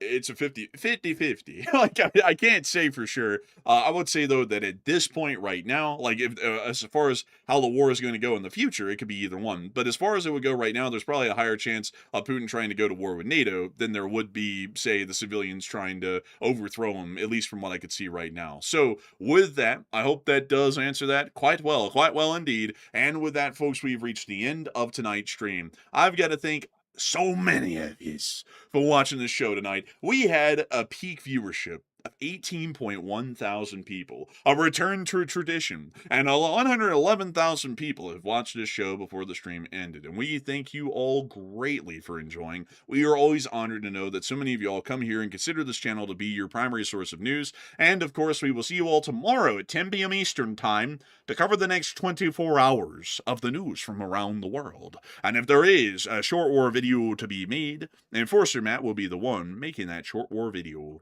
And so with that, good night, good luck, take care, stay safe, Slava Ukraini, Ram Slava, long live the Lead Spring Army, and long live the Republic.